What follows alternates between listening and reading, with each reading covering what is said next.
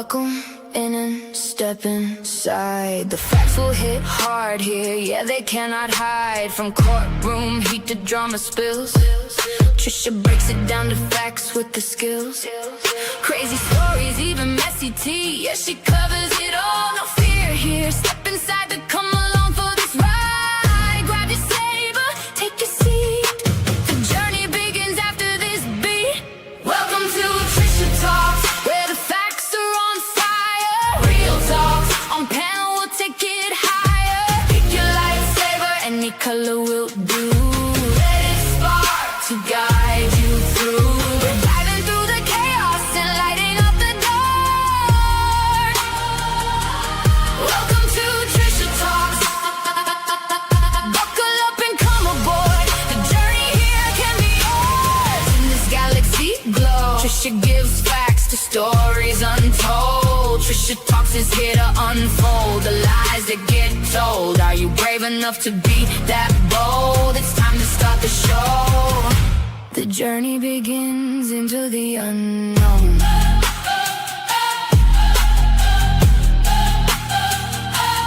Welcome to Trisha Talks.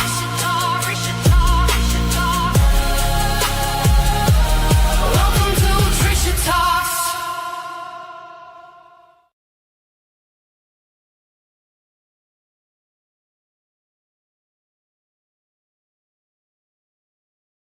I'm muted. I apologize deeply for the delays.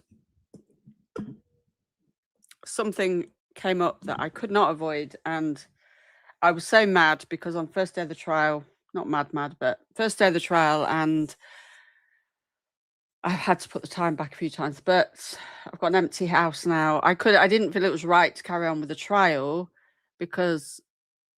or start it with interferences in the background. So I waited until they're gone. And the bonus is, though, we will be able to skip the breaks.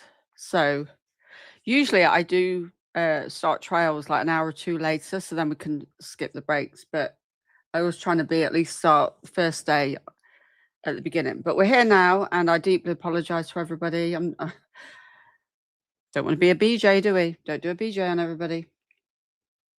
So if you don't know anything about this trial, apparently it's the trial of the summer, because a lot of the other, according to Court TV, that is not me. So Lindsay Clancy has actually, so I was asking, like, because BJ said earlier that, oh God, she's really changed, hasn't she? Well, probably she does. She's been in a psychiatric facility since her arrest. She's been at Tewkesbury State Hospital, a psychiatric facility, due to her severe injuries. She's now paraplegic from a fall during the attempt to take her life, and ongoing mental health treatment. And she was taken into custody on 24th of January 2023. So 3 years and 6 months. So her murder trial for the deaths of her 3 children, Cora, Dawson and Callan, begin this week, which today, with opening statements starting July 27th in Plymouth Superior Court.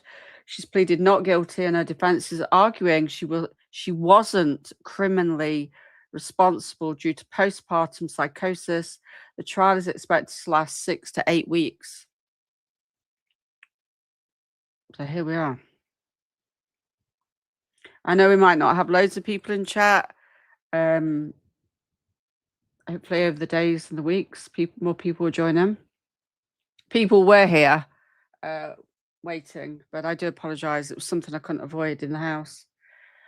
And the last thing I wanted to do is start the trial with drills and hammers going off in the background. So, yeah. They were late starting, actually. I've skipped an hour and 15 minutes in. So they were late starting as well.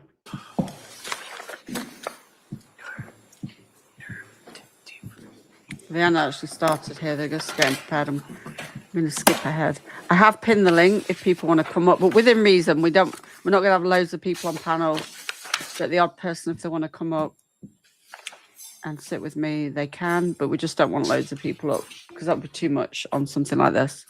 I'm going to skip ahead. So that's her with her attorney, I guess. Or one of them. All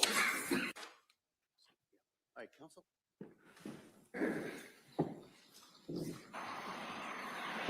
Hey, Empress Raid Sprayer Love. Is that Joby Love? Or is that not you? Because you're a mod over here, but have you changed your name? That's not Joby Love, is it?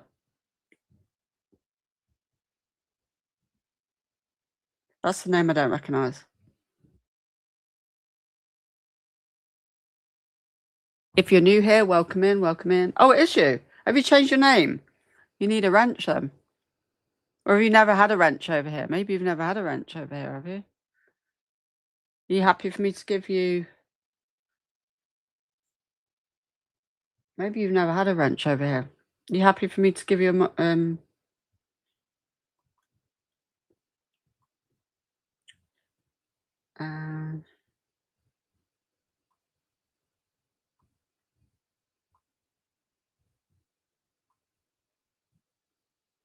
Sure, okay. Hey, Ever Love Me. Right, where are you?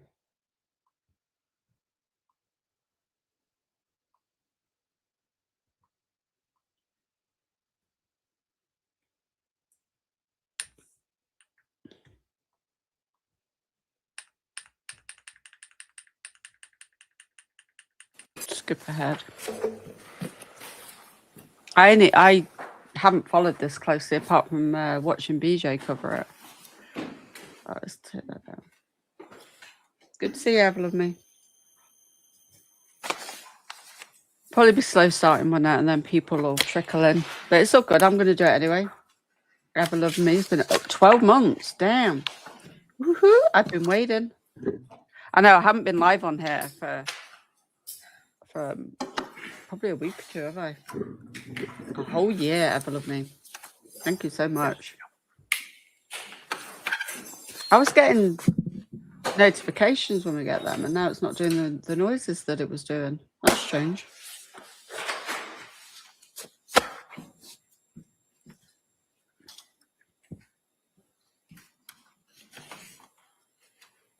We can skip some of this. I haven't watched a trial.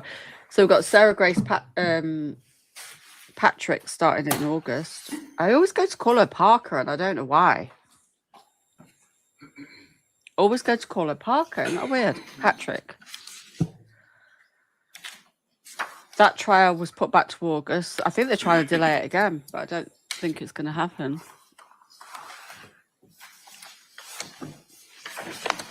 Skip a bit of this.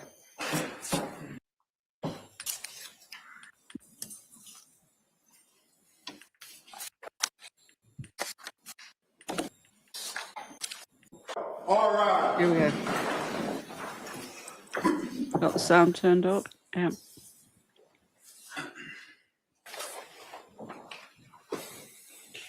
Yeah. I love the opening statements. Do you know, not all courts do them.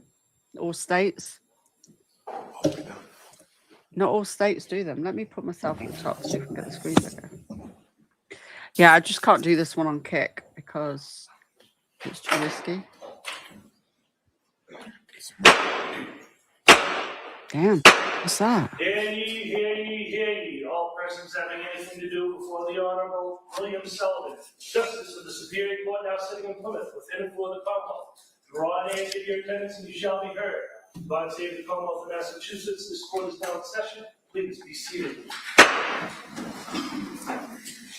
Good morning, Your Honor. May I proceed? Yes, please. Your Honor, before the court today, we have the jury trial in the matter of Commonwealth versus Lindsay Clancy. Ms. Clancy I'm hoping as they get on their mics, the sound will be better. is present. She is represented by Attorney Kevin Reddington, and the Commonwealth is represented by Assistant District Attorney Jennifer Sprague and Assistant District Attorney Shannon Buckingham. Yeah.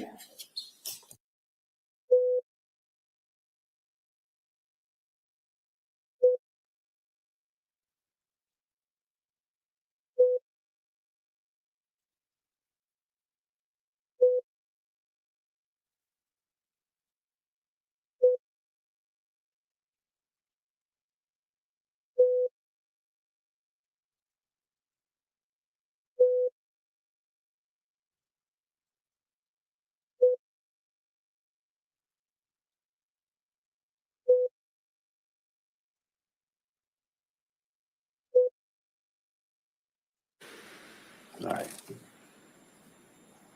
Just sharing the link out. All right.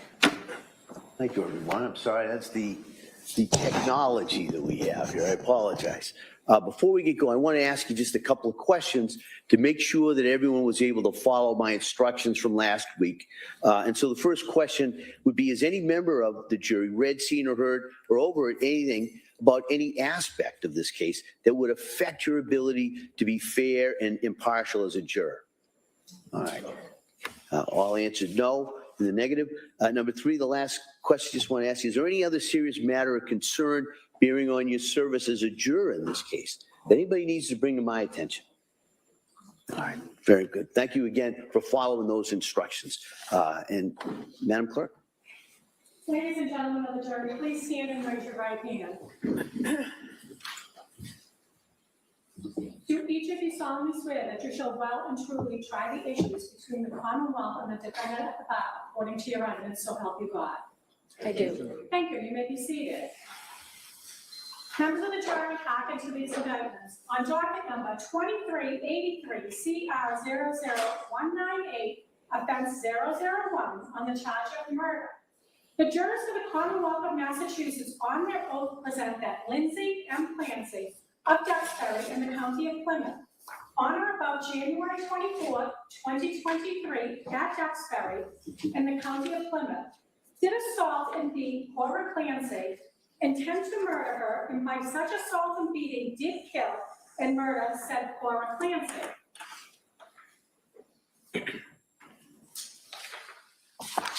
On docket number 2383 CR 00198, offense 002, on the charge of murder, the jurors of the Commonwealth of Massachusetts on their oath present that Lindsay Clancy of Duxbury in the County of Plymouth, on or about January 24, 2023, at Duxbury in the County of Plymouth, did assault and beat Dawson Clancy with intent to murder him, and by such assault and beating did kill and murder the said Dawson Clancy.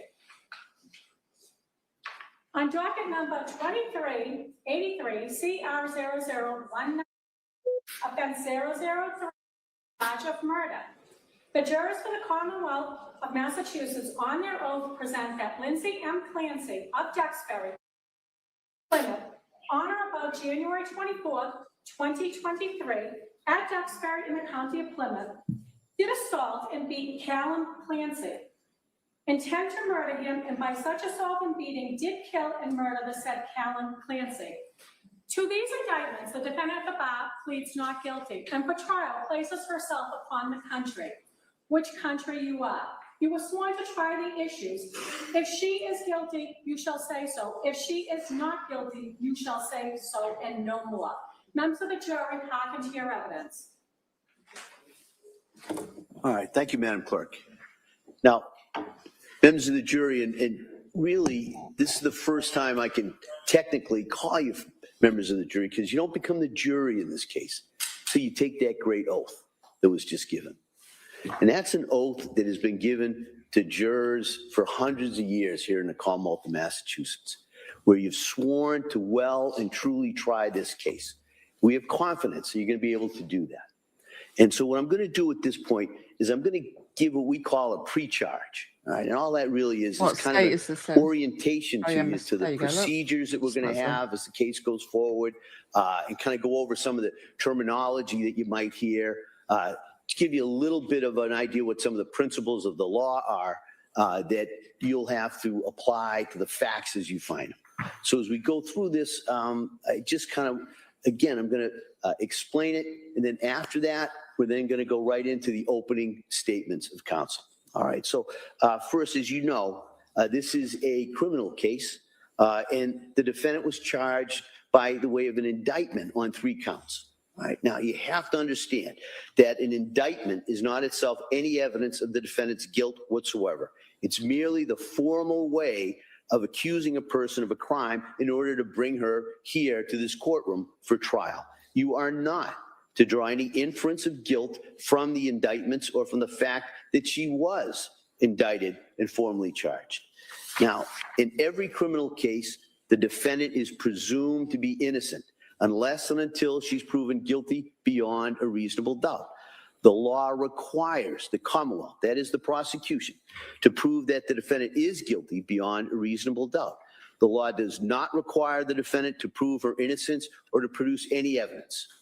At the end of this trial, you must find the defendant not guilty unless the Commonwealth has proved to you beyond a reasonable doubt that the defendant has committed each or any of the offenses with which she's charged.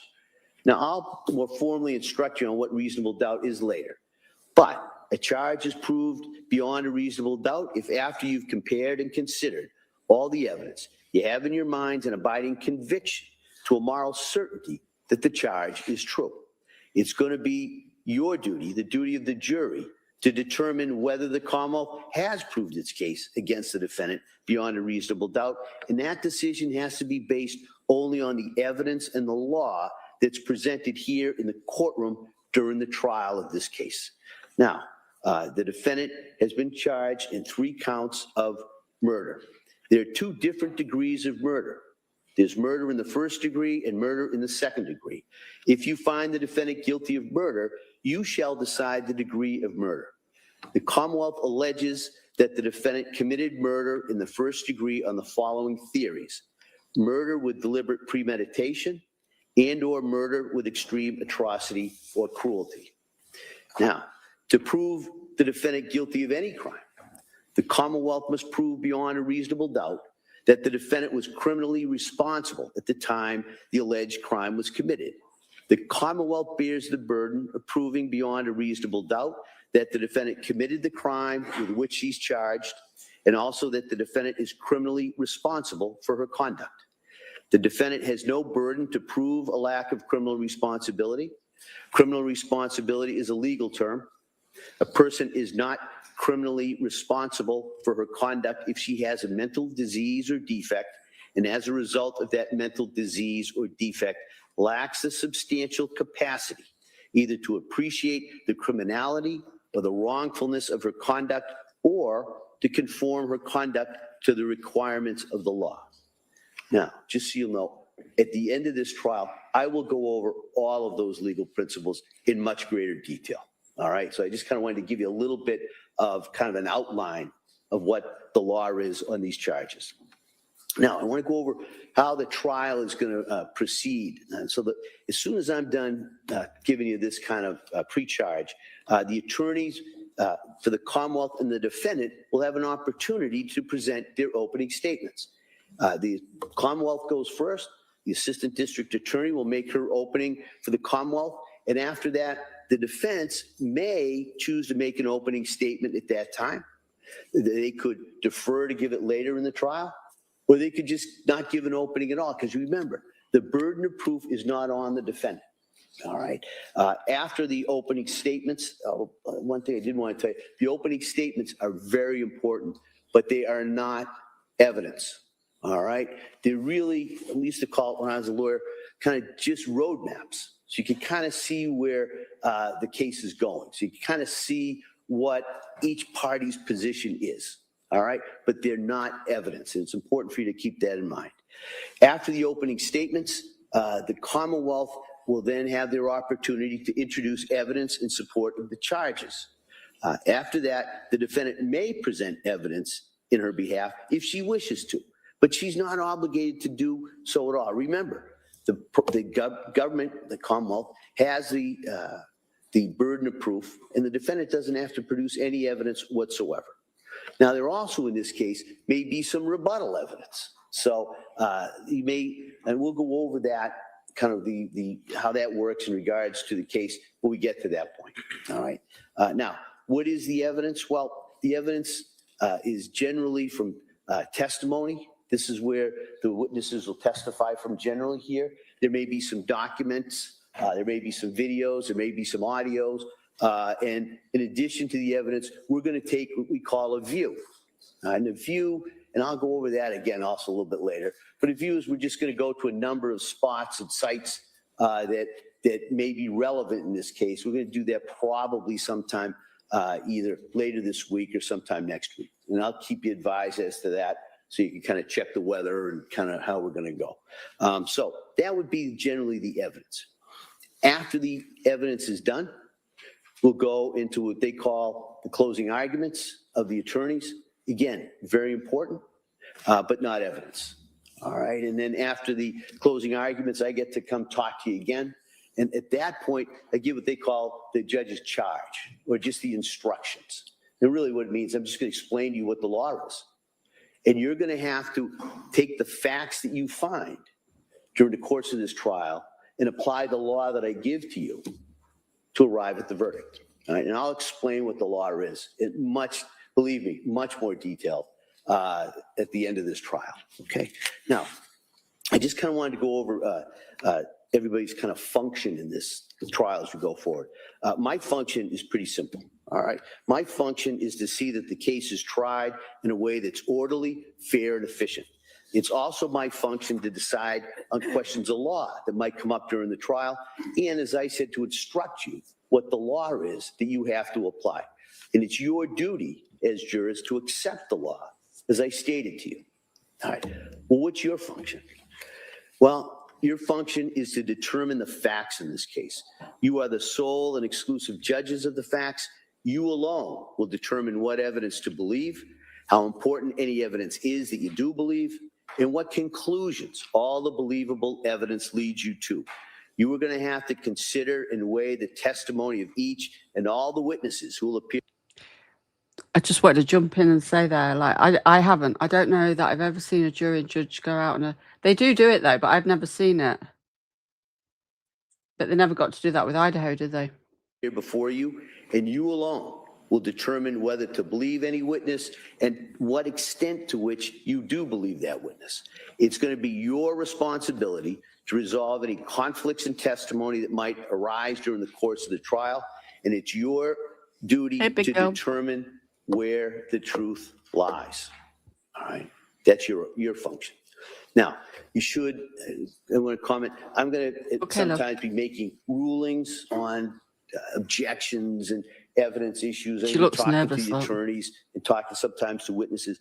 Don't try to read into what I'm doing. In other words, I have no opinion as to what your verdict should be. All right. So if you think you're trying to read between the lines, don't. All right. I have no opinion. Now, also during the course of the trial, you may hear either the three lawyers objecting. All right. Don't hold that against the attorneys. That's their job. All right. And generally, the objections go towards the admissibility of some of the evidence or the questioning. It might be a different form that's needed. And that's what they're supposed to do. So don't hold it against either side if they're making objections. And what will happen is sometimes I'll just rule right from here where I'm sitting. It may be an objection. If I say, well, that's sustained, that means I agree with the objection. And a lot of times the question is just asked a different way. If I say overruled, just means I disagree with the objection. And the question can go forward and the answer can be given. All right. So that's just kind of the shorthand we use. There's going to be times during the course of a trial that I have to talk to counsel over at sidebar. All right, when I say sidebar at this point, that's going to be over here. All right. In this courtroom, this is the sidebar. And so a lot of times I'll have to talk to counsel over here because the law requires me sometimes to make decisions outside of your hearing. All right, so we do that over here. It can be annoying, I know that, but we do it over here because it's actually quicker than if we ask you to leave the courtroom, because you've now seen you'd have to stand up, file out one by one, all the way down to the jury room. The court officer then says they're all in the jury room. Then I talk to the lawyers. Then I'm muted. I'm trying not to interrupt too much. I didn't watch the Murdoch trial. I was covering, I think it was Daybell. Sassy Nars. We've got Sassy Nars. Michelle, good to see you. Yeah, we can get you chores done while listening. Resolve that. You have to then file all the way back. So we found it's quicker. And so a lot of times, she's a paraplegic from the accident. Yeah. Those things really move a case along. So I apologize if we're doing them, but that's the reason we do it. And that's the reason why we do it in the courtroom. If we're doing a sidebar conference, if anybody needs to stand up, kind of stretch, you have bad back, you're like, those are pretty comfortable chairs, but maybe sitting there for a while. By all means, do that. But when we're over here at sidebar, don't discuss with any of the other jurors kind of what's going on or what you think's going on over here. Right? So you just want to stretch, you can. Now, if during the course of this trial, anybody needs to communicate with me about anything, just let the court officer know, and they'll let me know, and I'll talk to the attorneys who will deal with any of your concerns or any issues. Now, until this case is submitted to you after my final instructions, you must not discuss it with anyone, even your fellow jurors or your family, friends, or employees. All right, so it's important that you keep an open mind and not decide this case in any way until the entire case has been submitted to you. All right, and that sounds easy at this point because you haven't heard anything. But as the case gets going, it gets harder and harder sometimes, even in the jury room. You can't start deliberating until you hear all the evidence. You can't start talking about it until you hear all the evidence, until you know the law that you got to apply. All right, we're going to allow you, as the case goes forward, to take notes. All right, and so anybody who wants to take notes, you can. You don't have to. Some people find it helpful to remember. Some people find it distracting. So that's just, it's up to you. That's your option. All right, you should know that those notes are your notes. By that, I mean, we can't let you take them home, but at the end of each day, they're collected. They're put in a secure place. Nobody reads them. I don't read them. The attorneys don't read them. Nobody reads them. At the end of the trial, they're destroyed. Okay? But just some people, if you want to do it, we'll hand those out in a couple of minutes. Now, I want to just kind of go over just some cautions as we're getting ready to start this trial. All right? First is, as I said already, please keep an open mind. Don't form any judgments or conclusions or views as to any aspect of this case. You haven't heard all the evidence, and you must keep an open mind throughout this case and until the case is given to you in your deliberations. Two, as I said, don't talk about this case, about any aspect of the case with family, friends, acquaintances, or anybody like that. Three, don't talk to any of the witnesses or parties or attorneys involved in this case. They've been instructed not to talk to you. We really want you to be comfortable, all right? And so if you do pass by one of the people involved in the case, if they go by you and don't say anything to you, don't hold it against them. Don't think they're not being respectful. They're following my instructions. We just want you to be comfortable throughout the course of this trial. Now, another caution is during the time that you serve on this jury, there may be reports about this case in newspapers or social media or on the television.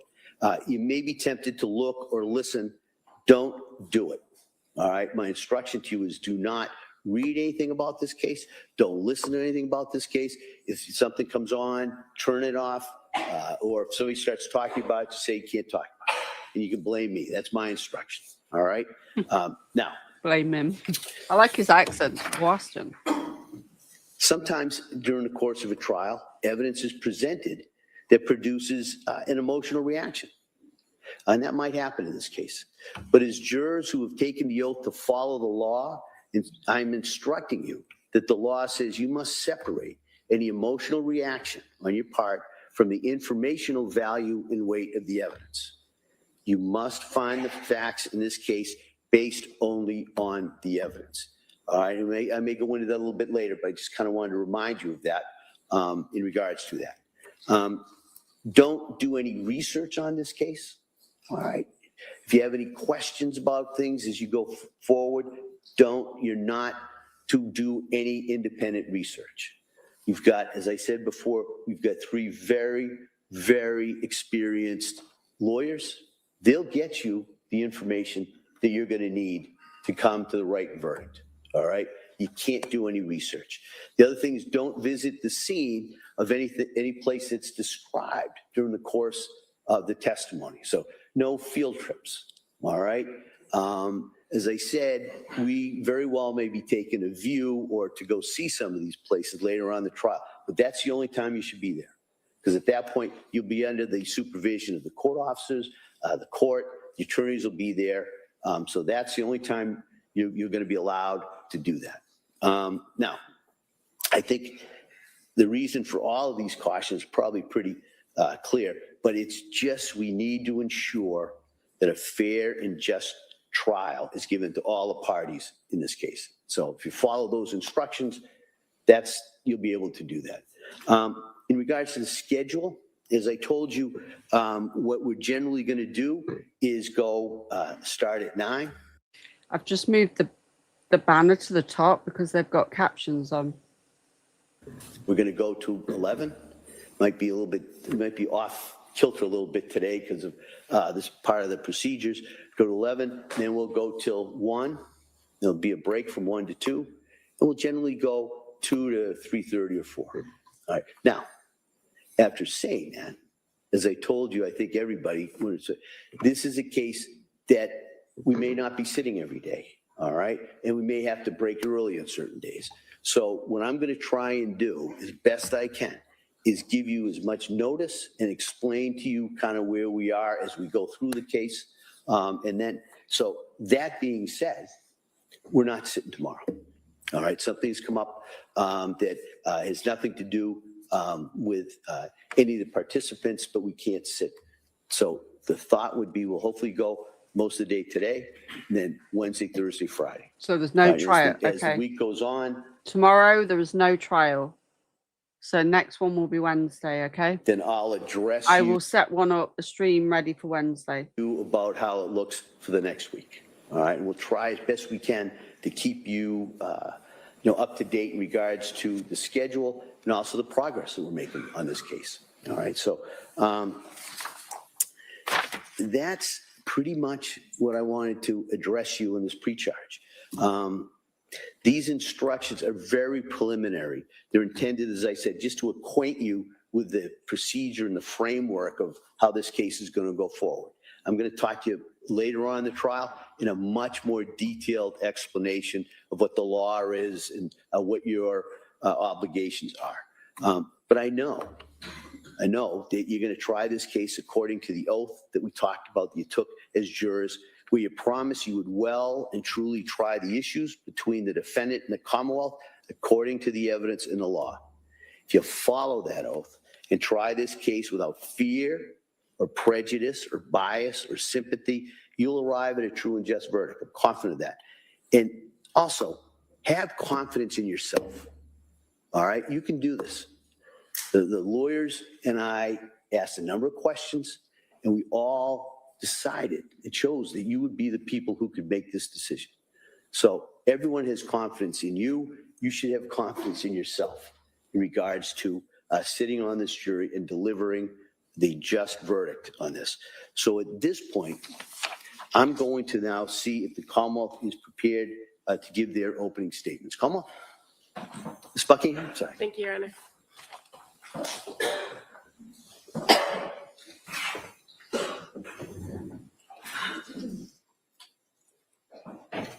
Morning, ladies and gentlemen. Cora. She had just turned 5. She was sweet, silly, smart. She loved sparkly dresses and wearing bows in her hair. She loved princesses and baby dolls.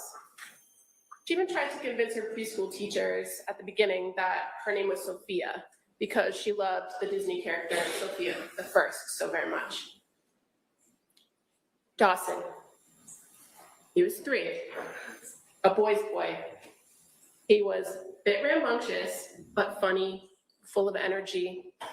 He loved trucks, construction trucks, fire trucks, and he spoke with a raspy little voice. Callan. Callan was just 8 months old. Always smiling with chunky cheeks, a sweet little baby. We are here, ladies and gentlemen, because they are not. They were strangled, deliberately and meticulously killed by this defendant on January 24th of 2023. She's crying already. Wow. One by one, she wrapped exercise bands around each one of the kids' necks and pulled until their little bodies were limp and lifeless. First Dawson, then Cora, and finally Callan. Your job, ladies and gentlemen, is not easy in this case. The evidence will be difficult to see, to hear, to process. Testimony of witnesses, family, friends, teachers, people who knew the Clancy family, people who saw them regularly, people who saw them on the day in which this defendant killed them, they're all going to come before you. And it may be heartbreaking to hear what they have to say. You'll see photographs of the crime scene. You'll hear testimony from first responders. They're going to tell you about what they discovered when they came into the Clancy home at 47 Summer Street in Duxbury on January 24th. You'll hear evidence about the defendant during that time period, observations of her physical appearance, her demeanor. You'll hear testimony about what she was reporting to her friends and family and doctors during this time period. The list of witnesses is quite long. Law enforcement, firefighters, friends, family, teachers, crime scene investigators, forensic scientists, toxicologists, medical examiners, experts. We expect over the next few weeks that you'll be able to, or will be able to present to you a clear picture of what was occurring in the Clancy household on January 24th of 2023. We ask that you keep an open mind when you're hearing this evidence, and during the course of the trial, don't forget that you use your common sense and your life experience. Those are things that you bring as jurors to the courtroom every day, and it's what's going to take you into the deliberation room at the end of this trial. So what happened? On January 24th, 2023, it had recently snowed. It was in fact a Tuesday.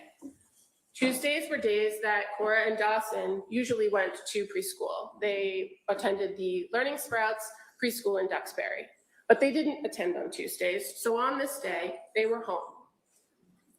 On this particular day, Cora, who had just turned 5, had an appointment at the doctor's, an annual checkup. And so the defendant brought her first thing in the morning to the doctor's.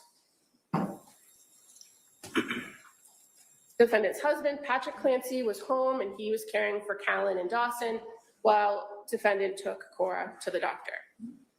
Pretty normal. You'll hear and see that Patrick and the defendant exchanged text messages that morning. Patrick sends a photo of Dawson, who had just dressed himself that day and he was jumping for joy.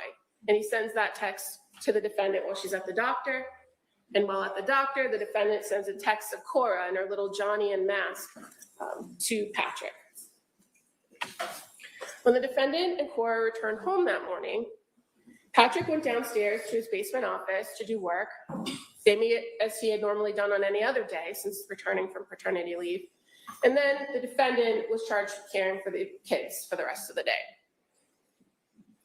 She put Callan down for a nap, bundled up Cora and Dawson, took them outside to the backyard, and played in the snow. They built a snowman. The defendant sent pictures of the snowman and the kids in the snow to Patrick when he's working in the basement, and her mom, who was living in Connecticut, who had just been there that weekend but had gone home. The day proceeds as normal. You'll hear Patrick describe it as a good day, actually. In the late afternoon, around 4 p.m., the defendant searched on her phone for kids' Miralax. She searched takeout freebie, and she opened the Apple Maps on her phone and searched the route that it would take to get from their house to the 3V restaurant in Plymouth. She searched how much time and how far it was. Now, this restaurant had been a place that the family had eaten before, but wasn't their normal takeout spot. She also called CVS and asked them about the kids' Pedialax or Miralax. And that's because at the doctor earlier that day, the doctor had recommended a laxative for Cora because she had some stomach issues. She had complained of an upset tummy at school the day before, you'll hear. She had some issues where she didn't like to go to the bathroom at school, a little bit embarrassed. So they suggested the PDLX. So she calls CVS and she confirms that they actually have it at their local CVS in Kingston. Then she sends a text to Patrick and asks if he wants to get takeout, if 3V is okay. She didn't feel like cooking dinner, it was a long day. He says, sure. She calls in the order. When Patrick leaves the house around 5:15 that evening, everything is normal, seems normal. He sees Dawson eating chicken nuggets and green beans on the couch before he walks out the door. Patrick leaves to go to 3V, and he's going to stop at CVS on the way there. That's when the clock starts, ladies and gentlemen. The defendant knows that Patrick has to stop at CVS, go to 3V. She knows that it's about 5 miles from their house to get to the restaurant. She knows approximately how much time she has for him to go there and come back. She then takes the children down into the basement. She separates Dawson from Cora and Callan, and then she proceeds to wrap exercise bands around each child's neck and pull until they are dead. She leaves the bands wrapped around each child's neck and goes back upstairs. In the kitchen, she gets a knife, and then she proceeds to the second floor of the home. In the middle of this, she misses a call from Patrick. He's at CVS. She misses the call. She calls him right back, and they talk for 14 seconds. Nothing that she does or says in that phone call is of concern to Patrick. He proceeds on his task, and she proceeds with hers. She goes to the second floor master bedroom, locks the door, crushes up some pills, and attempts to take her own life. She uses the knife she got in the kitchen to slash her wrists and her neck. She moves the bed away from the wall, away from the window. She opens that window and goes out. She lands on the cold, hard ground. Shortly thereafter, around 6 p.m., Patrick comes home. He's got the takeout bag and the CVS bag with the medicine. He enters into the house through the mudroom door into the kitchen area, places the bags down. It's eerily quiet. He calls to the kids, no answer. He calls to the defendant, no answer. He takes out his phone and dials the number for Lindsay's phone, defendant's phone, no answer. He then goes upstairs and finds the master bedroom door locked. He opens it and enters the room, sees blood and the window open. He then goes to the backyard, and that's where he finds the defendant. She's on the ground outside that window, moaning and mumbling. At 6:11 p.m., he calls 911 for help. First responders arrive to the home almost immediately. He's still on the phone with 911 when the responders arrive, and they go right to the backyard and tend immediately to the defendant. While they're with the defendant, Patrick tells the first responders, I need to find my kids. He had asked the defendant where the kids were, and she told them they were in the basement. So when he went in the house, that's the first place he went, down into the basement. He's still on the phone with 911 when he finds each child with an exercise band still wrapped around their neck. He screams for help, and he says, she killed the kids. Efforts made to resuscitate Cora and Dawson were futile, but first responders from Duxbury and the surrounding communities were persistent, and they kept trying to resuscitate them all the way to the hospital. But when they arrived at the hospital, there was nothing more that medical staff could do for Cora and Dawson. The staff at Beth Israel were able to get a heartbeat on Callan, but he never started breathing on his own. He never regained consciousness. He had no brain activity. Nonetheless, he was transferred to Boston Children's Hospital, where he died 3 days later on January 27th. The defendant was taken to South Shore Hospital and then transported subsequently to Brigham and Women's in Boston. She had multiple traumas, including spinal injuries, as well as superficial injuries to both her wrists and her neck. She is paralyzed. We expect during the course of this trial that you'll hear the defendant made claims that either right after Patrick left the house or after he called her from the CVS, depending on which version of the events she's telling, she heard a voice, a male voice, a voice that she had never heard before, a voice that she never heard again. And that voice told her that it was her last chance, that she had to kill the kids so that she could kill herself. She immediately took action when she heard the voice, with no direction or details from this so-called voice, and she killed the children. Once she killed the children, the voice stopped. When you consider this information in the course of the trial, ladies and gentlemen, I ask that you consider the source, the timing, the substance of her statements about this voice. You're also going to hear from, or you may hear from, forensic psychologists and psychiatrists who talk about what's called command hallucinations and voices that people hear before they do something. And when you hear that testimony, I ask that you keep in mind the details of what she's saying the voice told her, and the details of when this voice spoke to her. Another important thing to remember throughout the course of this trial is that this is not a case about the Lindsay Clancy that sits before you today.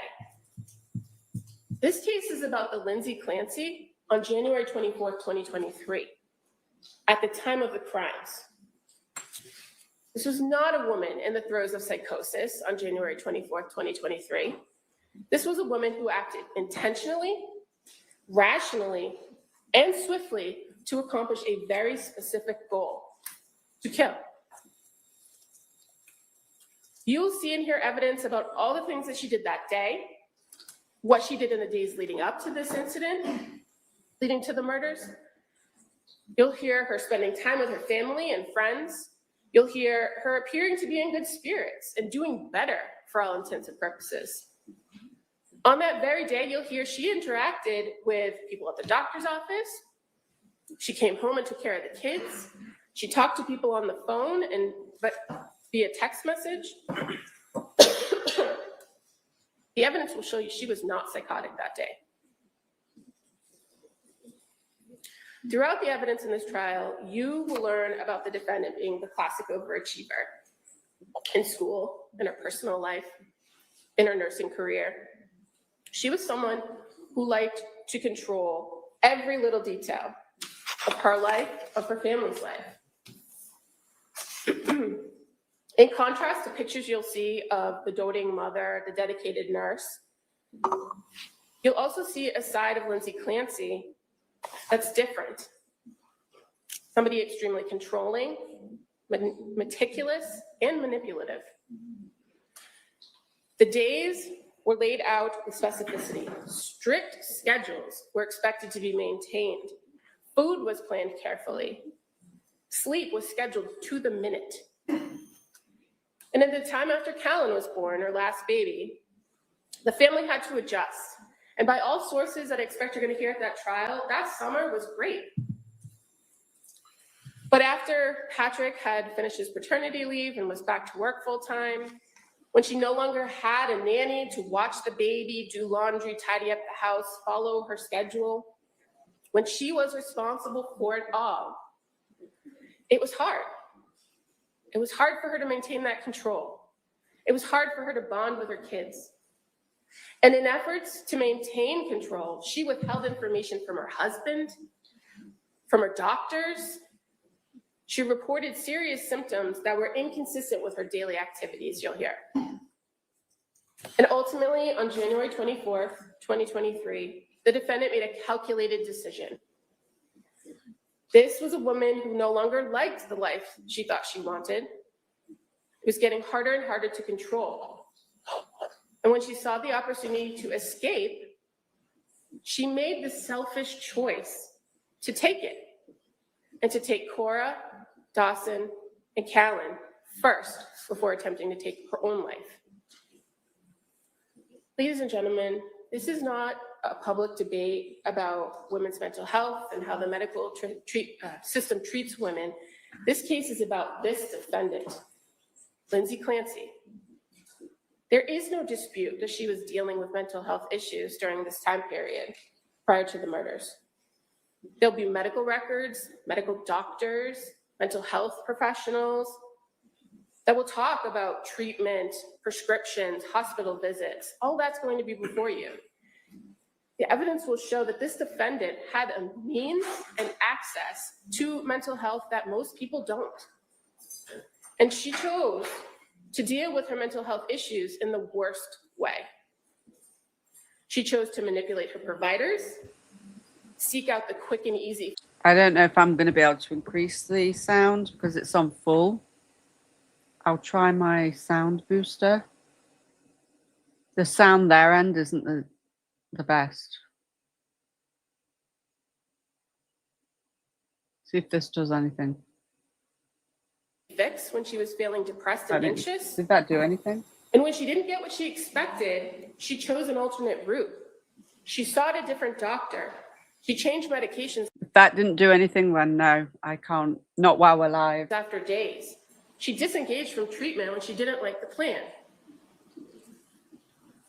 There are, After only like I say, I'm trying not to stop too much, but there are captions on the screen as 4 well. months in treatment, she made a choice, a deliberate and intentional decision that she did not want to try anymore.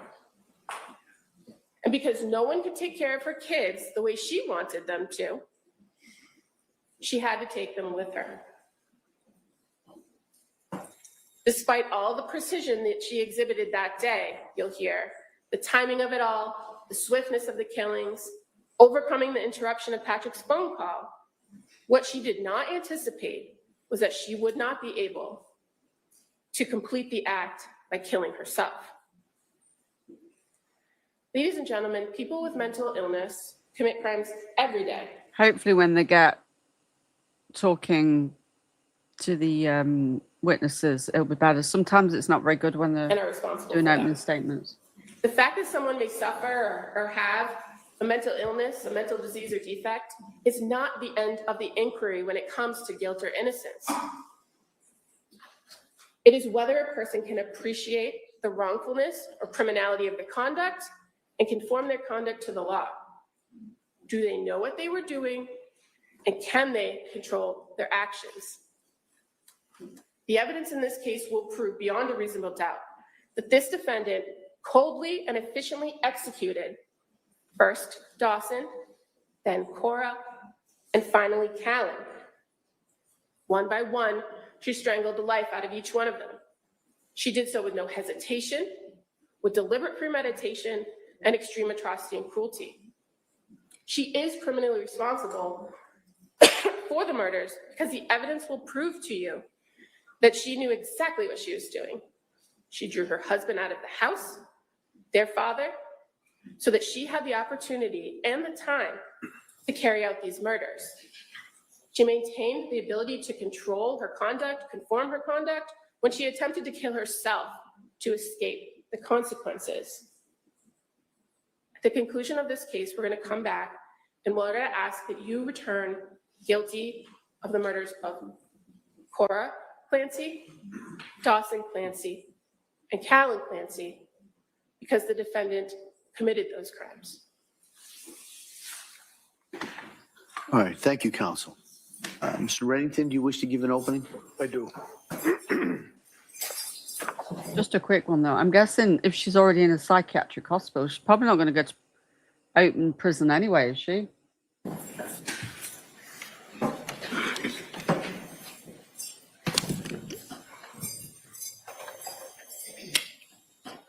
Brittany had the balls to say she looks so different. Well, you would be. You'd look different, wouldn't you? Your Honor, I might use the easel, may it be placed in front of the TV screen so that the jurors are able to.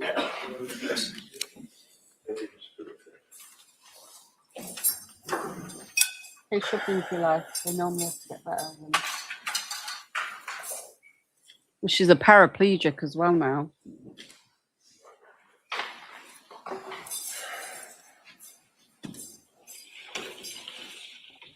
Because she's a paraplegic as well. I don't know. We'll see, won't we? You know, normally,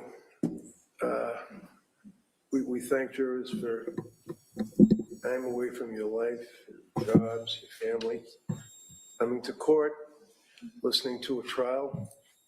Certainly is a service that's provided by you as citizens. But in this case, God bless you. You people are going to have to listen to some of the most horrific things. Look at some of the most horrific things. In jurors, it's a beautiful system.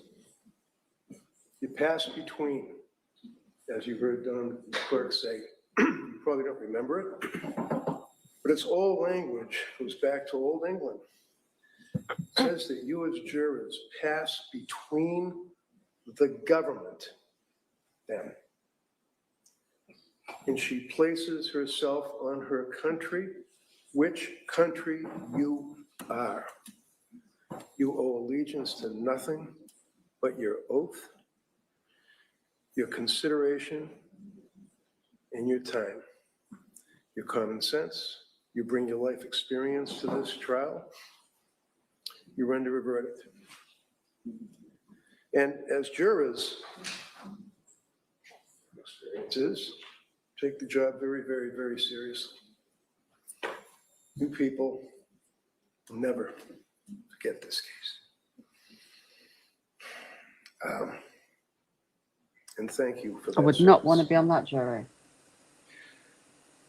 Government says that this is a situation, it's not a referendum on women's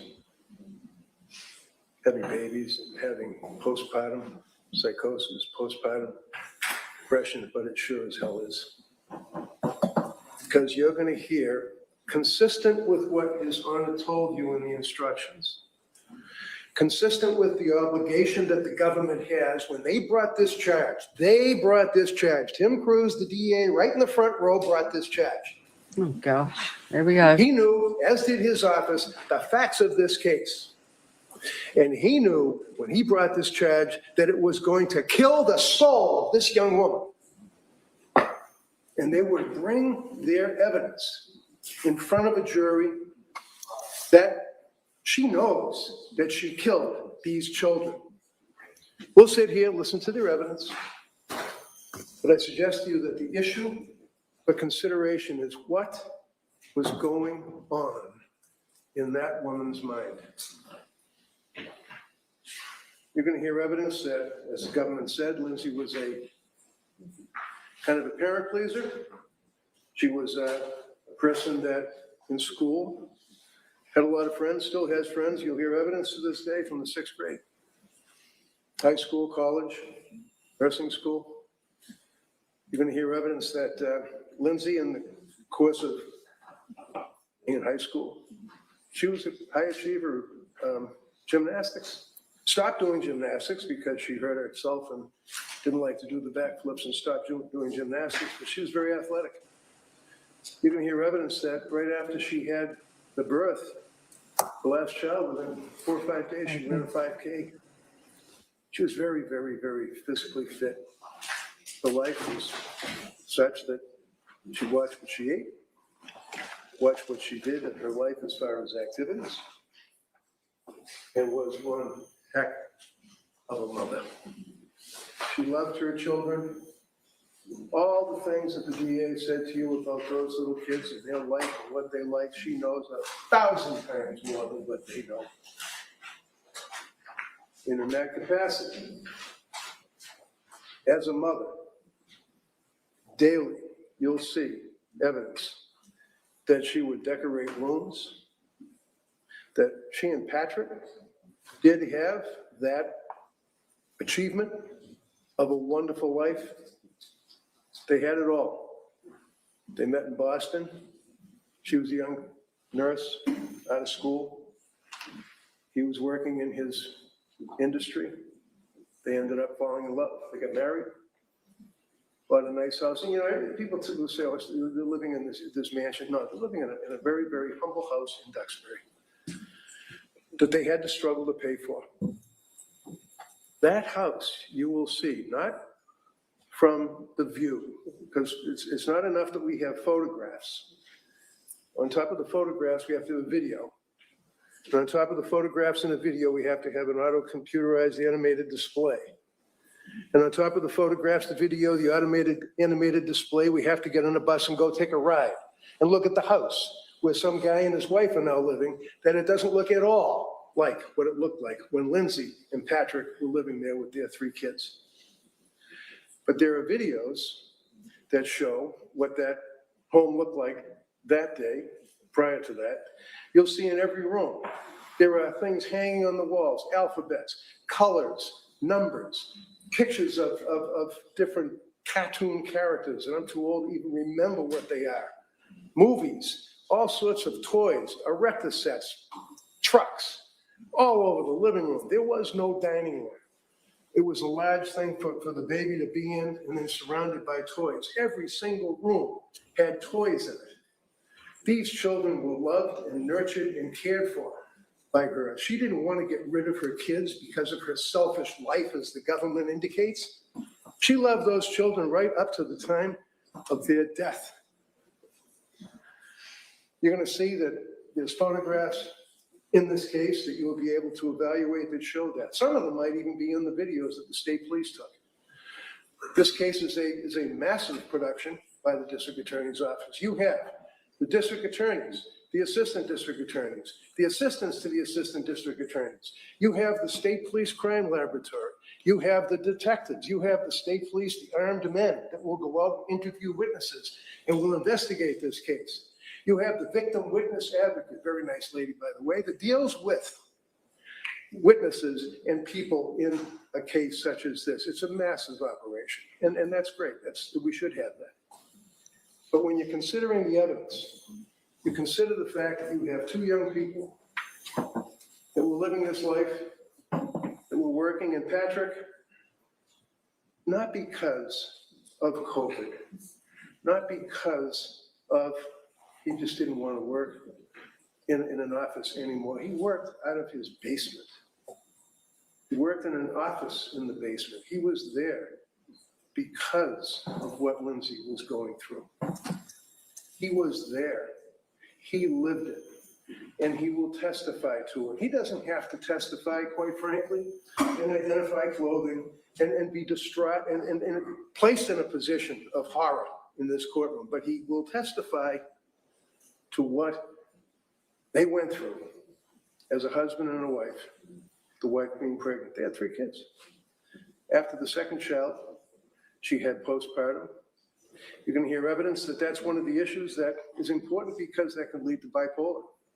One of the things that you don't do, which is taboo, is if you have somebody that's bipolar, you don't put them on an antidepressant. You don't put them on Zoloft. You don't put them on what's called an SSRI, selective serotonin reuptake inhibitors. It messes with your brain. You don't do that, but it was done in this case. The reason that Lindsay went to the doctors was in September 2022. July and August of 2022, they were very happy.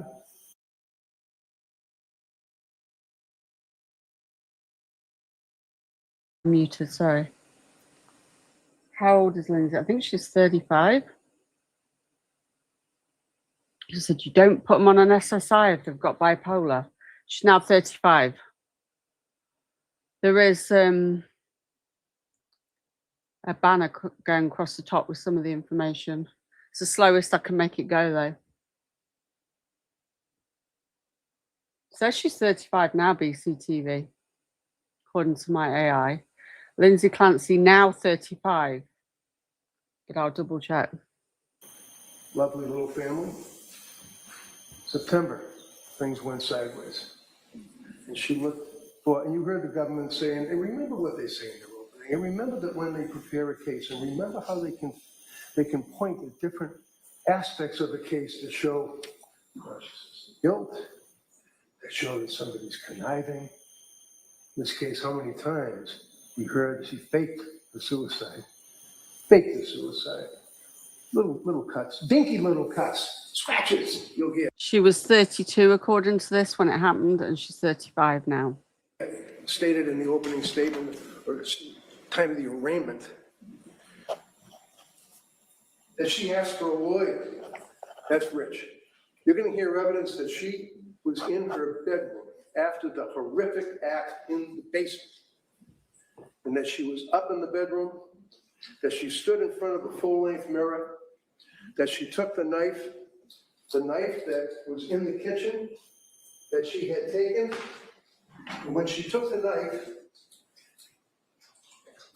she cut her throat in front of the mirror.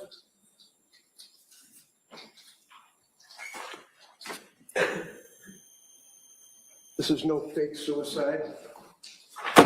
This is her when she was brought to the hospital. Oh, trigger warning. Look away now if you're squeamish. I'm going to look away. Well, according to all the things I look at, she's 35 now, not at the time. Oh, my God. I can't look. She was in the hospital.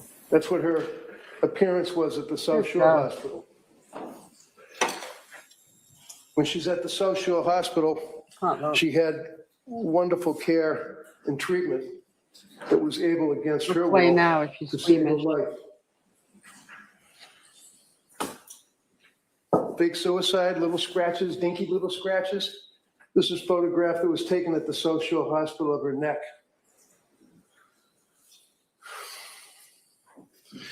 Photograph taken of her wrist showing the split in the skin.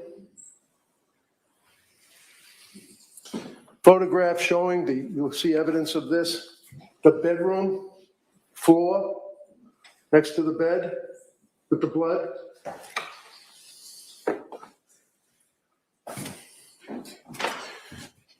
The knife next to the cup. Sadly, a gift saying because kids. You see the white residue inside the cup? That's where the pills were crushed up with leftover lemonade from the night before when she consumed that. That's the knife. This here you'll see is sleep aids.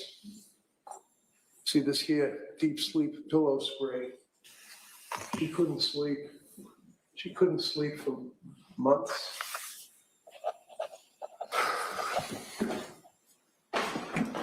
More photographs. He's certainly going for the shock factor, of isn't he? injuries Ooh, to her neck. I can't look. I'm so squeamish with stuff like that.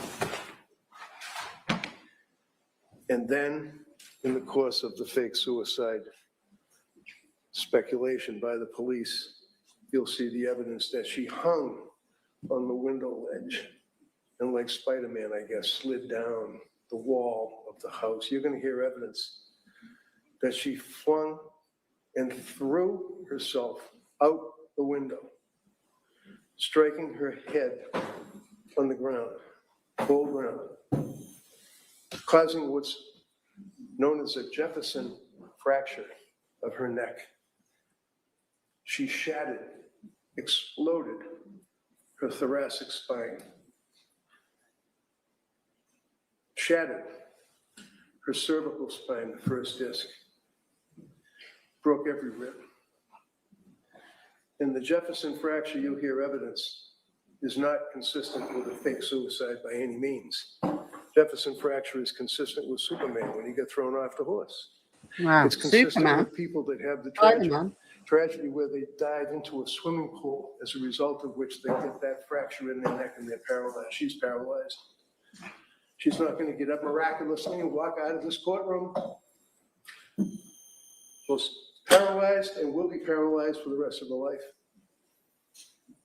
She's living her own hell. She knows what happened with those kids. And she wanted to die. When she was in the hospital, you're going to see evidence.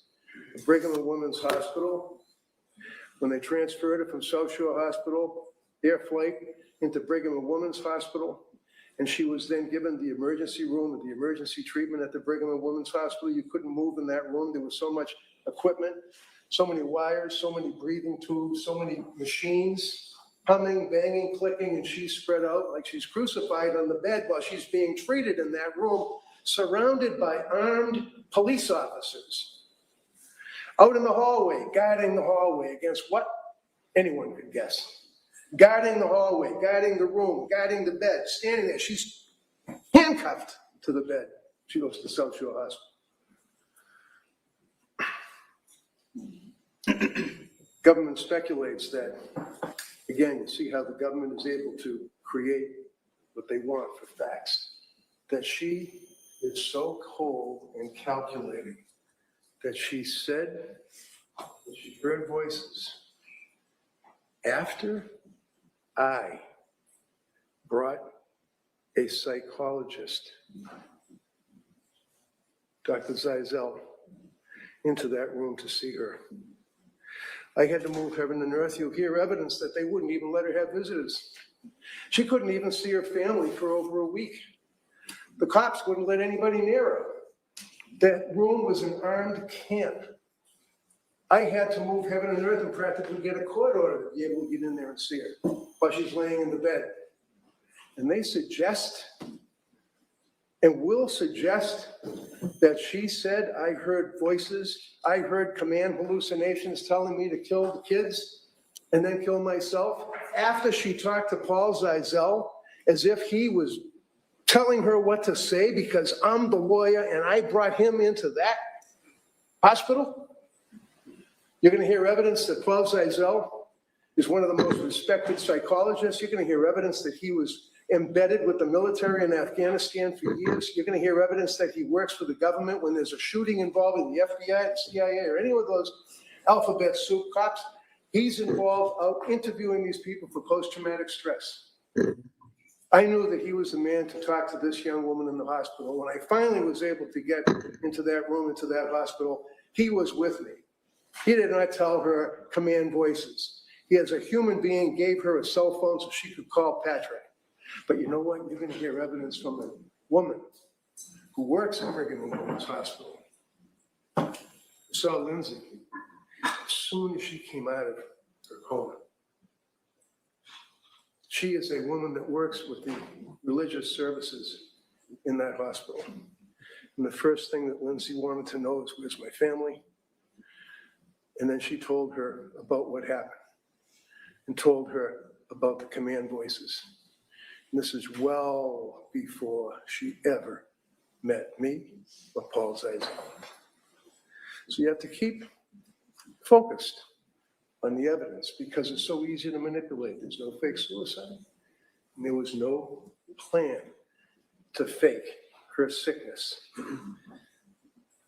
This is a young woman that, with her husband, tried very hard to get the help she needed. She went and saw a doctor by the name of, oh, by the way, remember in the open, the government says she shopped around for doctors, I guess, that she wanted to get doctors to, I don't know, give her drugs or something. You can hear evidence that she went online and she looked for someone that was into neonatal, post-baby delivery, because she knew that she was in trouble. She couldn't sleep. She had insomnia. It wasn't just, when you get up in the middle of the night because your phone's on. She couldn't sleep. She'd only get 2 hours a night, 3 hours a night if she's lucky, as time went on. In September, she went to see Dr. Tufts. Jennifer Tufts is the name of the doctor. Jennifer Tufts then gave her a prescription for Zoloft, which is an antidepressant. It's one of those SSRIs. She didn't take the Zoloft for a couple of weeks because she was breastfeeding. She was afraid to have the baby have anything to do with drugs, but ultimately couldn't do it any longer, took the Zoloft and was spun out of control. Oh, because you can hear evidence because she was bipolar. You don't give a bipolar person Zoloft, but she got it.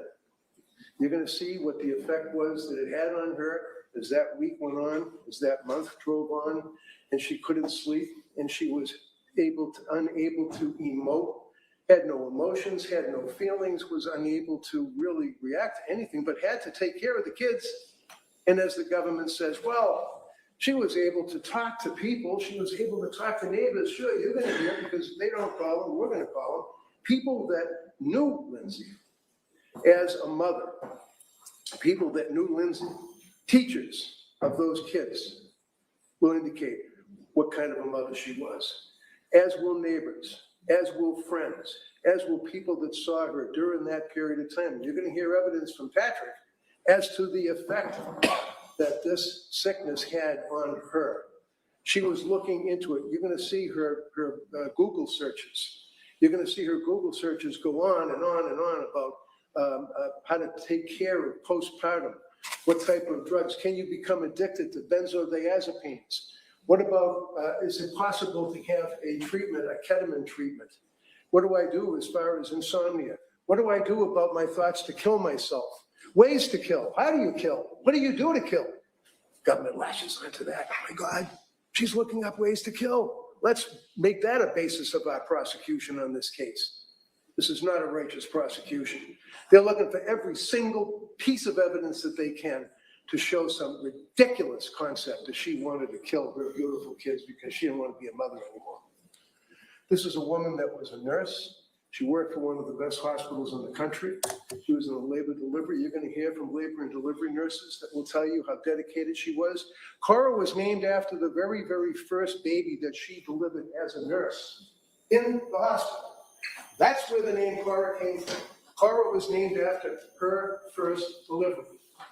This is a woman who did nothing in her life but dedicate her life to helping people and be a good person and a good nurse and a great mother. And as time went on, looking like anyone else would, please help me. That's what it's all about. Give me help. And you can see, well, the government will say, God, she was able to talk to people. She wasn't drooling. She wasn't putting tin foil inside of a hat when she was going to the schools. No, she was able to talk to people. We actually have, we meaning the government, we have video of her and Patrick and the kids at the Museum of Science, and they were actually having a good time. We also have video that shows them down at the Cape Cod, down the Cape, with the kids, and they're in bathing suits. I guess she was fine. She put on a pretty good face. So what does she do? She goes to see, September 12th of 22, she looked for a psychiatrist. That's when she hooks up, if you will, with Dr. Jennifer Tufts, early October of 22, initial appointment. October 20th of 22, reports the adverse reaction that she was having to the selective serotonin reuptake inhibitor Zoloft. November 16th, she goes to the South Shore Hospital emergency room because she was so depressed and so maxed out from lack of sleep and so unable to emote. She couldn't laugh, she couldn't cry, she couldn't have any feeling. She was a robot. She went to South Shore Hospital. She was referred and engaged with South Shore Perinatal Behavioral Health. This was Patrick's mother. This is Patrick's mother, Mrs. Clancy, who's a nurse, well-respected nurse, wonderful woman. She works at the South Shore Hospital, labor and delivery as well. She knows Lindsay. And she told Lindsay, you got to go to this outfit here, which was the South Shore Perinatal Behavioral Health. She didn't look them up because she wanted to get drugs. She was referred by her mother-in-law, who's a nurse. She went to see these people, November 21st of 22. When she was engaged at the South Shore Perinatal Behavioral Health, she's going on one drug to the next to the next. The drugs that she was prescribed, you see here, and you'll hear evidence that, first off, Jennifer Tufts, September 15th, 22, sertraline, that's the Zoloft. Then lorazepam, October 21st, Jennifer Tufts. Then hydroxyzine, Jennifer Tufts. Lorpazan, Jennifer Tufts. Buspirone, Jennifer Tufts. Lorazepam, increase, Jennifer Tufts. Buspirone, increase from 1 milligram to 5 milligrams, Jennifer Tufts. Trazodone from another individual. Fluoxetine, 10 milligrams from another person named Julie Paul. Julie Paul worked at the South Shore Hospital when she went there to go to try to get some help from South Shore Perinatal Behavioral Health. More medications, spiraling, continuing on, down. Pat lived this, and he will testify to what they went through. At this point, at the end of November, around Thanksgiving, she's reporting disassociation and confusion. They put her on Remeron. This is around Thanksgiving. Things were so bad at this point that her mother and father came up from Connecticut and lived with them to take care of the kids, to help, because she was walking around absolutely a zombie. She would rock on the sofa, crying hysterically, banging her head into the pillow of the sofa. Patrick will tell you what he observed with her. She dealt with her parents. Her parents were there to try to help. Is this someone that's faking because she doesn't want to be a mother anymore? The parents were there. Mother and father, wonderful people. Mother's retired. Dad took pictures of high school kids for yearbooks. They did what they could. Coming into December, after Thanksgiving, and they went, by the way, during the holidays, down to Connecticut at one point to visit with the family. But December 4th, she calls a suicide hotline seeking help. December 5th, she's evaluated by what's known as the Aspire Crisis Team. You'll hear evidence about that. December 6th, the next day, they have an appointment with Nurse Gelada. Now, Nurse Gelada comes into this action because, again, not looking for more doctors.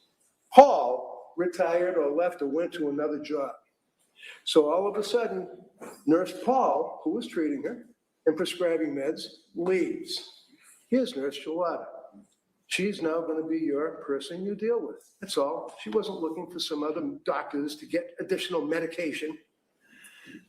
She now is dealing with Gelada. They have an appointment with Nurse Gelada, and Pat goes with her because he was so upset and says to Gelada, you'll hear evidence, do you think possibly that she's over-medicated?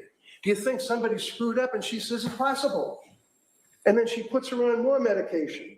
She puts her on, okay, December of 2022, you're going to see that Nurse Gelada, who is now on this chart, is in blue. Nurse Gelada puts her on quietapine, 25 milligrams, November 30th. December 6th, diazepam, 5. December 7th, diazepam. December 7th, quietapine. December 9th, diazepam, 5. December 13th, diazepam. And then she goes back to Jennifer Tufts because they just couldn't handle dealing with Rebecca Gelada because she wanted to wean off the drugs. Gelada told her to stay the course. She ends up going through the December 19th, 21st, 22nd, dealing with quietapine, 300 milligrams of quietapine. Now, what happens is they then suggest that what she has to do is go to Mass General Hospital. She goes to Mass General Hospital. At Mass General, they say, well, you can do like a day program, or you can go to this fantastic program down in Rhode Island called Women and Infants Program. So she goes to Women and Infants Program. She goes down for a day. She sits there in a group with other mothers and they talk. And they look at her medication and they say, you're going to see it in the medical records. We can't really help you as postpartum, and that's what they specialize in, because you've got medications that you're going to have to clear because the medications can be affecting you. She was there for a day. One day. They never said anything. You're not suffering from postpartum. Postpartum, every one of these doctors and nurses knew that she was suffering from postpartum. And now it's turning into psychosis. Now as she goes through the period of time, in January 5, Aliyah Goodhart from McLean Hospital puts on trazodone, 50 milligrams, lorazepam, 1 milligram, leaving the hospital.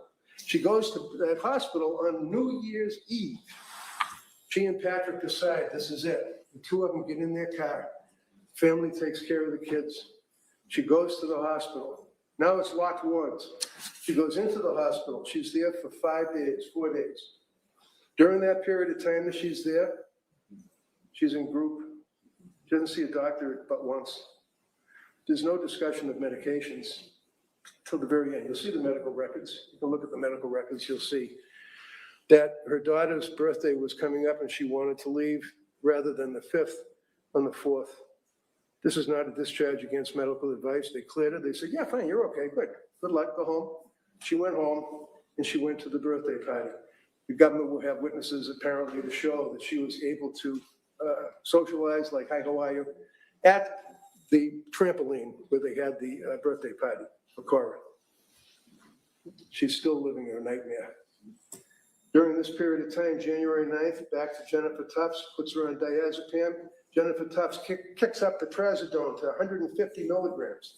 January 13th, You've got Rebecca Jawada, puts her on diazepam. And by the way, when she was down at Rhode Island in the nurse and babies hospital, not a hospital, it was like a service, the people that were treating her for that one day reached out to Jawada to find out what's up with the medication, and Jawada never called them back.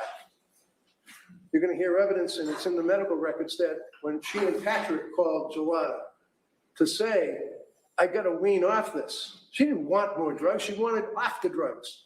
Jawada says, stay the course. She's going on vacation. I'll see you in a week. Comes back in a week. You're going to see that now Jennifer Tufts puts her on diazepam 2 milligrams on January 16th. Amitriptyline 10 milligrams, January 16th. Diazepam and diazepam between Tufts and Jawada. The last script is diazepam 2 milligrams, January 23rd. During that period of time, you can see that on December 20th and 22nd, she was evaluated at the Women's and Infants Partial Hospitalization Program in Rhode Island. December 30th, she returned to Mass General Hospital emergency room. December 31st, that's after Mass General told her to go to the hospital, you can go to McLean. New Year's Eve, December 20th of 22, they were admitted to McLean Hospital for psychiatric treatment. January 6th of 23 was post-discharge follow-up appointment with Dr. Tufts. January 10, 16, and 23, appointment Dr. Tufts, Dr. Tufts, Dr. Tufts. Day before the killings, Dr. Tufts. These are the medications that she was on, that she had filled, that she took, that she didn't take, and apparently, according to the opening statement by the government, was manipulating the doctors, not telling the doctors. She told them that she was suicidal. She told them that she had suicidal ideation, and in December, to his and her ever dying regret, told Patrick in the presence of her mother that she was having psychosis, thoughts of hurting the children. This is a woman that did not get the medication, did not get the medical treatment that she so deserved. This is a woman that was suffering from psychosis at the time that she went down to that basement. She had no motive. She loved her children. She intended to kill herself. She didn't fake that. Threw herself out the window. Goes to the hospital. You're going to see that when she's in the hospital, they said to her, you want to, what do you call it, a DNR? Do not resuscitate her. Whatever. Absolutely did not want any DNR. Didn't want to be resuscitated, wanted to die. To this day wants to die. That's what we're dealing with on this prosecution. So you're going to hear from witnesses. It's going to be emotional. And thank you for your service. Thank you, Judge. All right, members of the jury, we're going to take the morning recess at this time. All right, I'm going to ask you to go out again. Don't discuss the case. We'll be back here probably about 15, 20 minutes, and we'll begin with the Commonwealth's case. All right, so we'll be in recess at this time. Court, all right. Jurors, this way, please.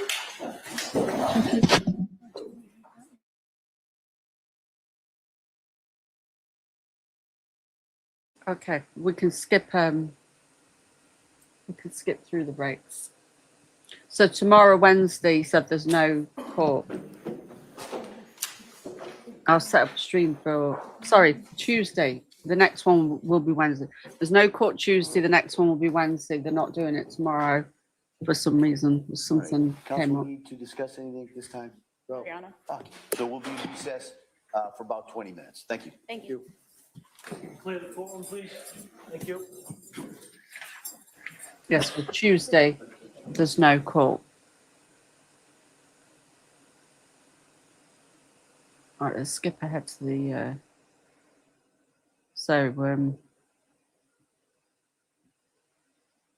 It's a tough one, isn't it? It's like we've got to see that you can't make a judgment. You need to see all the evidence. God, I wouldn't want to be on that jury. Yeah, everybody's brain chemistry is different as well, isn't it? Ugh. See, my son and his partner, they've been following this. They knew more about it than me. I only sort of followed it a bit because of you know who covering it. They're all into this. Counsel, we ready for the jury? Yeah. Yes, Your me Honor. too, Karina. Yeah, remember, like you said, open statements are not facts. Well, they've got to prove it, haven't they?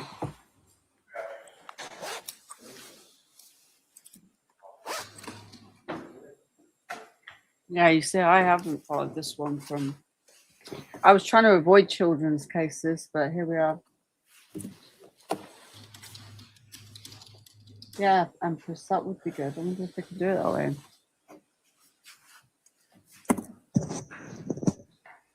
Before this gets started, they tried to put me on them after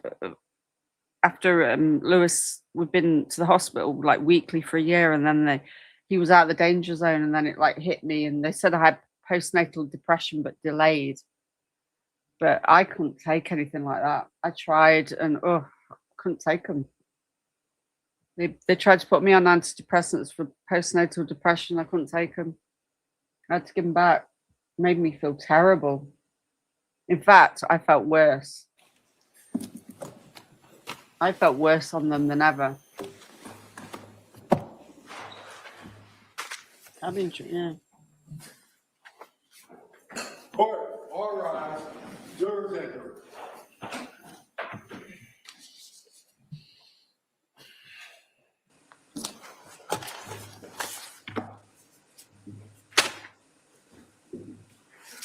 Must be hard sitting like that. But it's not like they can move anywhere if they're there, can they? But being in a wheelchair for the rest of your life must be terrible. Quite a lot of elderly people in the.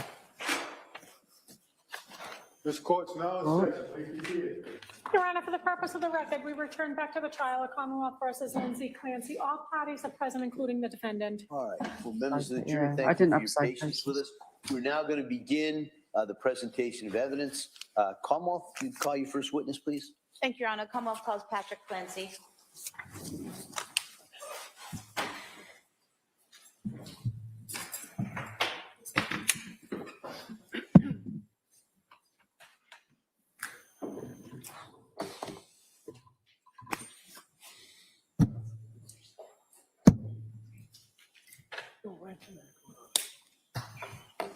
Good morning, sir. Can you stop right here? Raise your right hand to the clerk. Good morning. Do you solemnly swear that the testimony in the evidence you shall give to the court and the jury, in the matter now pending before the Commonwealth and the defendant, shall be the truth, the whole truth, and nothing but the truth, so help you God? Thank you. You may have a seat, Your Honor. All right. Good morning, sir. I'm going to ask you to speak into that microphone. You can be seated if you like, if you're more comfortable. Thank you, everybody that's joining us in All the right, chat. Commonwealth, please. Your Honor. Good morning. Can you please state and spell your name for the record? Yeah, my name is Patrick Clancy. It's PatrickClancy. And what is your date of birth? June 15th, 1988. What city? Oh, so just before we get going, so the husband, why? So they've obviously got divorced. And ex-husband, he's going to testify straight up. Here we go. City do you live in now? New York.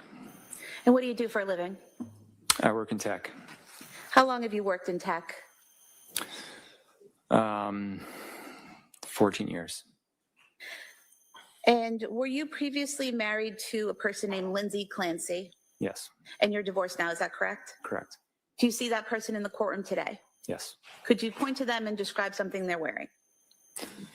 It's not necessary. She's wearing a pink shirt. Record will reflect the identification of the defendant. Thank you. Where did you meet the defendant? In South Boston. And when was that? I think it was May 2013. And how did you meet her? Through my cousin. And would it be accurate to state that your cousin had been college roommates of the defendant? Yes. And at some point in time, did you start dating? Yes. And around what time was that? July 2013. Did you eventually move in together? Yes. Do you remember when that was? September 2015. And where did you live? In Quincy. How long did you live in Quincy? 1 year. And where did you go after that? We bought a house in Weymouth. And how long did you live in Weymouth? 2 years. Did you eventually get married? Yes. And when was that? December 2016. And was that while you were living in Weymouth? Yes. Did you have your first child when you were living in Weymouth? Yes. And what was her name? Cora. And what was her date of birth? December 24th, 2017. Oh, Prior to getting Bless married, them. did the defendant ever tell you she had taken psychiatric medication while in nursing school? Not that I recall. After having Cora, did the three of you move somewhere else? Yeah, we moved to Duxbury. And what was your address in Duxbury? 47 Summer Street. And do you recall when you moved there? I believe it was July 2018. And where were you working at that time? I was working for a startup called Automation Anywhere. At some point in time, did you start working for Microsoft? Yes. And when was that? May 2020. And when you worked for Microsoft, did you go to an office or did you work from home? I work from home. And was that from 2020 onward that you worked from home? No, I started working from home in 2018. 2018, okay. So from 2018 up until, let's say, 2023, you were working from home, is that correct? Yes.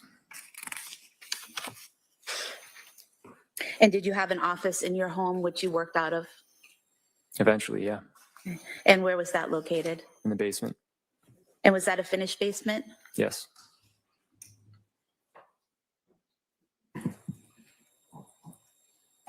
Going back to after Cora was born, do you recall the defendant having any physical issues after the birth? Yeah. And what were those? I think there was a lot of tearing and she bled a lot. Did it take her a while to recover physically? I would say so, yeah. Did she have maternity leave at that time? Yes. Where was she working? Mass General Hospital. And what was she doing there? She's a labor and delivery nurse. At that point in time, when she had Cora in 2017, how long had she been a nurse? 3 years, maybe. And do you recall how long her maternity leave was with Cora? That was the shortest of the three. I want to say it was 10 or 11 weeks. And did you have paternity leave at that time? Yeah, I had 2 weeks. 2 weeks, okay. When you went back after the 2 weeks back to work in the home, were there any issues that you noticed the defendant having? Yeah, I'm sorry. I just want to correct an earlier statement. I was working for Pegasystems when Cora was born. Okay. And then eventually you worked for Microsoft? Yeah. Okay. And so after the 2 weeks of your paternity leave, the defendant was still on maternity leave, correct? Yes. Okay. And did she have to take any psychiatric medications at that time? Not that I know of. She had a lot of anxiety, but Okay. So you're saying that she had some anxiety at that time. Is that correct? yeah. How did that manifest, or how did you know that? She just really struggled with the date of going back to work. So immediately after having Cora, as she healed physically, what was her mood like when you're both on leave? It was great. It was good. Good. Okay. I mean, relatively, yeah. And so did the anxiety start as it became closer in time to when she had to go back to work? Yes. How many shifts was she working at that time? Before Cora was born, she was working at least 40 hours, maybe more. After she went back to work, it was, I think, initially just one. One shift? Yeah. And was that a 12-hour shift? It was per diem. Per diem. And then she eventually did 2 shifts. Okay. I think it was 20 weeks. After 20 weeks, she moved to 2 shifts? I'm sorry, it was 20 hours a week. 20 hours a week, okay. And so from the time she worked her way back up to 20 hours a week at work until she had your next child, did it remain that 20 hours per week that she worked? Pretty much, yeah. Okay. And did you have any assistance in the home during that time after she went back to work? A nanny or a babysitter? Yeah, we had babysitters. We had a babysitter who came probably 12 hours a week. And did that typically happen after your wife had a shift, that the nanny or the babysitter would be there? Yeah, so she could sleep. Okay. Did the defendant work overnights? Yeah. And how long did you have that nanny or babysitter for? Several years. Do you remember her name? We called her Miss Jen. Miss Jen? Do you remember her last name? Shanahan. And then you had a second child, is that correct? Yes. And what was their name? Dawson. And what was Dawson's date of birth? September 30th, 2019. And was Miss Jen still helping out in the home at that time? Yeah. And what was Dawson's delivery like? Pretty traumatic. How so? He was in I think a breech position. So he came out in I guess I don't know much about it, but not an ideal way, and it caused just significant bruising and tearing. So again, did the defendant with this second pregnancy have some pain and difficulty physically healing from the birth? Yeah, much more so than Cora. Okay. And was she on maternity leave at that time? Yes. How many weeks leave did she have at that time? I don't recall, but I think it was more than the traditional 12. I want to say it was 13 or 14, maybe more.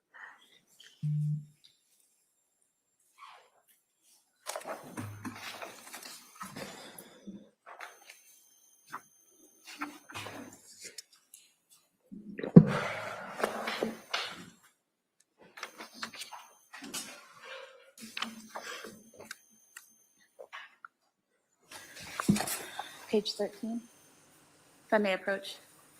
You may. You don't have to keep telling me the pages, that's okay. I could have you look at page 13 and just read to yourselves lines 6 through 10, and then just look up when you're finished. 3 under 5 is a lot if she was going to go back to work as well. Thank you. But there's no excuse Does that to refresh your do memory what as she to did. how much maternity leave the defendant had after Dawson's birth? Yeah, And what was it? 18. 18 weeks? Mhm. Is that correct? I believe so. Okay. And, after dealing with the physical pain of birth and starting to heal, how was her demeanor and experience during that maternity leave? I think it was fine at first. It was always when she had to go back to work, that's when she struggled. So. Okay. So that was a pattern that you saw after Yeah. her baby, maternity leave was good, and then she'd struggle going back to work? She just had a really hard time being separated from them.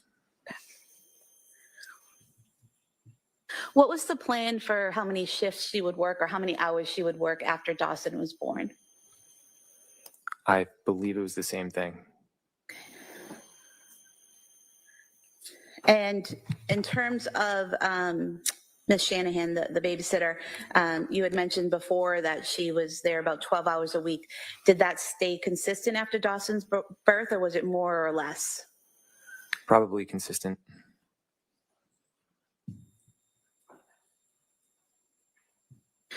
After Dawson's birth, did the defendant ever tell you whether she was on any psychiatric medication after Dawson's birth? No.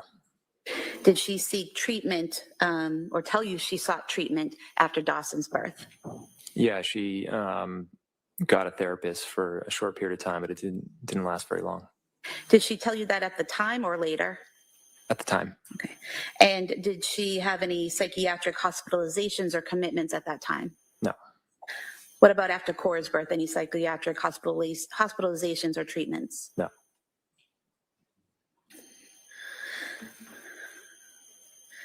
Was there a time after Dawson's birth where she wanted to declutter your garage? Maybe at some point. Okay. Yeah. And did you assist her with that? Yeah. Okay. And how was that done? We had a lot of stuff to throw away. And I think we sold some stuff on Facebook Marketplace. We just had a lot of stuff. So did the two of you go through the items in the garage and organize it into what you would keep, what you would throw away, and what you would sell? Yes. Okay. And so it was very organized? I would say so, yeah. And you finished the project, is that correct? It was always ongoing. Now, eventually you had your third child, correct? Yeah. And what was their name? Callan. And what was his date of birth? May 26th, 2022. Can you describe that delivery for us? It was great. From what I could tell, it was relatively quick. It was during the day. We were both smiling after, and I don't think there was as much physical trauma. Nothing compared to what happened with Cora or Dawson, is that correct? Correct. Did the defendant have maternity leave after Callan's birth? Yeah. And how long was that leave? She never went back. How long was it planned for initially? I want to say 18 weeks. Okay. And were you on paternity leave as well? Yes. And how long was your paternity leave? 12 weeks. So with Callan being born on May 26, 2022, the two of you were home with the children that summer on leave, is that correct? Yeah.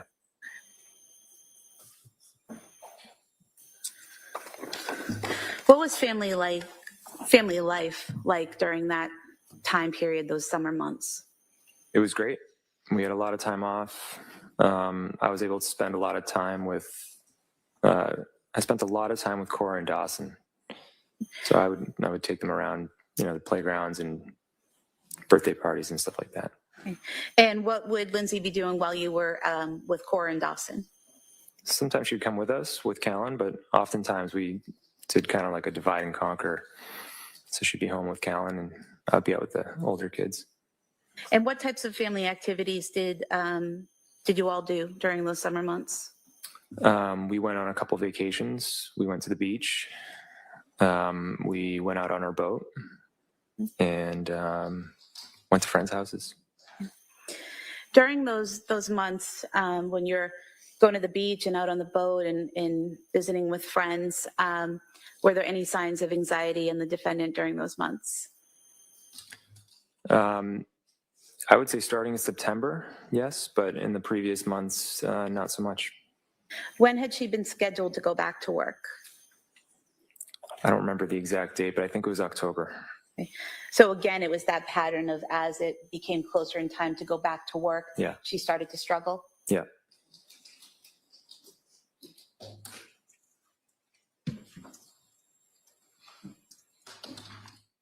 During the times when she would get anxious, when it was time to go back to work and she would start being anxious, did you ever have any difficulty understanding her when she spoke?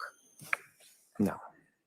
And did she ever exhibit any behavior that made you concerned enough to call a doctor or want to commit her? No. When she was showing this anxiety, what were you seeing in her behavior? Just a lot of stress. It was there were days where she had all 3 kids, and there's different nap schedules and different needs. So it was just really stressful. Okay. And you're still working in the basement office at this point after Callan's born, correct? I went back to work late August. Okay. And when you work downstairs, how often would you come upstairs during the day? All the time for lunch, or just to say hi. Were there times when Lindsay would ask you to hold the baby in the office while she was doing something? So, yeah. Okay. And were there times when you would watch one or more of the children while she took another to a doctor's appointment or to an errand or something like that? Yeah, if it worked out with the schedule, yeah. Okay. What was the plan in terms of how many shifts or hours she was going to work after Callan? I believe the plan was 2 shifts per week, but there was a lot of flexibility. She could have done really anything. Do you recall saying previously that you were going to start off with 1 shift and hopefully move to 2? I could imagine, yeah. Okay. And you said there were some options, correct? What were those options if that didn't work out? Well, I always put money aside in basically our own maternity account, just so that if she needed more flexibility, we planned for that. So if she needed more time off, more than what her work would provide for her, you were financially secure enough to afford that at Yes. that time?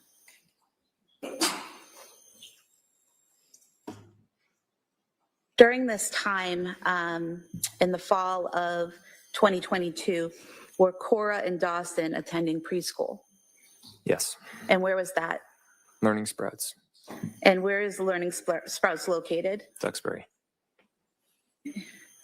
How often were they attending Learning Sprouts? Full days Monday, Wednesday, Friday, and a half day on Thursday. And what was a full day? What hours? I think it was 9 to 4. 9 a.m. to 4 p.m.? I think so, yeah. And what was a half day?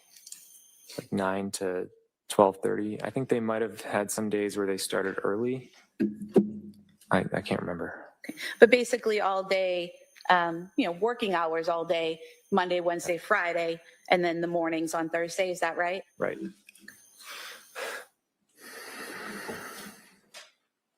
And who would do drop-offs for school? We both would. And what about pickups? Both of us. Together or take turns? Usually we would take turns.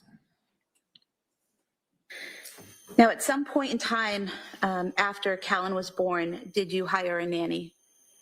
Yes. And when was that? I think it was in August or September. Of 2022? Yeah. And who was that nanny? Lainey. I don't remember her last name. Does Elaine Rossi sound familiar? Yeah. And do you recall how many days per week Elaine was going to work when you hired her? I think it was 12 hours. But it wouldn't be 12 hours altogether. It would be spread out over the week. Is that right? Correct. And who was she hired to take care of? Everyone. But mainly it was going to be Callan. Because Cora and Dawson would be at school? For the most part, yeah. And what was the plan for when Elaine would work? Was it that same type of after Lindsay worked shifts or something different? Yeah, the goal was after Lindsay would work. I mean, she never went back to work, but I think we wanted to get her just like oriented with our house and the kids. So we had her start before, and then she was amazing. She was an amazing caregiver, but eventually we decided to let her go because Lindsay was home anyways. So when you initially hired her in August or September, You said Lindsay was going back to work in October. So is that what you're talking about, that give her that month or so, give Elaine that month or so to get situated and acclimated to the house? Yeah. Okay. Have the kids get used to her. Is that right? Yeah. Okay. Did she also, Elaine, did she also do some cleaning, laundry, and food prep? Yeah. Yeah. She was amazing. Now, during this time frame, and again, in the end of summer, fall period of 2022, what types of activities were Cora and Dawson doing? Gymnastics. Are you talking about organized activities or just in general? Organized. I only remember gymnastics. Did they both do the gymnastics? Yeah. And then were they also participating, maybe not in organized situations, but in swimming, soccer, skiing, things like that? Yeah, they were doing swimming. And yeah, Cora and Dawson did skiing. Yeah, Cora started doing soccer. She didn't really like it, but did a little bit. And who took them skiing? I did. Oh, And as in That's terms a lot, of the though, isn't swimming, it? where would you do that? We did it at Goldfish in Rockland, I think. And then Lindsay took them somewhere in, I think, Plymouth. I don't remember where it was. So you would each take them swimming at various times? Yeah. Okay. Did you also do some swimming at the Kingsbury Club? Yes. And what is the Kingsbury Club? It's like a gym with a pool, and they had childcare, so sometimes they would hang out in the kids' room and we would go work out. And is that in Duxbury? It's on the Kingston-Duxbury line. I'm not entirely sure, but yeah. Okay. And so you could drop the kids off at the daycare portion and go work out or swim or something like that? Yeah, or we could go with them and go swimming. Okay. Did Lindsay work out?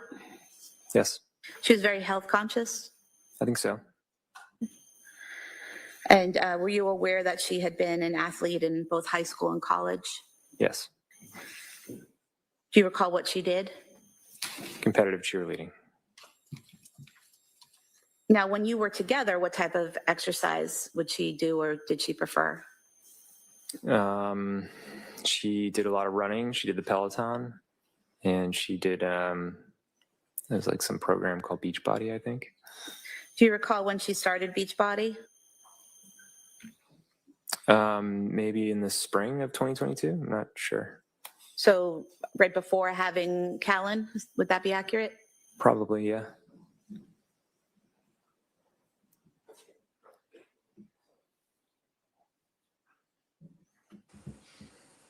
When you returned to work, and you said that was in August, correct? Yes. What was the defendant's demeanor when you returned to work? Increased anxiety and definitely, stressed out. Do you recall describing her as slightly stressed but in good spirits? Yeah. And when she was stressed out, when she was showing some anxiety, how did that manifest? I don't really know how to describe it. I guess it's just any way you can tell that somebody's stressed out. And I don't know, she would say, I'm not looking forward to going back to work. I remember once she said it's just so unnatural to be separated from your newborn, stuff like that. So she didn't want to go back to work? Is that what you're saying? I think she did. I'm just going to pause quickly. I agree. It's a pity that all women can't be at home with their children for a certain amount of time, isn't it? Without having to worry about money and going back to work. It was just a really difficult transition for her. And do you recall attending a wedding on September 17th, 2022? Yeah. And where was that wedding? New Hampshire. Was it just you and Lindsay that went, or did the whole family go? We brought Callan. And when you were at that wedding, do you recall having a conversation with Lindsay about medication? Yes. What did she say to you? We were walking downtown, and she said, I think I'm going to start taking Zoloft. And did she tell you why she wanted to start taking Zoloft? She said, I think it's really going to help with my anxiety and with going back to work. And did she tell you how she was going to go about getting Zoloft? Yeah, I asked her, how are you going to get Zoloft? It's a prescription. And she said, usually just ask the doctor and they'll give it to you. And did she tell you that she was going to see a psychiatrist? Yeah, I believe so. And when she did that, did she tell you who she was going to see? No. Did you eventually learn the name of the person who she went to see? Months later, yeah. Okay. And who was that? Jennifer Tufts. Okay. And did Lindsay tell you when she started seeing Dr. Jennifer Tufts? No. Did you learn, or strike that, did Lindsay tell you when she received the medication and when she started it? No. I should correct that. It's not exactly. Well, let me just ask a question first. Sure. Did you have a conversation with Lindsay about the medication she was on? Eventually, yeah, but I didn't know the start date. Okay. And so when did this conversation take place, this eventual conversation? Probably the end of October. Okay. And at that point, what did Lindsay tell you about the medication and how she was taking it? I don't remember exactly, but I learned that she was taking the Zoloft, and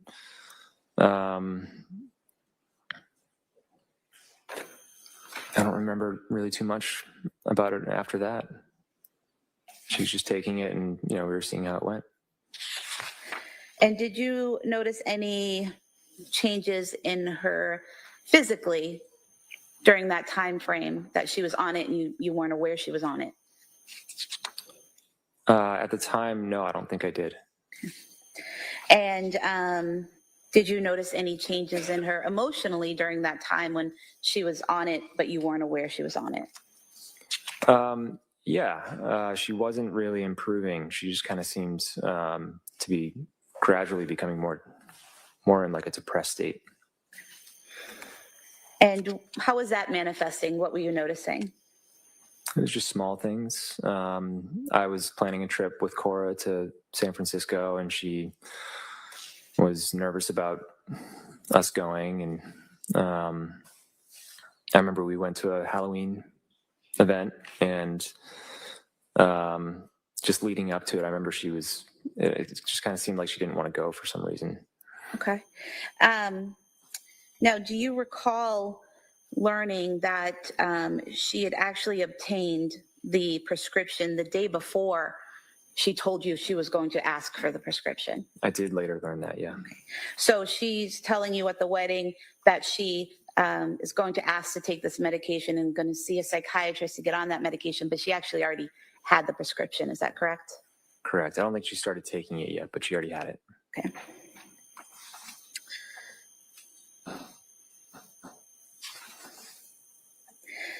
And did Lindsay tell you how long she took the medication for? She may have.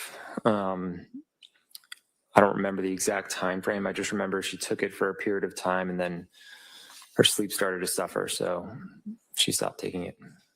And did she tell you whether or not she spoke to her provider, her doctor, about the troubles she was having? I believe so, yeah. Okay. And did Lindsay tell you that she was advised to double the dose of the Zoloft? She may have. I don't remember. Page 31. You could look at lines 20 to 22 and then just look up when you're Sure. finished.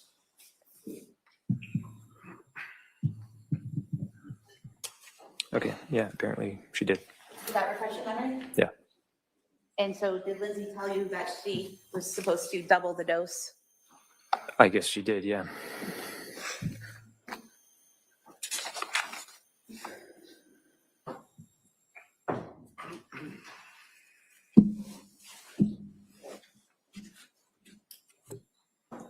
Did you notice any changes in her sleep during that time when she was on the medication, but you weren't aware she was on it? Eventually, yeah. When was that? I don't remember the exact dates. But she just, one night she said, do you mind? She started it by saying, I'm not mad or anything, but do you mind sleeping in the basement? And letting me just sleep in our room with Callan. And then you can take the monitors down in the basement. And if Cora and Dawson get up, you can get up with them. She said, I've just been having a lot of trouble sleeping. And I'm hoping that, like, if there's less in and out, then there'll be less disruption. Okay. Had you noticed prior to her telling you this that she was up a lot or having trouble sleeping, like physically seeing her awake? No, not that I recall. And did you in fact start sleeping in the basement for a period of time? I think I did it for like 2 nights, and then she actually went down in the basement. Okay, so then you went back up to your bedroom to sleep, is that correct? Yeah. And how long did Lindsay sleep in the basement for after that? Maybe a couple weeks. And so during that time frame, was she telling you that she was still having trouble sleeping? Yes. But you weren't actually down there watching her sleep. You're getting this information from her, correct? Correct.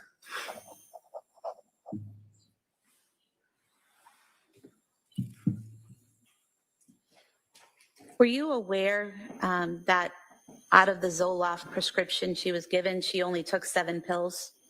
No.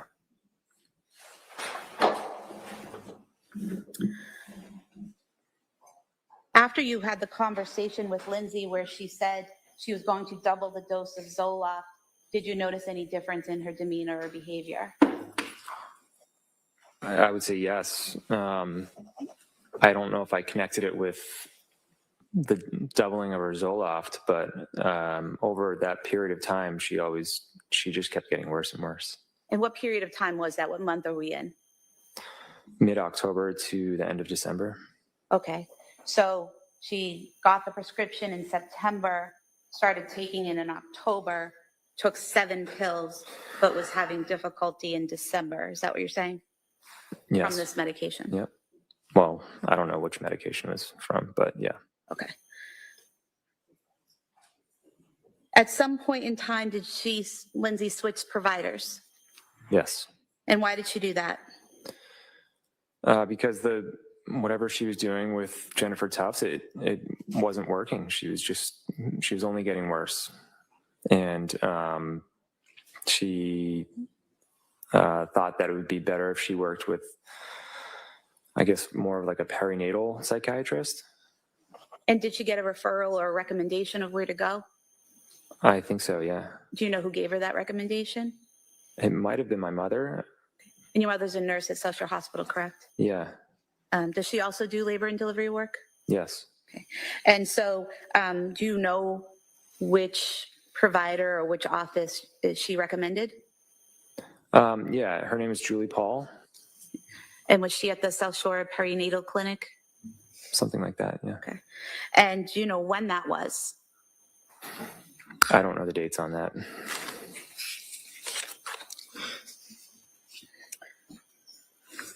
Do you recall saying previously that it was towards the end of November? Yeah, that sounds accurate, yeah. Okay. And you said she initially saw someone named Julie Paul, is that correct? Correct. Okay. And do you know how long she saw Julie Paul at that facility? I think it was only 4 or 5 days. And were you aware that Julie Paul left that office? Yes. And do you know who Lindsay saw after Julie Paul? Rebecca Gelata. And was Rebecca Gelata a nurse practitioner? Yes. Were you aware that she also saw a licensed social worker therapist named Letitia Dukes while she was at the South Shore Perinatal Clinic? I don't recall Letitia Dukes, but it's possible. So Lindsay never told you that she had therapy sessions with a person named Letitia Dukes during that time frame? I don't remember any therapy sessions now. Okay. After switching to Julie Paul, and then Rebecca Gelada, did Lindsay start coming home with different prescription bottles? Yes. Okay. And were some of these medications that she came home with, were some of them during the time she was with Dr. Tufts? I think some of them were, yeah. And some of them were while she was with Julie Paul, is that correct? Correct. And then some while she was with nurse practitioner Gelada, is that correct? Yes. Okay. And would it be accurate to state that you provided the district attorney's office with a printout from CVS Pharmacy of all the prescriptions that were filled for Lindsay from September through January, September 2022 through January of 2023? Yes. Any objection? No, of course not. I'd ask for it to be admitted. Sure, yeah. In members of the jury, one of the things I forgot to tell you is anything that's entered as an exhibit, you'll have with you in the deliberating room when you're deliberating. So you'll have a chance to go over that as well. So you'll have anything that's marked as an exhibit.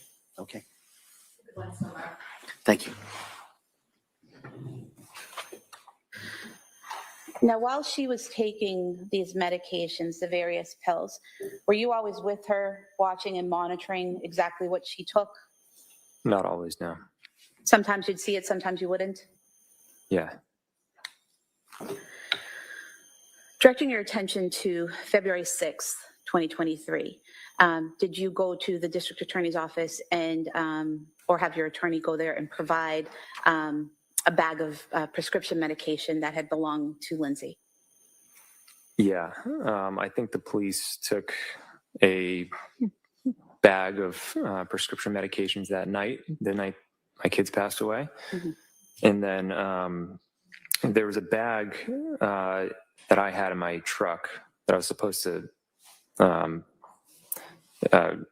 nurse practitioner Gelada said you can bring them to like a police station. They get rid of them for you. But I never got around to it. And where had you stored those in your truck? In the center console. It's like underneath the center console that opens. You have one of those center consoles that open up, but then there's another larger Correct. compartment below it? Yeah. So was it your plan to bring these to a location where they could be properly disposed? Yeah, I didn't want to just throw them in the trash, so. And these were all medications that had been prescribed in the past to Lindsay, but she was no longer taking, correct? Right.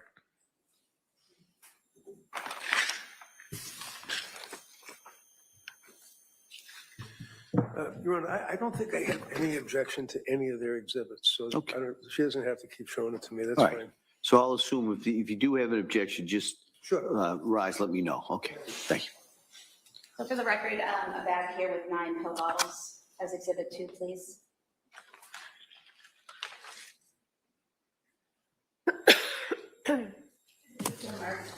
Thank you.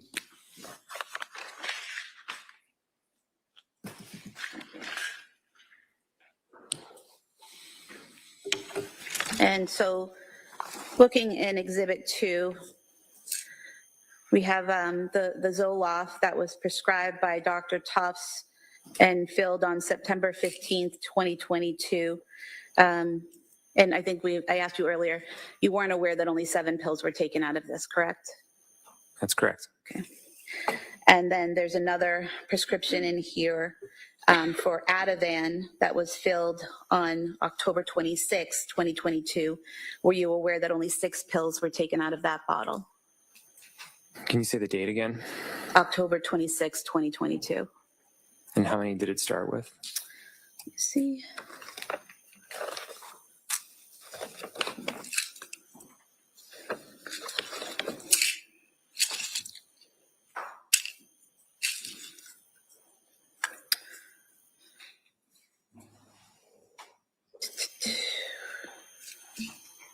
Okay. 30 pills. Okay. I mean, I don't have those exact numbers on how many she took, but there were adjustments made on the dosage of the Ativan. So that aligns with But what the question was, were you aware that only 6 pills were taken out of this prescription? No, but I think the context is important. Okay.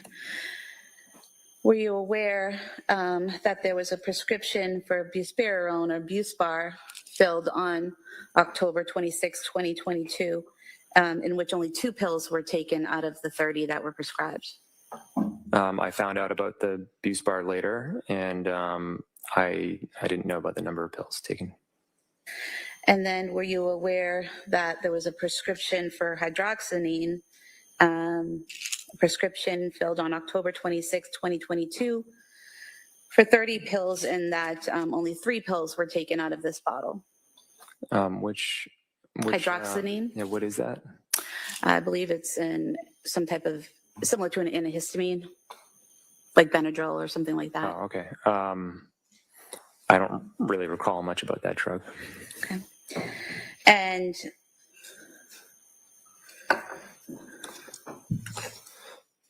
were you aware in this bag there was another prescription for Buspar that was filled on November 9th, 2022, 30 pills prescribed, and no pills were taken out of this bottle? Were you aware of that? I wasn't keeping track of the number of pills taken out of each bottle, Okay. so. And then just ask you about one more, the trazodone, prescribed on November 16th, 2022, by a doctor from South Shore Hospital, 30 pills. Were you aware that only 7.5 pills were taken out of this prescription? No. So there were a lot of pills prescribed, but not a lot of pills taken, correct? Is that comprehensive of all the pills that were prescribed? These are the pills that you brought into the police station. So out of these, Out of those, yeah, it's possible that not a lot were taken.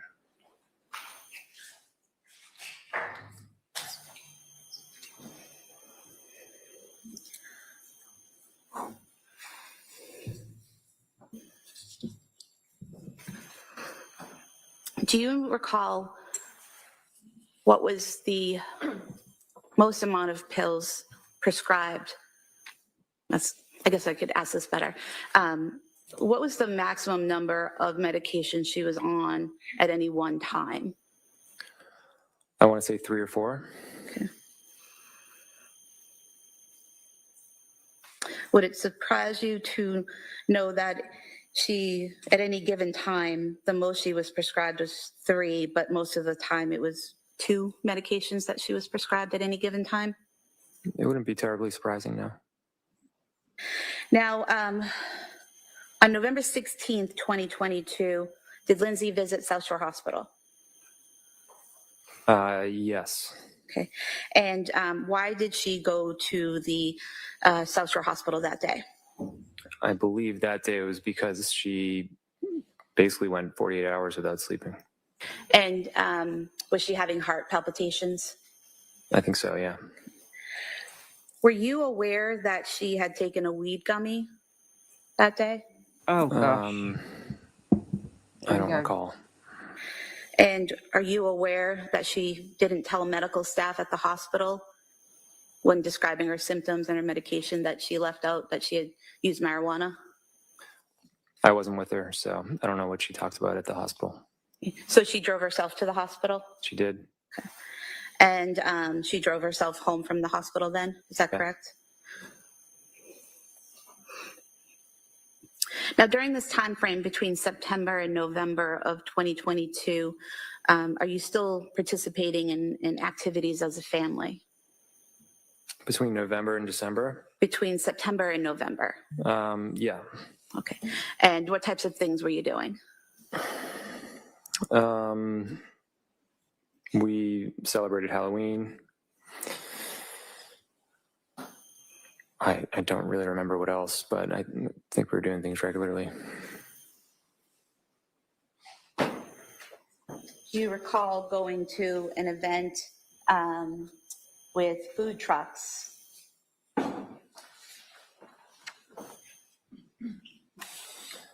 Yeah. And you recall going to an event in November where there were trains to ride with the kids. Yeah. Yeah, she's probably mixing all the stuff and it was just not. Ooh. So we have the photo from the food truck event, this is exhibit 3. And the photo from the train event. Try not to yawn. Wow. 3 and 4 somewhere. Can they publish? You prescribe weed with other prescriptions. So exhibit 3 is this Lindsay, Cora, and Callan at that event. Yeah. And exhibit 4, this Lindsay with all 3 kids at that event in November. Yeah.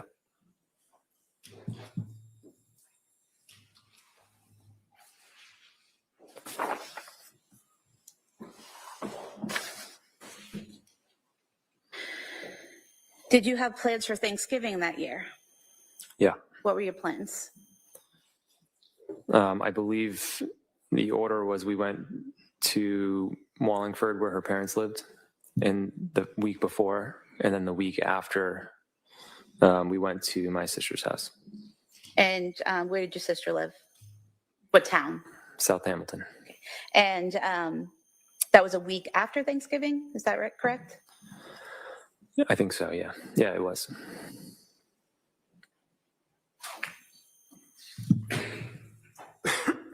And is this a photo from Thanksgiving at your sister's house? Yes. I could have this photo marked as exhibit 5, I believe. Right, that may be marked. 5.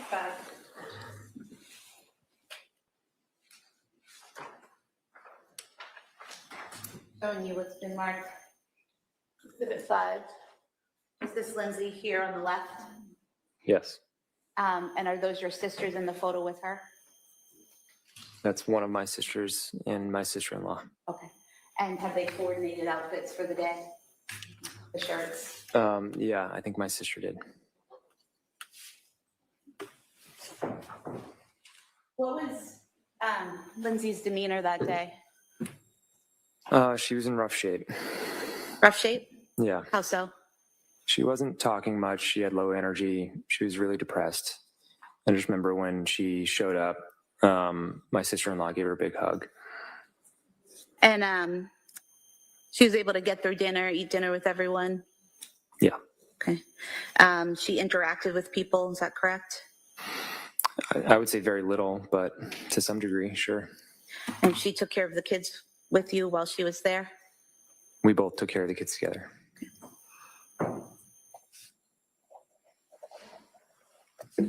You mentioned earlier that your wedding anniversary is in December, is that correct? Yeah. Okay. Do you recall going out for your anniversary on December 3rd, 2022, going into Boston?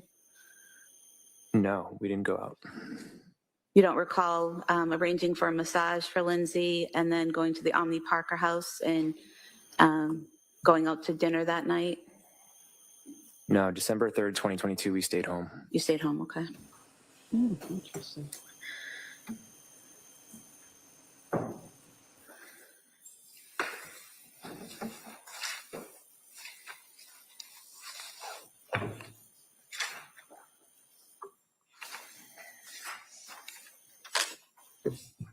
Yeah, you'd think as a nurse she would know, wouldn't you? But Showing you a photo of you and Lindsay. You recognize this photo? Yeah. And when was that taken? I'm not really sure. It wasn't taken on December 3rd when you were out celebrating your anniversary? In 2022? Yes. No.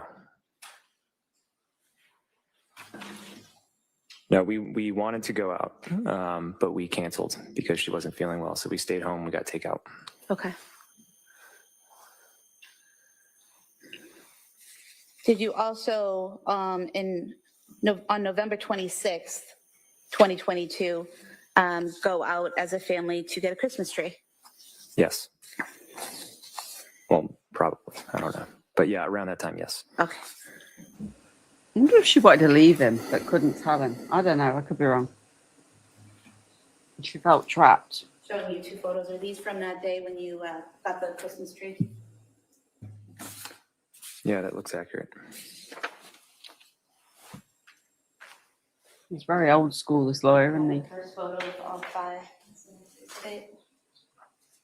Mm. 6. And then the second one is Exhibit 7.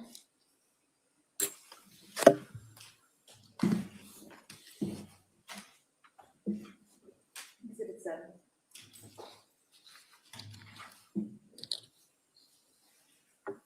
Showing you Exhibit 6. This is all of you at the tree farm. Yeah. And Exhibit 7, those are Oh, the kids. Yes. baby. That must be hard seeing that for him. Around December 6th, 2022, did Lindsay tell you she was starting a new medication? I don't remember specifically. Is it that you don't remember the date or you don't remember her starting a new medication? I'm not sure. Do you remember Lindsay telling you at some point she was starting the medication Seroquel? Yes. Do you remember around what time frame that was? I thought it was before December 6th. Okay. And do you recall how she was physically after starting the Seroquel? Awful. How so? That was really where her big spiral started. She started to lose a lot of weight, and she became very depressed, and she was having a really hard time. And did she describe to you some thoughts or feelings that she was having at that time? Yeah, she started to say she was suicidal. And was that in December of 2022? I think so, yeah. And when she told you she was suicidal, did you ask her if she had a plan on how to kill herself? Yes. And what was her response? She said no. And did she ever mention a specific way or plan she had to kill herself to you? No. And at some point in time, did she tell you that this was the first time she had had suicidal thoughts? I don't know if she mentioned it was the first time or not. I just remember her saying she had them. Had you ever heard her say that to you before, that she was having suicidal thoughts? No. Did you own at that time a Surface Pro, a type of tablet that works as a laptop? Yeah. And who had access to that laptop? We both did. Okay. You and Lindsay? Yeah.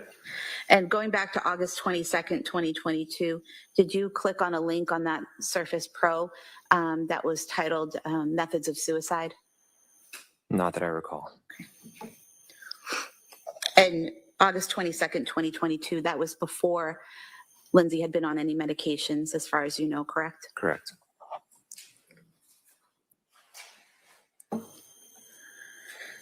Going back to December, she's told you that she's having these thoughts. What's your reaction when she tells you that she's having these suicidal thoughts? I just wanted to support her. I asked those questions back to her, and her mother was coming up pretty regularly anyways, so we let them know, and we just try to be supportive. Did she also tell you at that time, at the beginning of December, that she was having some other intrusive thoughts? Yeah. Is that how she described them or how you described them, intrusive thoughts? I would say both. Okay. And when she told you that she was having intrusive thoughts, did you ask her what they were? Yeah. And what was her response? She described thoughts of hurting the kids or or them having some sort of ailment. So like she was very worried that Cora had, whenever she had a stomach ache, she became overly worried that she was, like had like a liver problem or something much more dramatic than it was. Okay. But going back to that first part, she said she had thoughts of harming the kids. Is that correct? Yeah. And did she tell you whether or not she had specific thoughts of how she would harm the kids? No. And she didn't describe that as hearing this external voice telling her to harm the kids, correct? Correct. She told you she was having intrusive thoughts herself of harming the children, correct? Correct. And did you ask her how she was going to harm the kids? I didn't ask it in that way. It was the same thing. I said, do you have a plan and is it disturbing to you? And she said no, and then she said yes. And let me go back for a minute there. You said, do you have a plan? And she said no. What was the second part of the question? I said, do you find it disturbing? Okay. And she said yes. And she described it as really the way she was describing it as something that might happen to the kids. So it was more something might happen than she might do something. Is that correct? Yeah. And did she tell you how long she had those thoughts for? She didn't give a duration. And how many times did she tell you this, that she had thoughts of harming the kids? A couple times. And was that a couple times over the course of a night or two in December? Yeah. And as a result of her telling you this, that she had thoughts of harming the kids, what did you do? Her parents came up, and I think I asked her at some point, do you feel like you need to be kept away from them? And she said no. And then, it was very confusing because a minute later she was making them lunch or playing with them or, getting them ready for bed or whatever it was. So it was confusing in that she wasn't physically harming them at the time, but had these thoughts. Is that what you're saying? Right. I never saw Lindsay harm the kids. And did you also, as a result of these statements, suggest an appointment with nurse practitioner Gelada? It wasn't as a result of these statements. That appointment was set up because we were at her parents' house in Wallingford for Thanksgiving, and she just described how she was feeling on the medication, and she felt that she was addicted to them. Was that the benzodiazepines that she thought she was addicted to? Primarily, and then she was taking Seroquel at the same time, and she might have been taking Trazodone or Remeron. I'm not sure. Okay.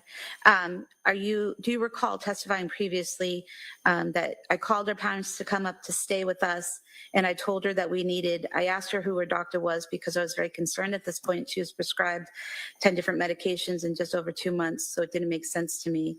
And then you said, so after her parents came up, she said, I have a remote meeting with Rebecca Gelada, and you said, no, it has to be in person. Yeah, I felt like it had to be in person because I just felt like there was a disconnect. I felt like we could figure it out. Whatever was going on. Mm-hmm. So it seemed like most of her telehealth appointments were pretty quick, and there just wasn't like a lot of attention. Were you present for these telehealth visits? Only a few of them, okay. And they were after that meeting with Gelada. Okay. And that appointment in person with Gelada was December 6th, 2022. Is that correct? That sounds correct. So the thought of harming the kids was after Thanksgiving, but before December 6th. Is that correct? That sounds correct. Were you concerned for the kids' safety at that time? No, I wasn't. And why not? Because she wasn't showing any intention of harming the kids. And she told you she didn't have a plan. Is that correct? Correct.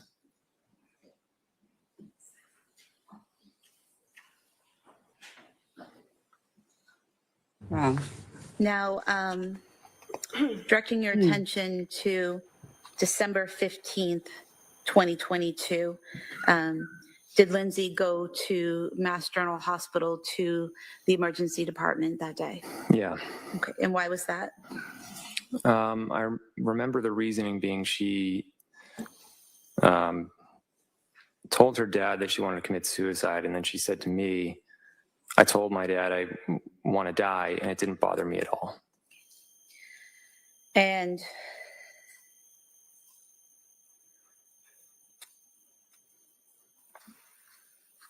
Did he, hold on a minute, let me just go back. Did he just say it didn't bother him? Hold on, I got it back. Die, and it didn't bother me at all. That didn't bother him?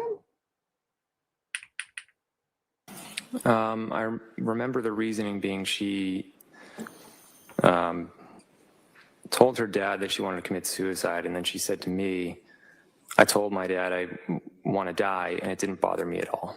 Oh, bother her. and I had to hear that again because I misheard that. I thought it meant he wasn't bothered. Yeah, on her statement. Thank you. Sorry, I misheard that. He's making a lot of notes, that lawyer, look. as a result of those statements, you brought her, or did she bring herself to Mass General? I think I brought her that time. And at Mass General, she saw medical staff, correct? Yeah. Okay. And did they recommend to her some type of admission to McLean Hospital? I remember there was one doctor who was in favor of that, and there were two others who were more in favor of a day program. Okay. And did they give you information about a specific day program? Yeah, it was women and infants in Providence. And at that time, when Lindsay was saying that she was suicidal, was she asked if she had a plan? By the doctors. Or by you? I was always checking in with her, and she never told me that she had a plan. I'm not sure what the doctors asked her. Okay. And after being at Mass General on December 15th, did she go to Women and Infants Hospital in Rhode Island to attempt to get into their postpartum program? She was already in. She went in as scheduled. Okay. And but she didn't remain in, correct? She was just there for a day? Correct. Okay. And did she go by herself? Did you go with her? I dropped her off, and then I took Dawson skiing. Okay. And at some point in time, did Lindsay reach out to you to say she wasn't staying at the program and to come pick her up? She actually said that the providers at that program suggested to her that she call me and have her come get picked up, and then that I should go in and meet with the providers. Okay. And then after you picked her up, she was no longer in the program at that point, correct? At Rhode Island Women and Children's, right? Well, we discussed it with the doctors, and their recommendation was that the program wasn't right for her. Right.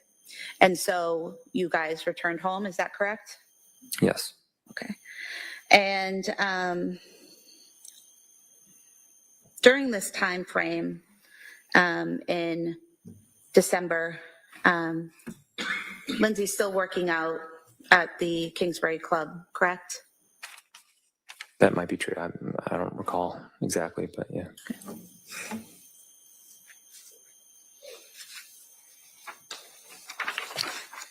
Do you recall her going to the Kingsbury Club on December 6th, 13th, 16th, 17th, or 18th?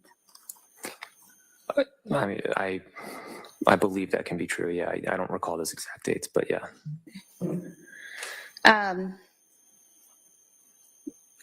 At this time when she's saying that she's feeling suicidal, she's telling you she doesn't have a plan, correct? Mm-hmm. She's no longer saying she has any thoughts of harming the children, correct? Correct. She's still bringing the children to doctor's appointments during that time, right? Yeah.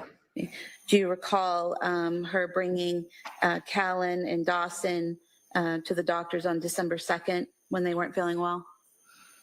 Yeah. And then she was able to call the doctor's office on December 27th and make an appointment for Callan and Cora when they weren't feeling well. Do you remember that? Yeah.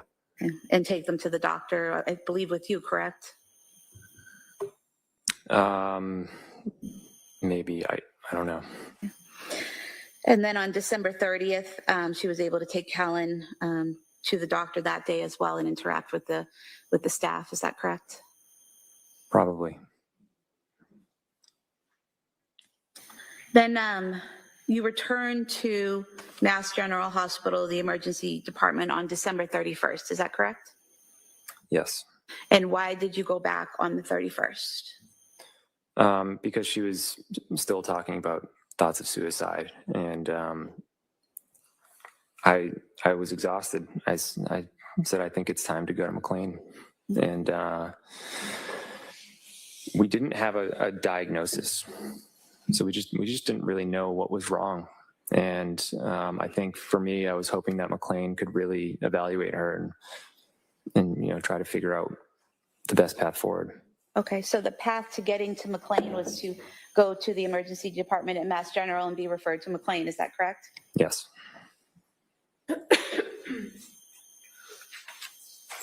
Were you aware that night while at the hospital, Lindsay was taking selfies? No.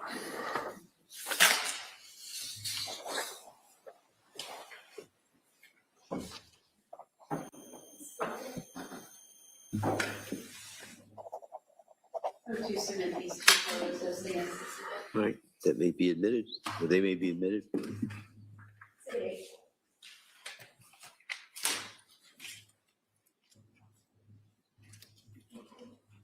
From you, Exhibit 8, taking a selfie at the hospital, is that correct? Are you asking me? Yes. Yeah, I can see that. Yeah. And then the second page is just her legs in the doorway, is that correct? Yep.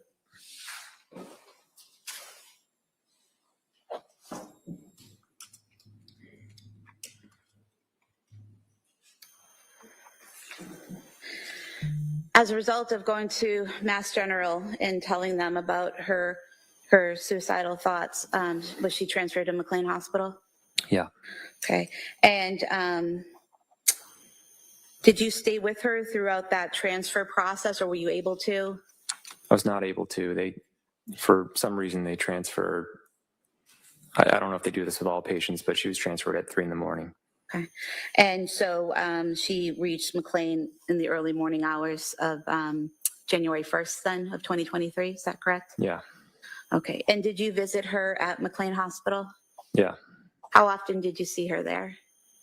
I think I was able to go twice, or maybe 3 times. Okay. And do you remember, what visiting hours were or what hours you visited? I don't remember exactly, but it was, something like 2 to 6. And I think there were morning hours, but you couldn't just go anytime. You couldn't or could? You could not. Okay. And so you, out of the few days that she was there, 5 days she was there, you visited 2 or 3 times. Is that correct? Yeah. And while you were there with her, did Lindsay talk to you about the treatment that she was receiving at McLean Hospital? She told me about her experience. It didn't really seem like she was getting any treatment. Okay. Did she tell you that she wasn't really getting any treatment or wasn't getting as much care or treatment as she wanted? Well, I think by the 3rd day, I said, what have the doctors said? And she said, I haven't met with the doctor. The challenge was she arrived on a Saturday, and then I think Monday was an observed holiday, so she didn't see a doctor until Tuesday. So until then, she was coloring and playing with clay and going for walks. Were you aware that she was seen by a resident, a doctor, the first 2 days she was there, and then an attending on the 3rd day that she was there? No. Were you aware that she was seen by a licensed social worker, group therapist, and other mental health workers every day while she was there? Yeah, I didn't get any updates. Okay. Were you aware that she was offered one-on-one therapy by unit staff every day that she was there? No. Did you know that she participated in group therapy on January 1st for 45 minutes, a session about illness and symptom management? I was aware of some group activities. I didn't know the details of it.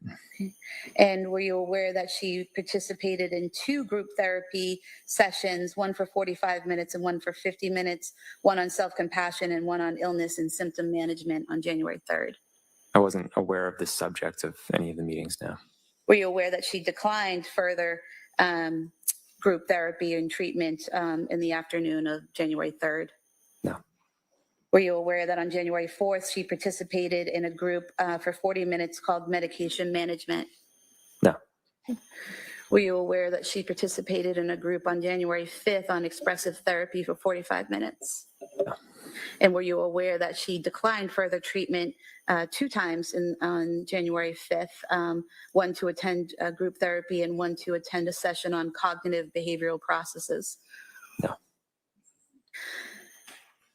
Were you aware that Lindsay asked the doctors to be discharged on the 6th, Friday the 6th, because she wanted to go to Cora's birthday party on the 7th? Not that I recall. Were you aware, or did Lindsay tell you that she then asked the doctors to discharge her on January 5th because she wanted to go home and get ready for the party? I wasn't aware of Lindsay asking the doctors to be discharged. Okay. Were there any insurance issues in terms of insurance refusing to pay for her stay at McLean Hospital? We didn't really get to that point. You weren't advised by the social worker or any staff there that there were any issues with your insurance, is that correct? Yeah, that's correct, but I wouldn't have cared either. Would you have just paid for it if needed? I would have paid anything. Yeah. Ms. Sprague, is this a good time to break? Yes. All right, so members of the jury, we're going to break for the afternoon recess. And we'll see you back here about 2 o'clock, okay? Court, all rise. You're going to close your notebooks, place them on your chairs.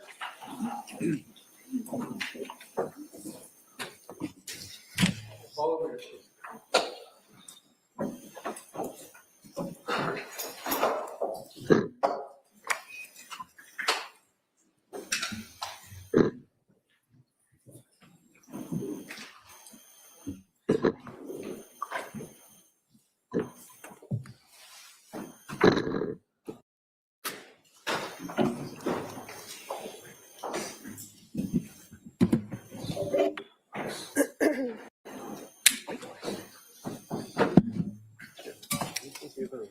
All right, counsel, anything we need to address before the break? No, Your Honor. All right, so we'll see everybody about 2 o'clock. Thank you.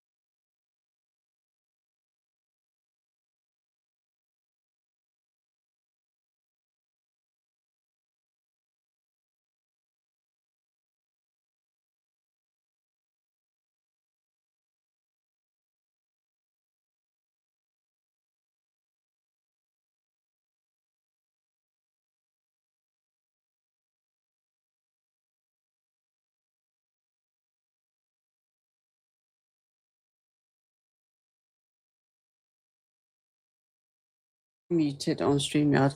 Got back just in time, so we can skip through the lunch break. So what you're saying, chat?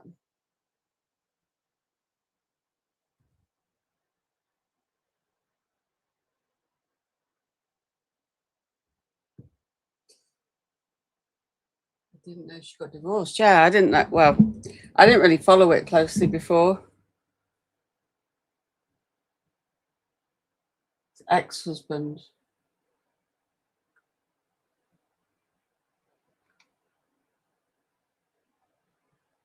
Hey, Bo.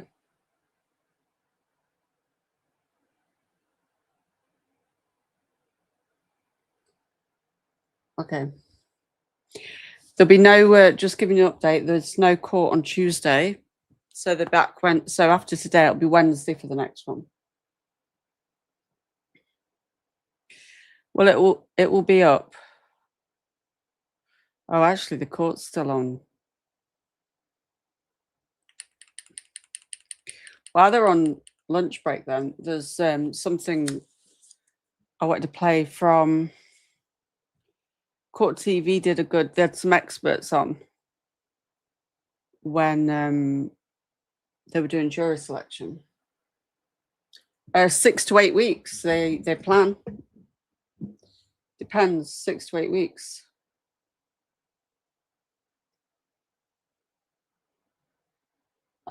They said it could go on to 8 weeks, but you know, it's hard to say. Sometimes they finish early, don't they? So while we're waiting, because I don't know how long they've been gone.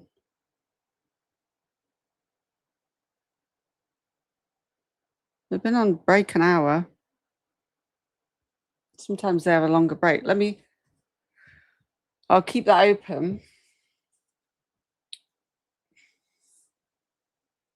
Let me find the other one. It was Court TV, just to fill in the gap.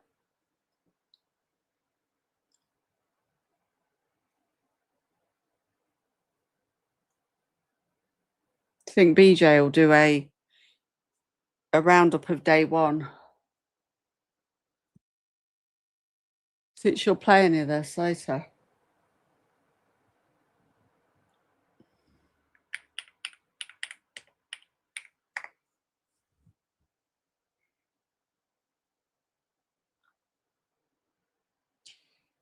Right, I have this all. It's this one there. So we won't watch it all now, but we can watch a bit of it. This was when they were doing jury selection. So they had a few experts on. So I thought we could watch a bit of this, and I'll keep that other window open. So then when they'll probably start back now, I've swapped over. Like are you one of these people hearing from the community and getting insights and hearing people answer these questions? But are you one of these number people one, that walks out? Are you one of these people that walks out and says, "Yes, I'm going to win" because of jury selection? Do you get a sense in voir dire that you have your people, or sometimes you're a little iffy? How confident are you walking out of jury selection? Very difficult to have your handle on every single one, right? Especially on the defense side now. I'm just looking for 1, 2, 3. I want to get sort of like the warrior in the room, because oftentimes when you're on your feet, it's such an awesome responsibility to be on your feet in trial. And I love being in front of juries because literally, Trying to get rid of the openings comments and side. closings, you get to look right into their eyes and you get to talk to them, and you really need to find sort of your representatives in the room. Both sides, but as a defense attorney, you're really either looking for that person to hang the jury on the counts or to be your warrior representative in the room. So it really does become a selection process where you're looking for your people to speak with and really be your representatives in the room. All right, finish your thought on the other question before I interrupted you. The people coming back saying, "I can't serve." What do you think's behind it, and is there any of it, the publicity, that is driving that, in your opinion? The publicity is one of the 3 reasons that we typically see in these cases. I'll tell you, the first one is the facts themselves. I mean, the allegations here, mother killing 3 kids. That's going to be enough for some people to have visceral reactions in their thought process about, well, I can't be fair. I can't be impartial. So just on the nature itself, without the publicity, then you throw in publicity on top of that. I wanted to follow it as well. And because there's so much publicity on it, it runs the risk of prospective jurors going home and either looking at it, hearing about it, talking to family about it. Maybe they come home and they tell the family that they're on a jury or they're a prospective juror, and then the family member has heard about it. And then to your point, that third is availability. I mean, sometimes employers won't pay. Sometimes there are, circumstances in somebody's life that prevents them from serving. So those three pop up most, and it's a sliding sort of 3 too, because you could learn more information, although you're not supposed to when you go home. But when you do, you may learn a little more information that provides some problem with your impartiality. All right. I mean, all three of those things that you just articulated, they're in play while you were selected, and you were still selected and didn't put up a protest. A day later, I would argue. It'd be hard to stay impartial, wouldn't it? Could you stay impartial? I don't know whether I could. In Karen Reed, post Karen Reed, New England, there's a lot of uh-oh feelings, realizing the gravity of this trial by doing a little research. Or a family friend says, what, you're on the Clancy case? And that might understandably make people nervous, and they come back to get off. All right, last segment, we talked about the state's Commonwealth's opening statement, what we believe will be the themes. And we listened to the prosecutor go through and basically lay it out, what we expect to be a mirror of the openings, whether it's Friday or Monday. Oh, didn't I? The defense. This is a defense of criminal responsibility, saying that postpartum psychosis was taking over Lindsay Clancy when she murdered her 3 children. Another part of that defense, though, is the medications that she was on. So you have 2 prongs. You've got postpartum depression, which manifests into the psychosis, but then the meds that she was on. They believe that this combination of medication was a part of the equation. Let's go back and listen to both sides talk about the meds and how each side believes they did or did not affect this case. They put her on a number of medications. They put her on Prozac, which Your Honor is well aware is what's known as SSRI, selective serotonin reuptake inhibitor. Your Honor knows that along with some of these medications, they have the black box warning from the FDA, may cause suicidal ideation, may cause homicidal ideation. She was on Ativan. She was on Benadryl. And then she ended up being told, okay, because she was complaining about the effects of the Prozac, they said, stop the Prozac, we'll find something else. They put her on Remeron. Then they added on Seroquel. And Your Honor, I attached from David Benjamin, the toxicologist, some papers with the submission, and Your Honor can see the side effects that this Seroquel causes. She was having bad thoughts. She was having worsening depression. Her husband suffered through that phase. Her parents were well aware of the fact that she was suffering from this depression and depressive phase. She wasn't sleeping. This is a significant issue between the postpartum depression as well as possibility of postpartum psychosis that is pretty much ignored. But nevertheless, with the overlay of the SSRIs and the history, and Your Honor has some emails and things that people would reach out to me from all over the world, indicating that their daughter had the same problem, that they had the same problem. Your Honor is well aware that many times when people are on Prozac or on SSRIs, workplace violence, homicides, family homicides. This is clearly a tragic, which is a word that's used too much in the criminal justice system, but this really is a tragedy, this case. The police were able to find several notebooks in the defendant's home pursuant to a search warrant, and also notes on her phone that were similar to journal entries. In the months, weeks, and days preceding January 24th, 2023, the defendant meticulously detailed her daily activities, her children's lives, her mental state, and her medication use. Her writing was clear, precise, and articulate. She never indicated that she was hallucinating, delusional, or had disordered thoughts or speech. David Bruno, how does medication factor into the defense? Oh, it's important, right? When we were talking about the forensic psychiatrist, what are the facts that they're going to rely on to come to their opinions? And we're starting to hear history, right? We also heard from the defense attorney right there in that clip about the toxicologist, which is going to be another expert that comes in that talks about the medications and the side effects and the causes and how they may react together, right? So we're going to layer the forensic psychiatry on with the forensic toxicologist that now could start talking about those medications, those complaints to the doctors, and start to build some of this building blocks, foundation to come to those opinions that are going to be so important. Because ultimately, when the defense is on the closing and they're up in front of that jury making the arguments why she shouldn't be criminally responsible, they have the experts to back them up. And the experts are only good as the facts that they rely on. So it's a building block that they need for the experts. How does the defense get around the fact that other people, because they're using it to their advantage, well, other people have told us that their daughter suffered this, they suffered this, but those people didn't kill their kids, likely.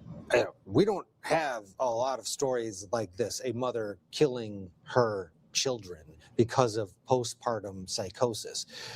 How do you marry that and to the jury with a straight face saying, yes, Lindsay, it happened to all these others, they were able to get around it, they felt it coming on, she did not. She's responsible. That's their argument, that she's responsible because she didn't manage. Yes, she had some mental health issues, but she didn't protect her children. Yeah, great point, Ted. I mean, first of all, those emails to the defense attorney, they're not coming in. That's not the type of evidence that experts are relying on. But there are going to be. You're right. They're not coming in because Kevin Reddington tried to get them in.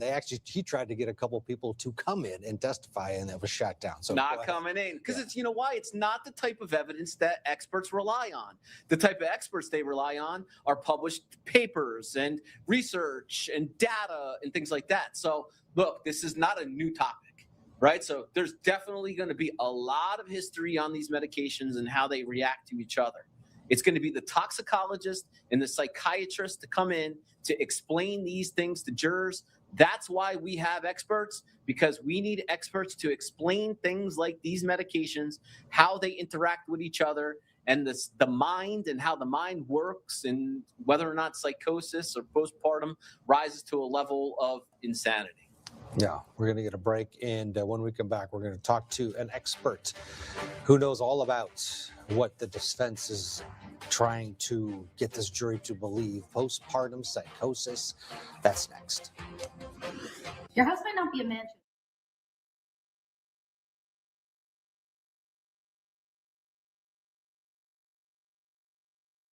Right, they're not back yet. The camera moved, but they're not back. So let's go to the next bit. And have been seated. The process continues. There's also defense in the case against Lindsay Clancy is pretty basic. They plan to mount the defense that she's not criminally responsible, that her actions are not legally, criminally responsible. Why? Because she was suffering from severe postpartum depression and psychosis and was heavily over-medicated at the time of her children's death. What does that mean, really? Well, yesterday I spoke to somebody who knows a lot about this subject, clinical and forensic psychologist, Dr. Lindsay Clancy. Take a listen.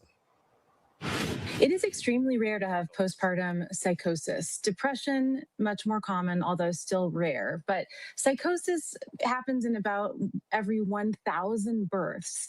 And it's not considered a mental illness per se. It's a psychiatric emergency.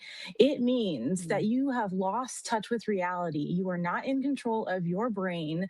Your body has dropped all of the estrogen as that placenta leaves your body. And you are in full-blown psychosis, largely with delusions where you're believing things that are not true, Okay, and Rowena. hallucinations. You're seeing things, hearing things, smelling things. And in this case, it sounds like the worst hallucination, a command hallucination, someone telling her to do something, to the point where she feels like maybe her babies won't go to heaven unless she ends their lives. So it becomes so twisted, and there's no way out of it if you're not medicated properly. It's like in the cult baby killer. Oh, they're coming back. I'll just pause that a second. The cult baby killer, Chloe Driver, like said she heard voices telling her to kill her baby. It was the only way out of the relationship. And then she tried to kill herself, but they saved her. She got found guilty, though. Did anybody watch that trial? Anyway, we're going to have to park this here because they're now back. So we'll save that where we're at. We'll keep that one there.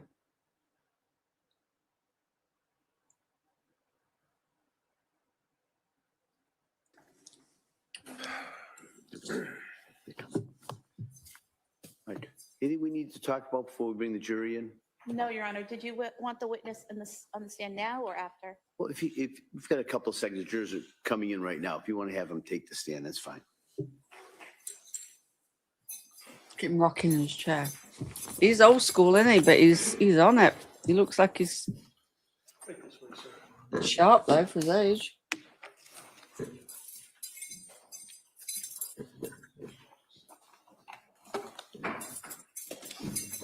Nancy, you do appreciate what's come on the road. You can be seated.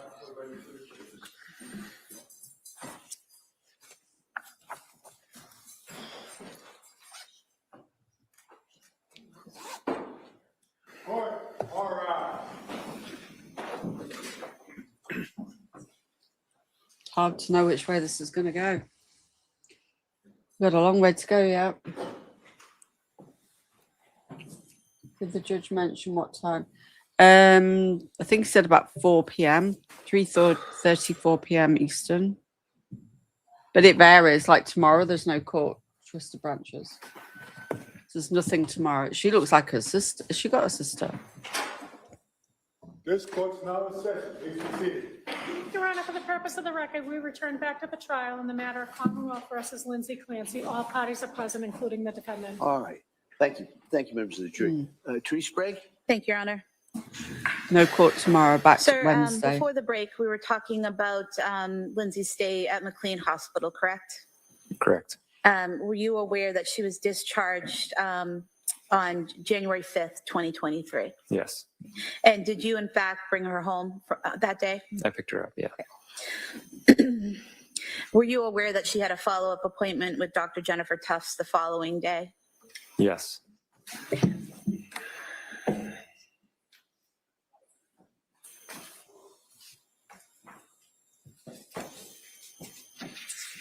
I want to show you some photos here of the children and just ask if this is a fair and accurate depiction of how they looked in January of 2023.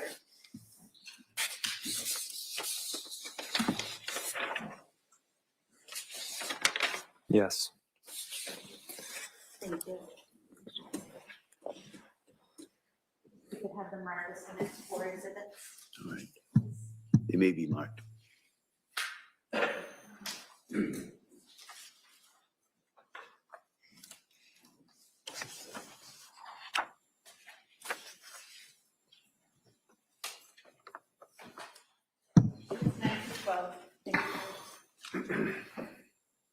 Sir, showing you. I think it looks like her. This is Cora, correct? Yes. Can you tell us a little bit about what Cora was like in January of my God. 2023? Here we What her go. interests were? Your Honor, I'm going to object at this point. Counsel, can I see it sidebar?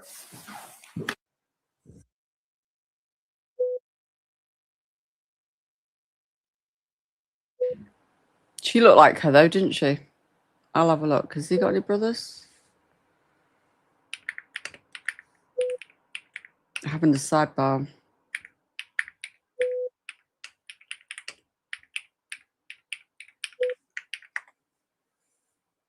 I'll see if they've got any siblings.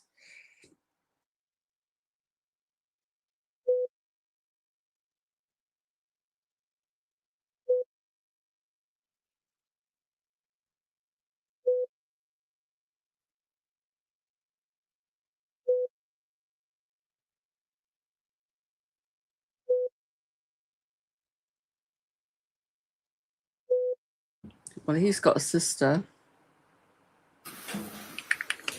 Well, he comes from a large family, but...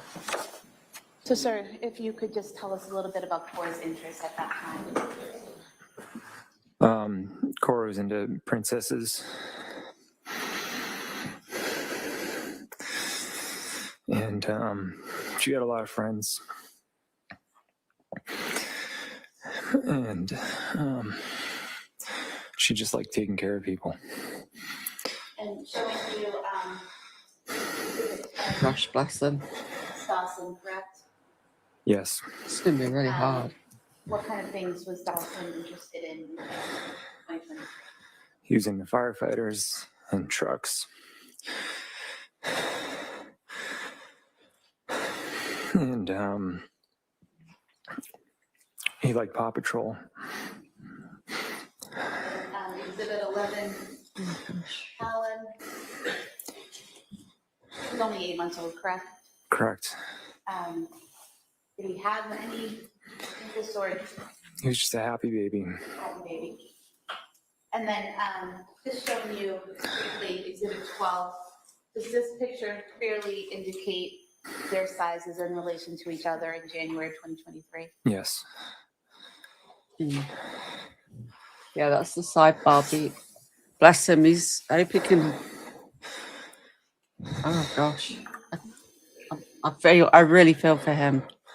After Lindsay was released from McLean Hospital, was there a birthday party for Cora on January 7th, 2023? Yes. And who had organized that birthday party? I think we both did. Okay. And where was it? It was at Nova in Plymouth. And was Lindsay present for the party? Yes. And do you recall who got all the supplies and everything for the party? I think Lindsay did. We could play a video. I'm going to ask you to look at a video and just tell me if you recognize this as a video from the party. Surprised he's not going to have a panic attack or something. It sounds like it, doesn't he? Bless him. Oh. Me too.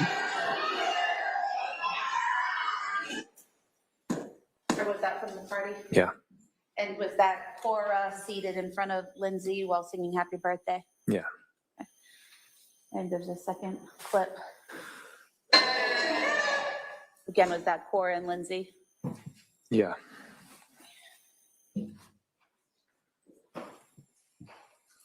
I have the birthday videos. That's the next exhibit. That may be admitted. 13 so far.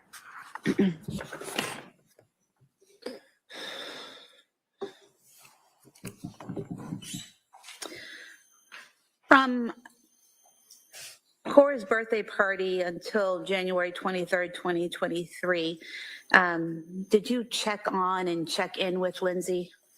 Every day. And how did you do that? I would ask her in the morning how she's feeling, how she slept. And did she tell you that she was sleeping better? Maybe a little bit better, but she's still struggling.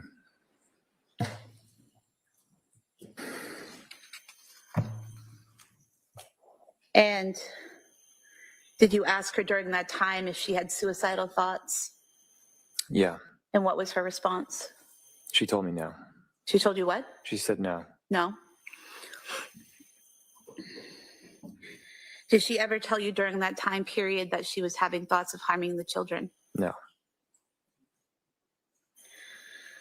Did you as a family go to the Museum of Science on January 8th, 2023? Yes. Was the defendant able to participate in activities with the children while at the museum on January 8th? Yes. I'm going to pull up some photographs. Just ask you to ID or identify everyone in the photograph so that the jurors can follow their movements through the video footage in the video. So if I may, down here in the maroon colored shirt. It's Dawson. Dawson, okay. And in the red skirt. Cora. And in the gray jacket. Lindsay. And here, pushing the carriage. That's me. And is Callan in the carriage at that time? Yeah.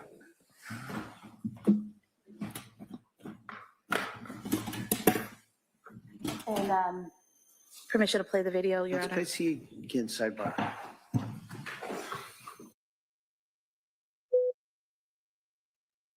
So the beep you hear is when they do a sidebar, just so you don't always hear a beep. Sometimes they just have no sound, but they have a noise in the court that blocks what do they call it, the white noise, to stop people hearing what they're saying.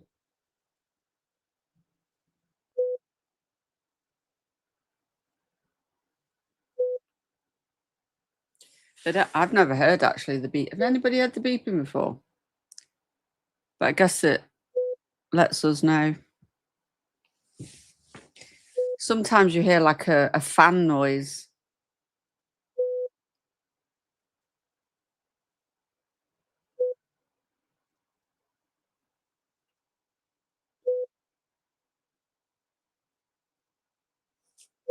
I'm going to take the banner down for now.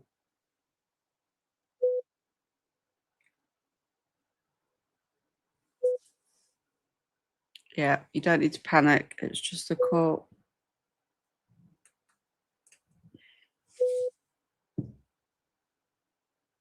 Yeah.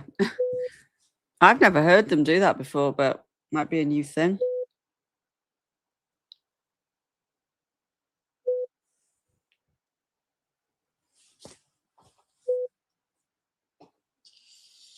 Ugh.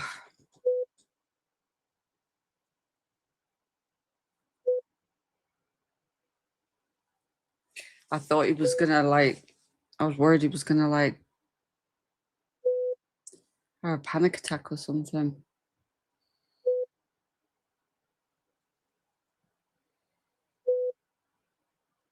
Yeah, I've just never heard it on a trial, but maybe it's a new thing. Sometimes, like you say, they hear like the fan noise as if you've got like a fan on or something.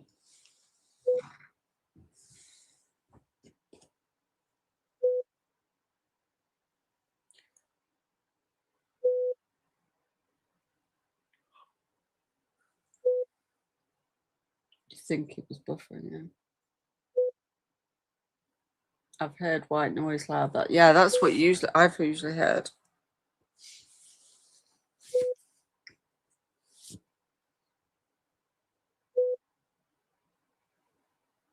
I did shuffling.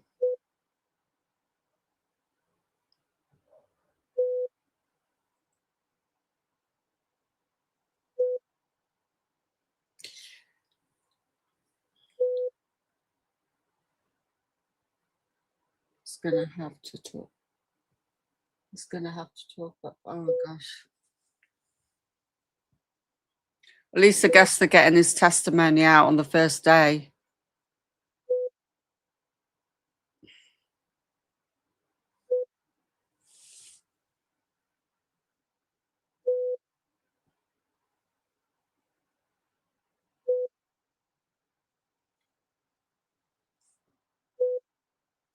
Do you think BJ will cover this tonight, like the highlights?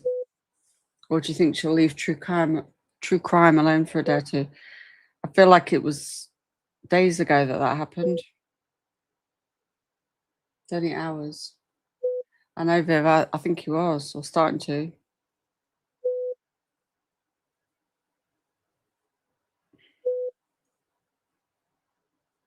Mary Dean. Where's Mary Dean? She's not turned up in chat today.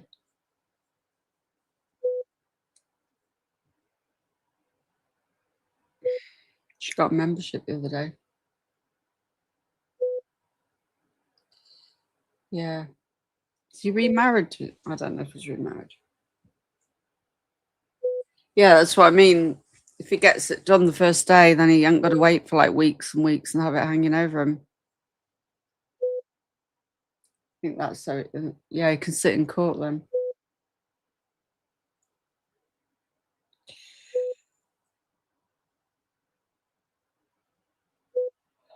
Oh, Rowena, it was awful.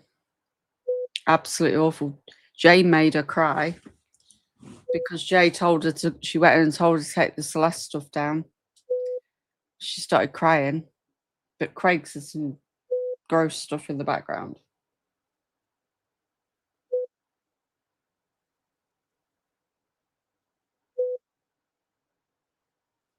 Her defense, better not. I think he's going to be. Do you think he'll blame the husband for not doing more? Or try to blame him for not doing more? Well, yeah. It's a bit of a break from, although we did cover some drama.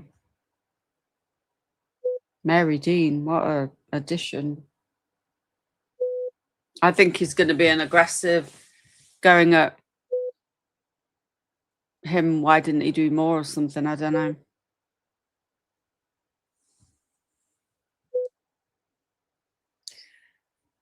Do you think he'll go that way, or do you think he'll take another route?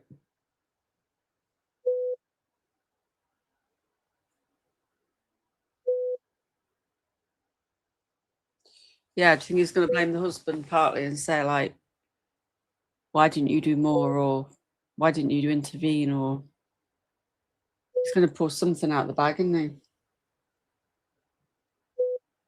He's the government this and the government that, yeah.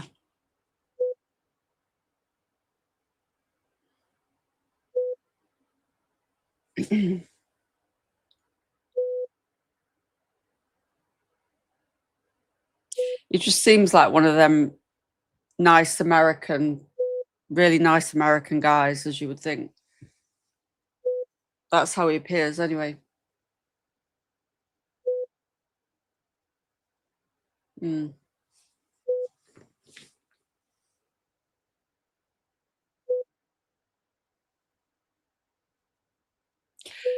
I mean, he could go down the route if they both agree that the medication.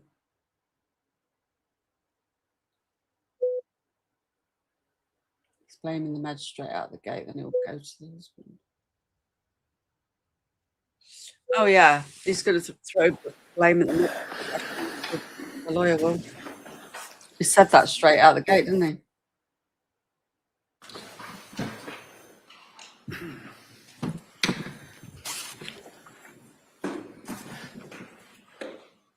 And at this time, we've moved to submit the still photograph and the video pursuant to the discussion at sidebar. I'd move to submit the full video in as one exhibit for identification, and the timeline video as the exhibit. Timeline. Did we you submit a copy of that later? Right, No, right. there's the full video that was provided by the Right. Museum of Science, and then there's a timeline that was created following the family through the museum. And you can get snippets from this video. Okay, that's fine. So for identification. Museum of Science video. Exhibit C. Stop shopping, is that what you call it?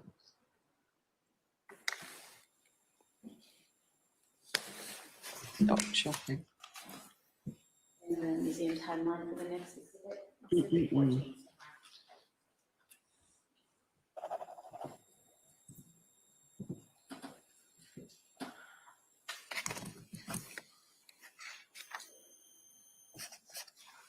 Sir, after going to the Museum of Science, well, let me go back to that for a moment. At the Museum of Science, do you recall the defendant being able to interact with the children at exhibits that required, manipulating knobs and materials and showing the children how to do those exhibits and interacting with them at those exhibits? Yeah, Lindsay was always able to interact with our kids, even including at the Museum of Science. Okay. And then after your trip to the Museum of Science, do you remember going to the Charlie Horse restaurant with the kids and Lindsay? Yes. And how soon after the Museum of Science was that? Do you recall? I don't recall the exact dates. Okay. And what type of place is the Charlie Horse restaurant? It's like a family restaurant with games. And how was the defendant's demeanor at the restaurant? It was good. I was hopeful. Why were you hopeful? Because she seemed much better. And then on January 14th, 2023, were you able to go to brunch with your friends while the defendant was home with the children? Yeah. And about how long were you gone? About 2 hours. Were there any issues or problems that you were aware of while you were gone? No. She encouraged me to go. She said, "You've just been inside a lot. You should go out." And it was fine. And while you were there at brunch, she send you photos of the kids and text messages? I think so, yeah.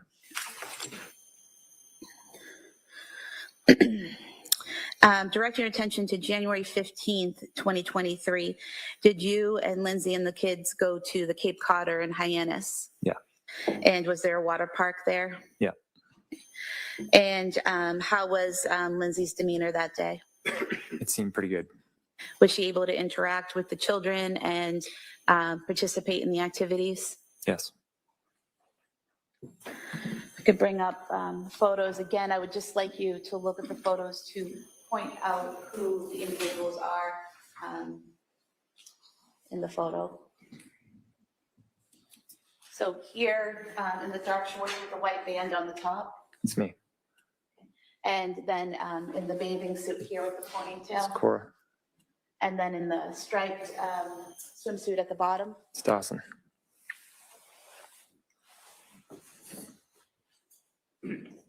And then here in the black bathing suit without shoulder straps, Lindsay. Lindsay. And is that was Cora with her? Yes. And in this third photo, is that Lindsay with Callan in her arms? Yeah. It's probably the lighting. And that photo there, is that Dawson with the striped bathing suit? Yep. We can go to the video with the court's permission. How long? I'm just going to go to certain clips. If we could start with from the beginning to 40 seconds in and play. Probably, I don't know if it's part of the lighting, and he did look like he was going to. Sir, if you could tell us Break. who, well, can you confirm that that's you and the children and Lindsay arriving now? Yes.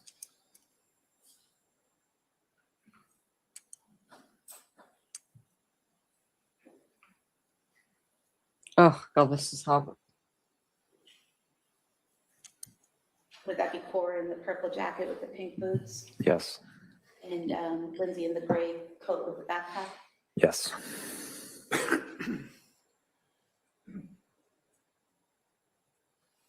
And then if we could go to 139.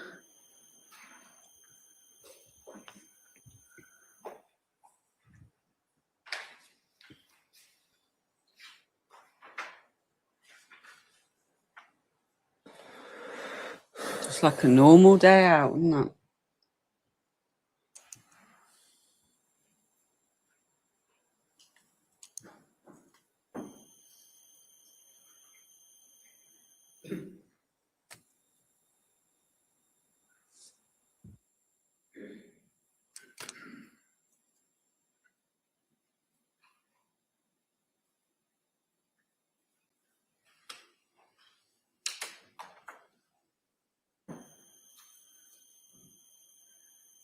And during this time, are you waiting to check in and get your wristbands and all of that? Yeah.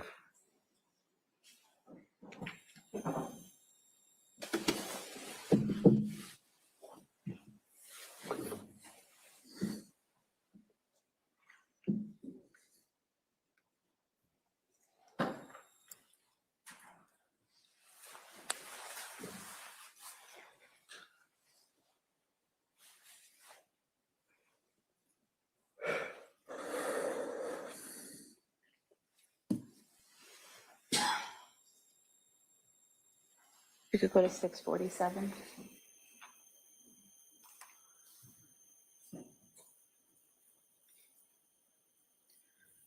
It just looks like a normal Do you day out. recognize this play area? Yes. And did you and Lindsay and the children go over to this pirate ship area? Yep. Showing you here, is that Cora that just went down the slide? Yeah.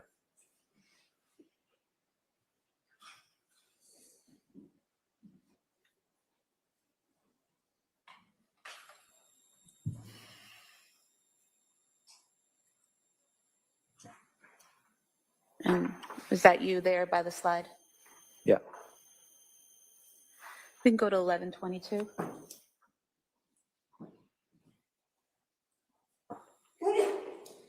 Let's see.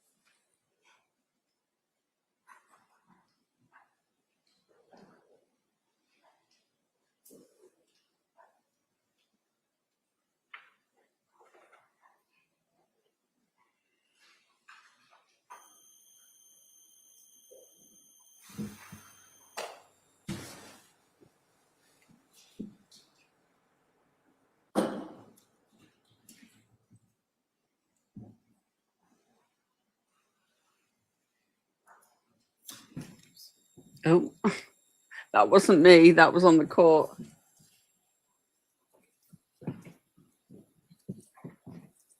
Oh, I know, Rowena. Don't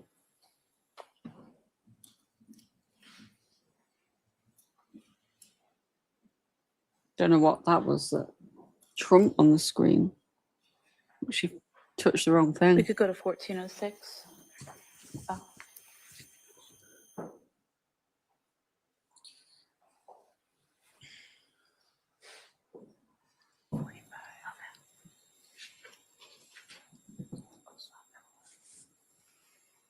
I don't know how he's watching this.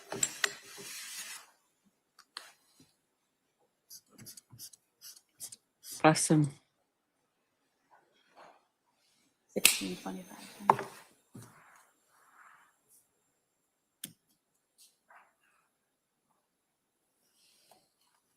Hmm.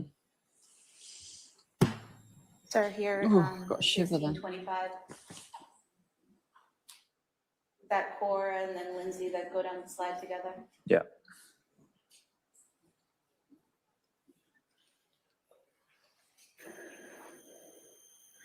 We can go to 1745.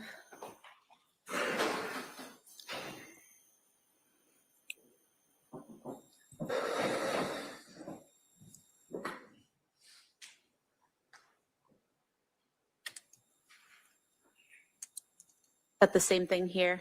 Yeah. So she's able to interact with Cora and the others, participate in the activities. Yeah.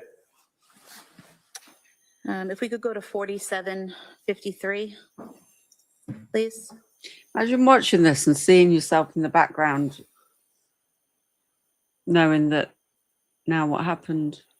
Not that they could have done anything, but just knowing they were there. You're up in the corner here. Yeah. Is this you and Dawson and Cora entering the pool area? Yeah. Lindsay was with Callan at that time, correct? Yes. So you were comfortable with her being off in a separate area with Callan while you were with Cora and Dawson that day? Yeah. Okay. That's all, thank you. I move to submit the COD photos and timeline. Again, let me just see over here just briefly, just so I have that straight.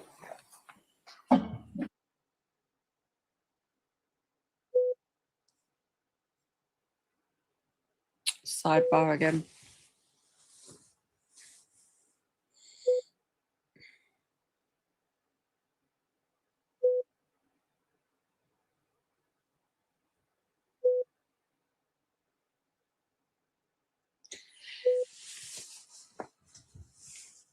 Yeah, it's going to be strange because if it's seen that she wasn't taking the medication, then they're not going to be able to blame the medication, are they?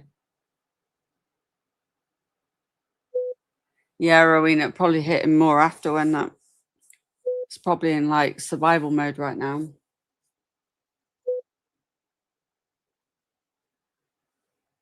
But if she wasn't taking the medication, they're not going to be able to blame that.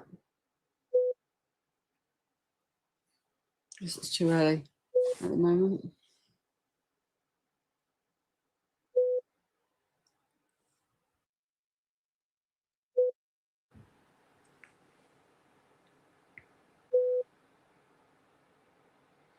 The baby, just to make it worse, the baby survived 3 days.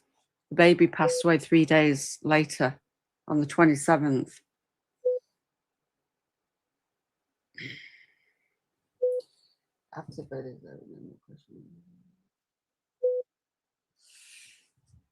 The baby survived 3 days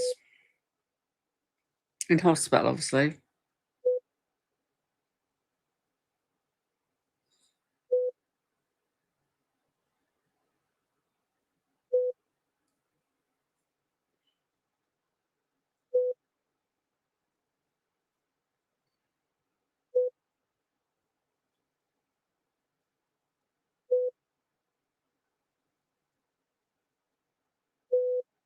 I don't know what to think.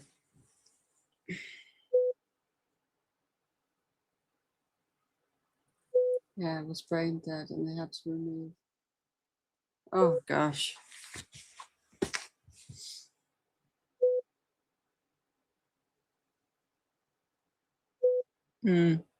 Oh.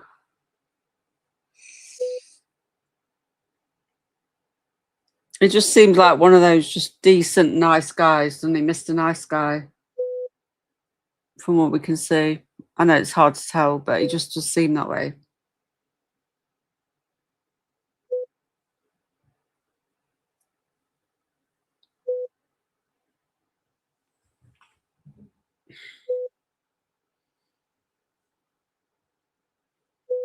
Seems he's standing by her, though, isn't it? Not like he's not with her, but he's...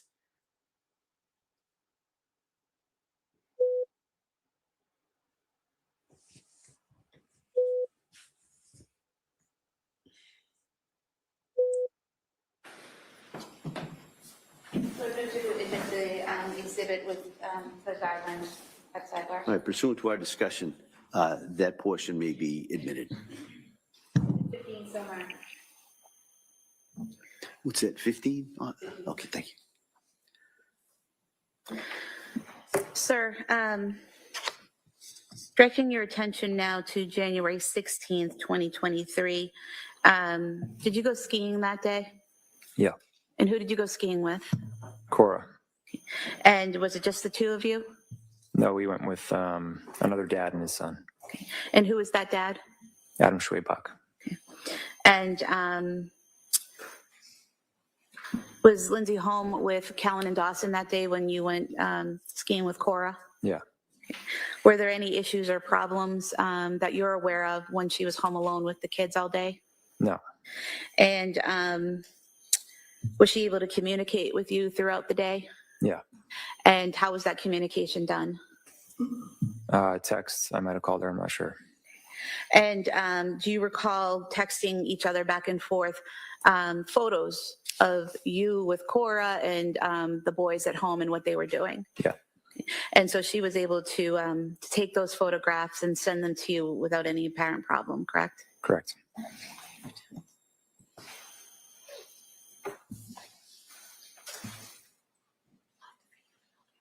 Show you the 3 text messages with the attached photos of you. I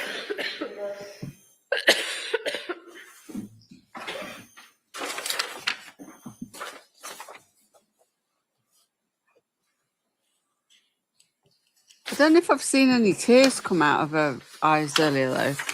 It's hard to tell. I don't think there was tears come out, was there? I don't know how to feel right now about her. Are these accurate copies of the text messages with the photos that were sent between yourself and the defendant on January 16th, 2023? Yes. If I could move to have these marked as the next 3 exhibits, Your They, Honor. they may be admitted.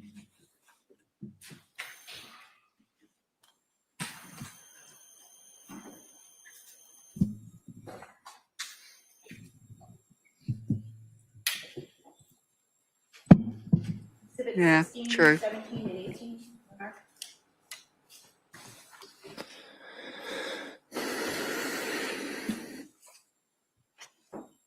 So showing you the first photo, which was marked Exhibit 16. Did you start off the conversation by sending the photo of you and Cora skiing? Yeah. And showing you Exhibit 17, did Lindsay respond by taking and sending this photo of Dawson? Yeah. Oh. And then did she respond again, sending you selfie she took of herself and Callan? Yeah. Oh my gosh, look at that baby.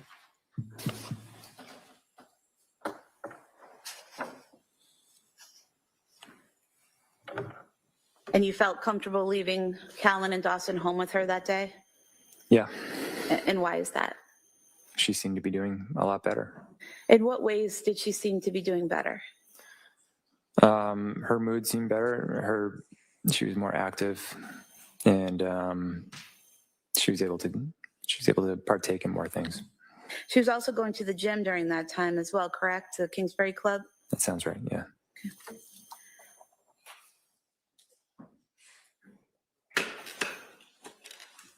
Were you hopeful at that time that things were getting better? Yeah. Did Lindsay's parents visit you the weekend of January 21st through the 22nd? Yeah. And whose idea was that? Do you recall? I think it was theirs. I think they were just coming to visit to say hi. And what did you guys do that weekend? We just hung out and went to a friend's house on Sunday. They left after we got back from there. And whose friend's house did you go to that Sunday? The Carneys. Carneys, okay. And who went to the Carneys? Lindsay, myself, Dawson, and Cora. And what did you do there? There was a fire, and I think we roasted marshmallows or something like that. Okay. And how was Lindsay's demeanor that day? She was quieter that day. So, I mean, that was the extent of it. Was she able to interact with the Carneys? Yeah, but she's quiet. Okay. And you said you returned home and then her parents left? Yeah.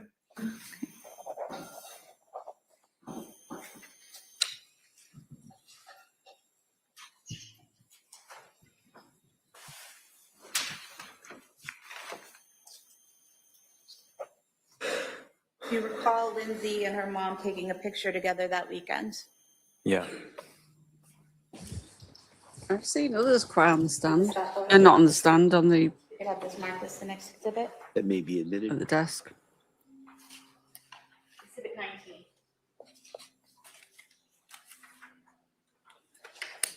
And Lindsay seemed to be doing better that weekend, correct? Overall, yeah. Were you aware that her mother had sent her a text saying something to the effect of, "I'm glad you're doing so much better"? I became aware of that later, yeah. And just showing in Exhibit 19.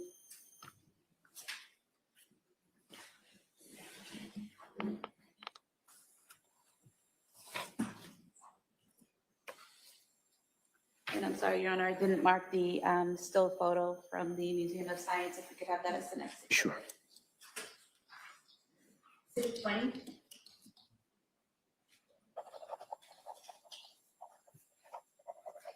Thank you.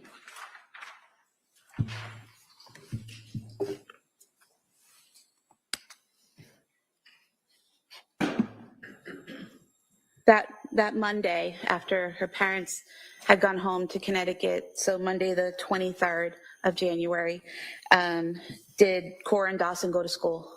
Yeah. And do you recall Lindsay picking them up that afternoon? Yeah.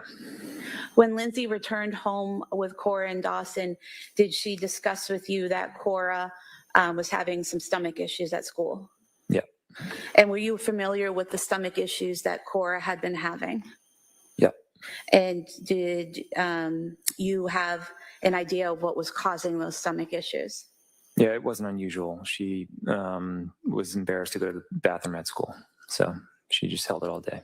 Okay. And so this was a common occurrence? Yeah. And were you aware that Cora had her 5-year physical scheduled for the next day, Tuesday the 24th? No, I didn't know that was already scheduled. I thought she like called it in and set it up. So yeah, it's news to me. Okay.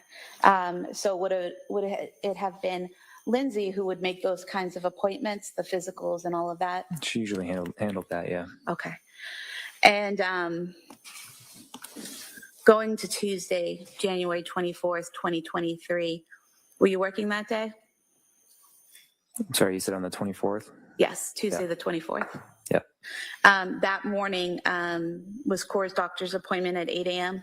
Yeah. And who took her to the doctor's appointment? Lindsay. And did anyone have to go with her, or did she drive herself and Cora there? It's just Lindsay and Cora. And you were home with the boys, is that right? Yeah. And while you're with the boys and Lindsay's with Cora at the doctor's, are you sending text messages and photos back and forth? Yeah. And why did you send a photo of Dawson to Lindsay that morning? Because he dressed himself completely for the first time. And he was excited about that? Yeah.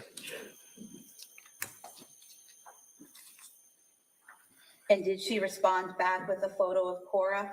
Yeah.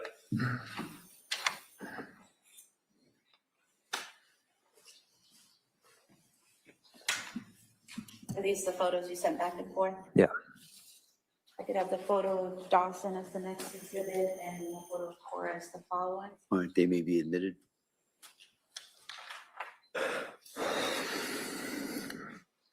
I don't know if he's taking deep breaths or he's yawning. Is he taking like deep breaths? 21 and 22 somewhere.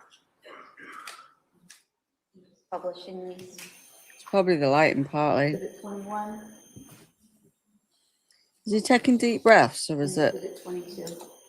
Oh. And while you were texting with Lindsay back and forth, were you able to understand her text messages? Yeah. Did she seem to understand yours in response? Yes. Yeah, I don't think he's yawning, is he?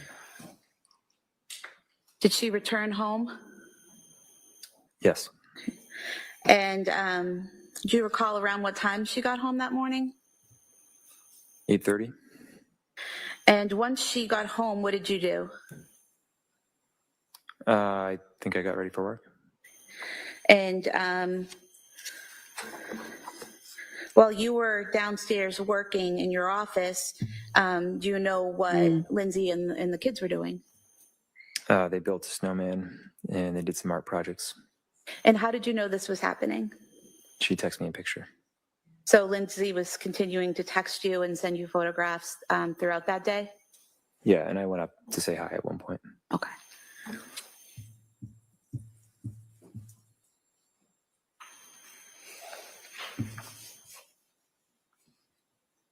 Yeah, he's got to go through the First, I just defense want to show yet. you the text messages back and forth. The text being on the right-hand side. If you want to look through there and just see if you recognize the messages going back and forth between I don't know you how and he's. Lindsay Let's have a look. that day. Right. This is says activity sensor. Excuse me? I think this is something else. Let's see. So starting at 7 a.m. on the 24th, and we go to 8:17 a.m. This is the photo you sent of Dawson, and then the replies going to 8:18 a.m. Is this the reply from Lindsay? And then throughout the day, just messages back and forth up to the point.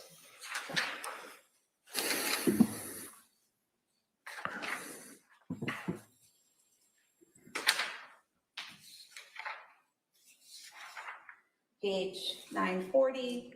Married where doctor. Lindsay sending you the photos of the kids in the snow. Is that correct? Yeah. Okay. We could have the text messages marked as the next exhibit. All right, that may be admitted. Exhibit 23.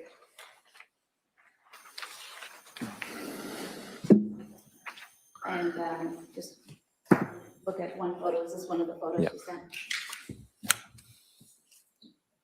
We could have the photograph marked as the next exhibit. That may be admitted. Exhibit 24.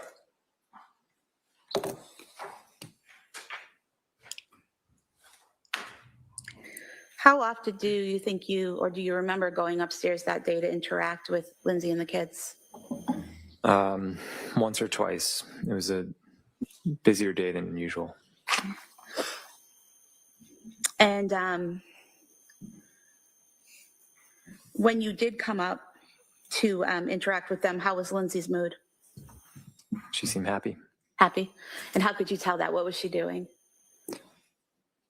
She was playing with the kids, and she seemed in a good mood.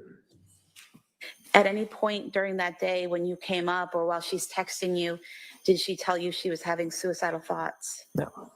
Did she tell you she was having thoughts of harming the kids? No. Did she ask for help or anything that caused concern? No, she's having one of her best days. One of her best days? No.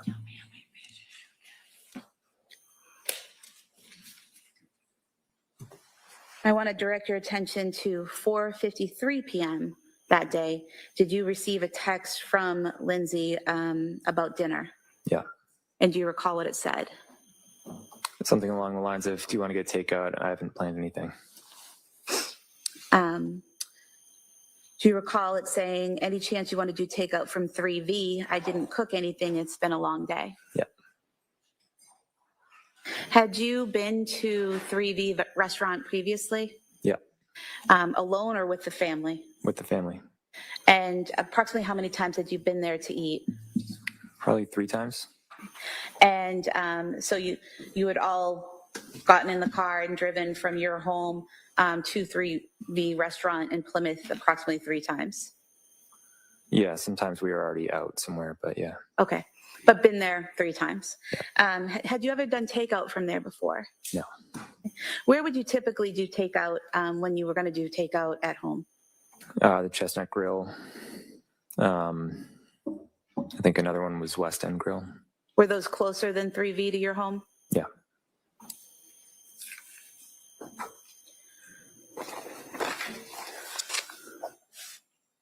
So Lindsay suggested 3V and you agreed, is that correct? Yep. Okay. Did she send you another text at 4:56 p.m. asking you to take a look at the menu? Yeah. And did you send a text at 5:06 p.m. About Callan? Yeah, I asked if he had taken a nap. And did she respond? Yeah. And what was her response? That it was a shorter nap and he was awake. Okay.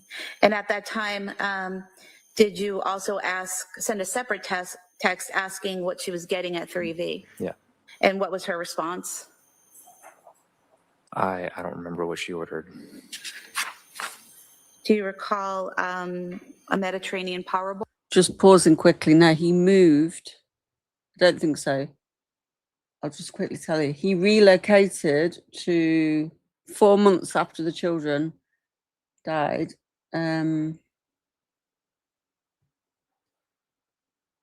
Manhattan in May of 2023. So moved to a different area. And did she ask you what you were getting? Yeah. And at 5:08 p.m., did you respond? Yeah. And what did you tell her? I forget what it was. Do you Yeah, recall fresh, scallop and pork belly risotto? Yeah. That was it? Yep. Who called in the order to 3V? Lindsay.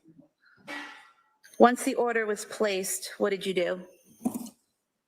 I came upstairs.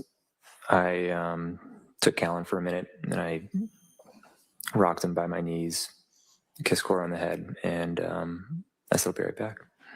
And what was Dawson doing when you were leaving? He was eating chicken nuggets on the couch. And do you recall if he was using a bowl or a plate? It was a bowl. Yeah, I looked up, does it have any more children? And it says no, but then it said there's rumor there's a son, but it says to report accurately, not to claim that he has children because it's not proven. So I don't know.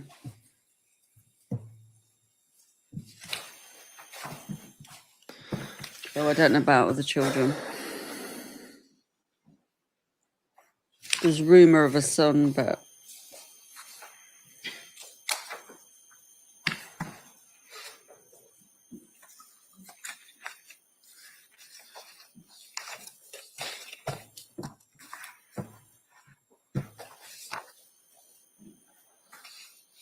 wonder if his wife's at the trial.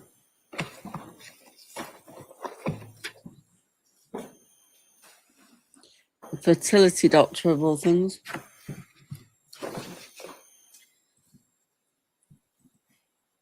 He's just waiting to do his thing, isn't he?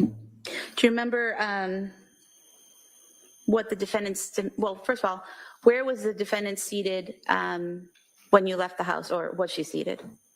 She was standing. In the Where doorway. was she? In the doorway of the living room. And was that the doorway by the front door or the doorway by the basement door? This doorway by the basement door. Okay. And did she have Callan, or where was Callan? She had Callan. Okay. And what was her demeanor? Normal. Counsel, could I see both sidebar here? Got red on, power colour.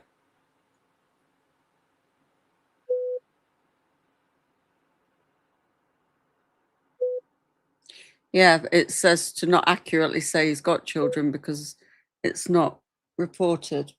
But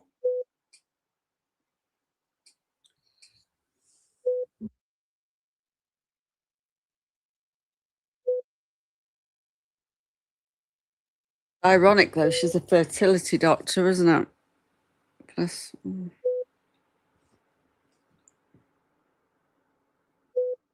oh gosh.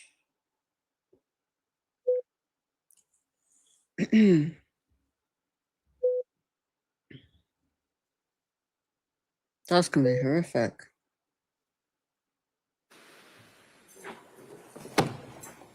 Yeah, probably overloved me. All right. Members of the jury, we're going to break at this point for the day. All right. Okay. So what we're going to do is I'm going to excuse you till Wednesday. Wednesday. Morning. All right. So you don't have to come in here tomorrow. Just remind you, I'm going to ask those same questions I asked you this morning, whether or not you did any research or you saw anything that would affect your ability to remain fair and impartial. You have to still keep an open mind. So don't do any research. Don't talk about this case with anyone. Don't go online, look at anything. Don't take any road trips. And we will see you on Wednesday morning. Same with the same instructions that you got from the officers in regards to that. So again, thank you so much for your time and your effort. And I'll see you on Wednesday. Okay. All right. Jurors, go to the court, please. On your chairs. Follow me.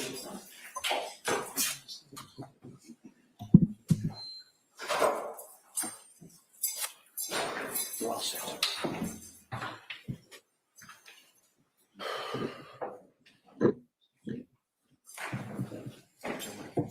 All right.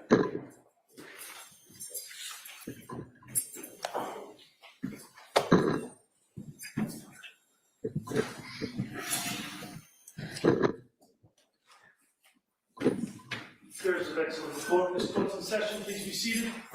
Counsel, anything else we need to address before Wednesday? I'm not sure if you want to discuss the view. Oh, yeah, let me see, Counsel, over here.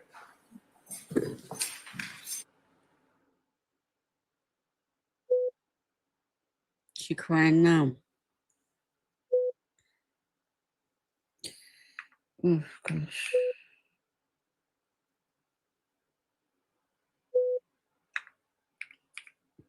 I don't know if Brian Anson's done. Ashley Banfield's done an update, but it was 6 days ago. Brian Anson covered this.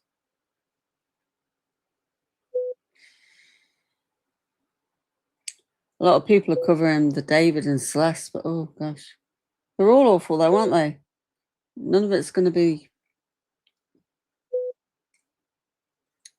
I might go over it if anybody wants to stay and watch it. Ashley Banfield. I don't always watch her, but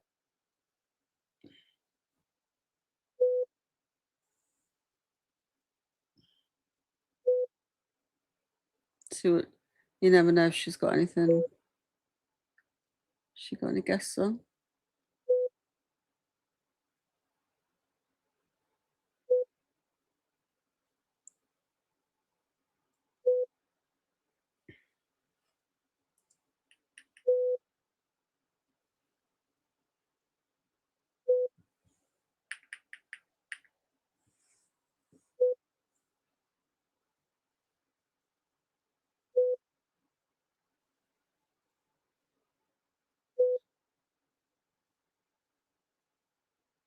Yeah.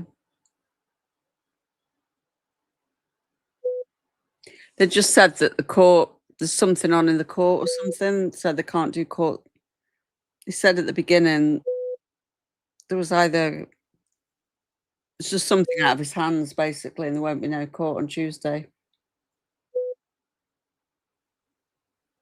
His lawyer has allegedly filed a motion. Oh, yeah.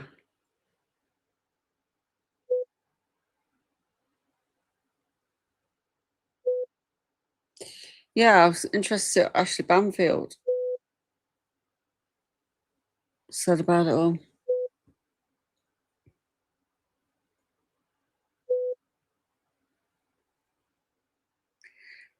Brian Anton looks like he's been covering about a lot of the David and Celeste.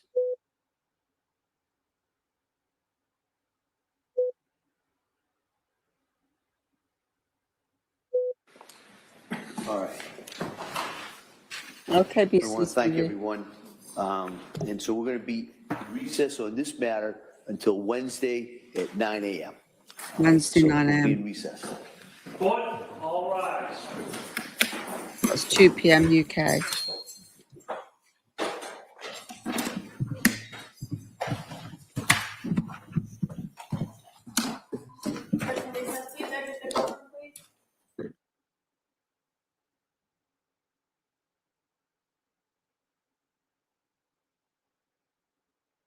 Patrick Clancy included.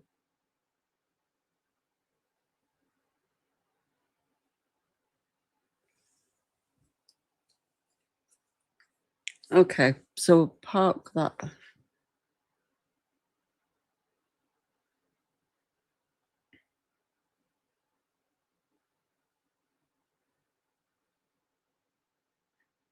See what she's got to say. Hey everyone, I'm Ashley Banfield and this is Drop Dead Serious. The murder trial of 35-year-old Lindsay Clancy is now underway, and it has been more than 3 years now since she allegedly strangled her 3 young children. Thank you, Roro, for the super chat. Thank you so much for streaming this. Well, thank you for being here. It's good to see you. Hopefully you'll be here for the others.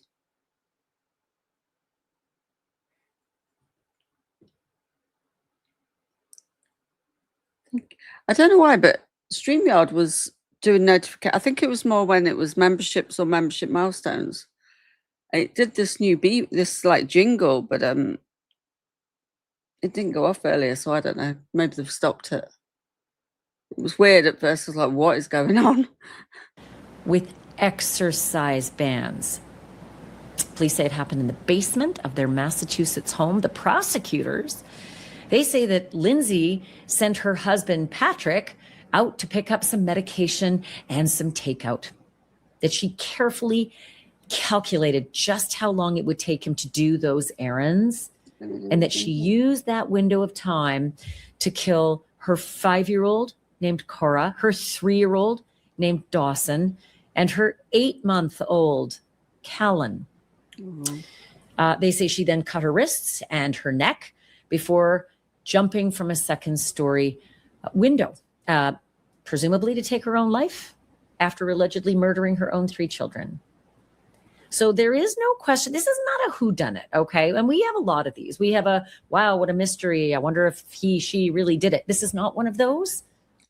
Yeah, I think Roro has been over at Kick, but we see her a little bit over there. Not too No, much. this is not a whodunit. There's no question. And I haven't. I mean, I've been dropping like shorts over here, but I haven't been live on here for, I don't know, what was it, a couple of weeks? Lindsay killed those kids, and her attorneys are prepared to acknowledge that in court. Okay, you got me. It's me. What the jury is going to have to decide, though, is whether this was a calculated triple murder, right? Committed by a mom who knew exactly what she was doing. Or if that mom, Lindsay, was suffering from some sort of catastrophic postpartum psychiatric episode, illness, whatever you want to call it, after months and months of asking for help and also warning her doctors that she was getting worse. This sounds like something I have done before. Andrea Yates. It's like deja vu all over again. And I'm getting to that. So from the outside, the Clancys, they looked as though they had built such a life, right? A beautiful home and life and world and kids and family in Duxbury, an affluent coastal community. It's about 30 miles south of Boston. They took their children boating and skiing, and they spent time at Duxbury Beach, and they filled their mornings with books and cuddling on the couch and playing with toys. I mean, what honestly could anyone have ever imagined would or could go wrong with a family that looked like that? That, as you know, as I know, as everybody now knows, looks can be deceiving. So can social media, images, stories, all of that. Yeah. Because behind that picture of the happy, loving young family, Lindsay's mental health was really going downhill. Her defense attorney says that she became psychotic and that she was not criminally responsible when she killed her own 3 kids. I know what you're saying. You're probably saying, shut the fuck up. But criminal code is very specific when it comes to this stuff. And there are all sorts of reasons that are pretty arcane, right? Really deep and confusing and layered. And when it comes to mental health and mens rea, right? Your guilty intent. And postpartum was something that nobody ever gave a shit about and struggled mightily with Andrea Yates, and then suddenly started to not struggle so much with it. So back to her case, the prosecutors say that the evidence is going to show planning. It's going to show deliberation. It's going to show a woman who understood exactly what she was doing, not somebody who couldn't form any kind of criminal or guilty intent. It's me forgetting to drop links. The jury's decision could mean the difference between life in prison, no parole, or walk out the side door, not I'll back put it door, in not Nightbot. free. When you say not guilty by reason of insanity, it doesn't mean you get a free pass. Okay, over to Burger King. No, it means you get committed to a psychiatric hospital or facility, and you're under lock and key, and you could be there forever. It's been 3 decades since Andrea Yates has been locked. No, you come up, Roro, if you want. I wondered if you might come up, but I didn't know if you were busy with your quilting. The link's pinned still, isn't it? Here's me doing a rookie move, not dropping the links. Look, I'm going to put that in Nightbot right now. I don't usually show her very often. So I've got like Brian Anton's and everyone's set up. Let me put hers.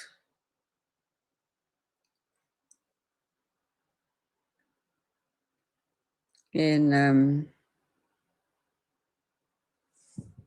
Nightbot now.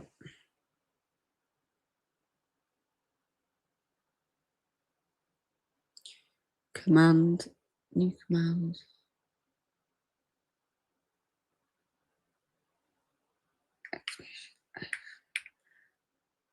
So for mods, I've just done exclamation AB Ashley Banfield, and then it will drop her link.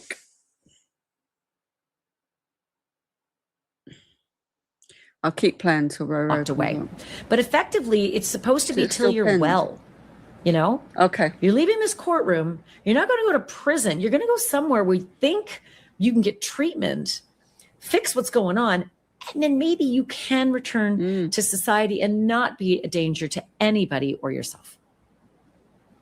3 decades plus, Andrea Yates is still in that facility. And her lawyers have told me before that she didn't want to leave. Feels like she'll never want to leave, which is amazing. Blows my mind. But anyway, in this episode, I'm going to go through everything that happened inside the Clancy's home. We're going to go over all the warnings, the red flags, everything that was happening, even the treatment that Lindsay was getting as her condition just slowly got worse and worse and worse. And then I'm going to be joined by one of the attorneys who represented, say it with me, Andrea Yates. If you're not old enough, or if you haven't seen the Andrea Yates case, Run, Don't Walk, and do a quick dive, and then do a deep dive. She's a mom in Texas. She was a mom. Texas. She drowned all 5 of her kids sequentially, one after the other, in the family bathtub. Oh, I remember. Vaguely remember that. It was a long road. She had a jury that said, hang her. It was a death penalty case. They were giving her no pass at all. But then something weird happened. I'll tell you about it in a minute, but she got a second trial. And in the second trial, the jury said, oh yeah, this lady, not responsible, not guilty by reason of insanity, right? I'm going to examine the unbelievably striking similarities between these 2 cases. And then also the critical differences, because there are many. And those differences could really change things up for Lindsay Clancy. Hey, Roro. Hey, sorry. If it's How you a little doing? loud. How you doing? How you doing? I'm doing good, thank you. I want to say hello. Hello. Does that sound a little? That don't sound really. Hello, that sounds Mary Governor. Poppinish, doesn't it? Sound a little Big Mary girl, Poppin. big girl. She comes up and she go, "Hello, Governor." Oh, that's hello. I feel very posh today. Anyway, no. And one thing people need to remember: postpartum depression is different than postpartum psychosis. Okay. Right. So I'm not saying that she didn't have postpartum depression. I'm not saying that at all. But her defense thing is saying that she had postpartum psychosis. And okay, like if you only have a certain amount of time to hurt yourself, okay, you're not going to take pills crushed up in anything. That takes too long to work. Yeah. Any nurse knows that, especially when you cut your arm that didn't even require stitches, you do it vertically, not horizontally. And if you're going to throw yourself out of a window to end your existence on this planet, you don't dangle from the gutter or whatever she was hanging from to drop down. You go out head first. I just got issues. Didn't you say she was sliding down like Spider-Man or something? It was. He was using all these superhero analogies at the beginning. Yeah, there's a lot.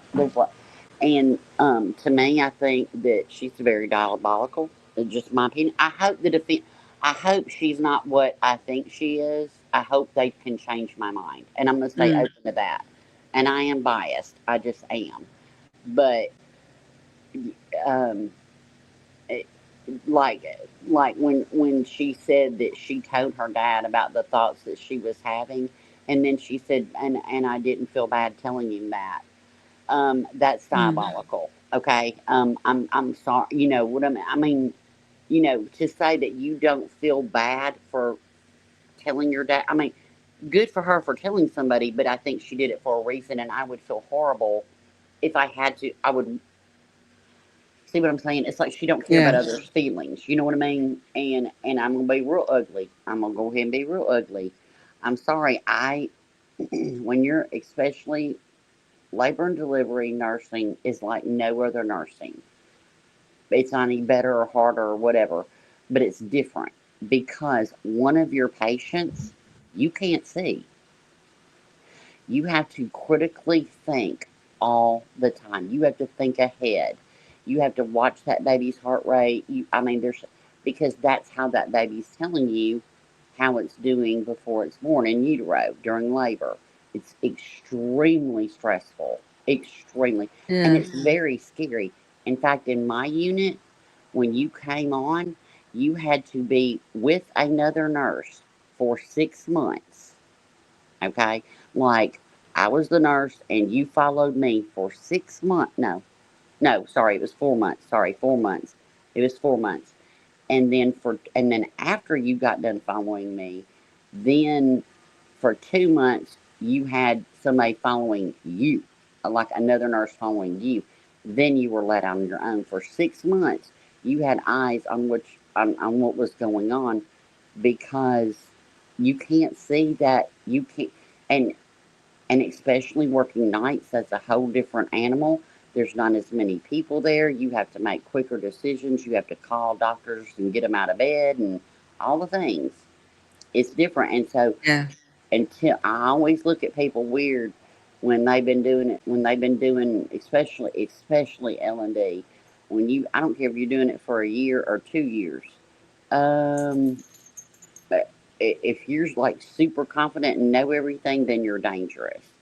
And even like if you know anything, no matter how long you've been doing it, you're dangerous. But at 3 years, I could see where, because hey, I went through it. You're scared. You don't want to go back to work. You know what I mean? You Yeah. had a maid. You were going to work 12 hours a week. Get out of here. That's one shift, okay? You had a nanny. Stop it. Okay, you're like, but whatever. And I mean, I'm not saying she wasn't depressed. I'm not saying she didn't have postpartum depression. But the psychosis, and when they get to the part of her toxicology labs, I can't wait for y'all to see it. When they get to the part where the first thing she said when she woke up from surgery was, "Do I need an attorney?" Baby, when you're psychotic, you don't You don't. remember. Mm-mm. I didn't hear that bit. That was the first thing she said, was it? I Yep, didn't know that. yep. That was the first thing she said when she woke up from surgery. Yep. Wow. Yeah. Yeah, you wouldn't Hey, think to big say girl. that. Yeah. Hey, big girl. Yeah, you wouldn't think so. And they said earlier that she was only taking like a few tablets out of the bottles, and she was also taking Right. gummies, marijuana Right. Well, or see, THC, whatever. I think that too was planned, because okay, so you go to the doctor. Okay, let's say you go to the doctor with a sore throat. Okay, and a week later your throat ain't any better, and you go to a different doctor, and you tell that doctor, "Well, I went to this doctor and they prescribed me amoxicillin." Okay, Yeah. and but you but your throat ain't any better, but you never took it. Yeah. So then the next doctor, they give you augmentin, you know. Then, so I think she was setting a paper trail, and I think I think that's what she was doing. People doctor shop for like pain medications. They'll go to, different doctors and different hospitals and ERs and all the things and everything. But they also do things for attention, kind of, and might have been a little high maintenance there. Do you think she just wanted out of the marriage, out of response? I mean, I know we're not going to know for sure, but the fact she was asking him to sleep in the basement, and then she slept in the basement because she couldn't sleep. Well, I Would think have it's the a baby with her. control. I think it's a control thing with her. I mean, I don't know if she wanted out of the marriage so much, but I think it Right. was a control thing. Like, I'm so pitiful, do everything for me. You know what I mean? Like, come on now, you're going to a gym, you're doing a marathon, you're doing beach body mom or Mm. some beach mom body or something. Come on Beach. now, Yeah. and I think it's very telling.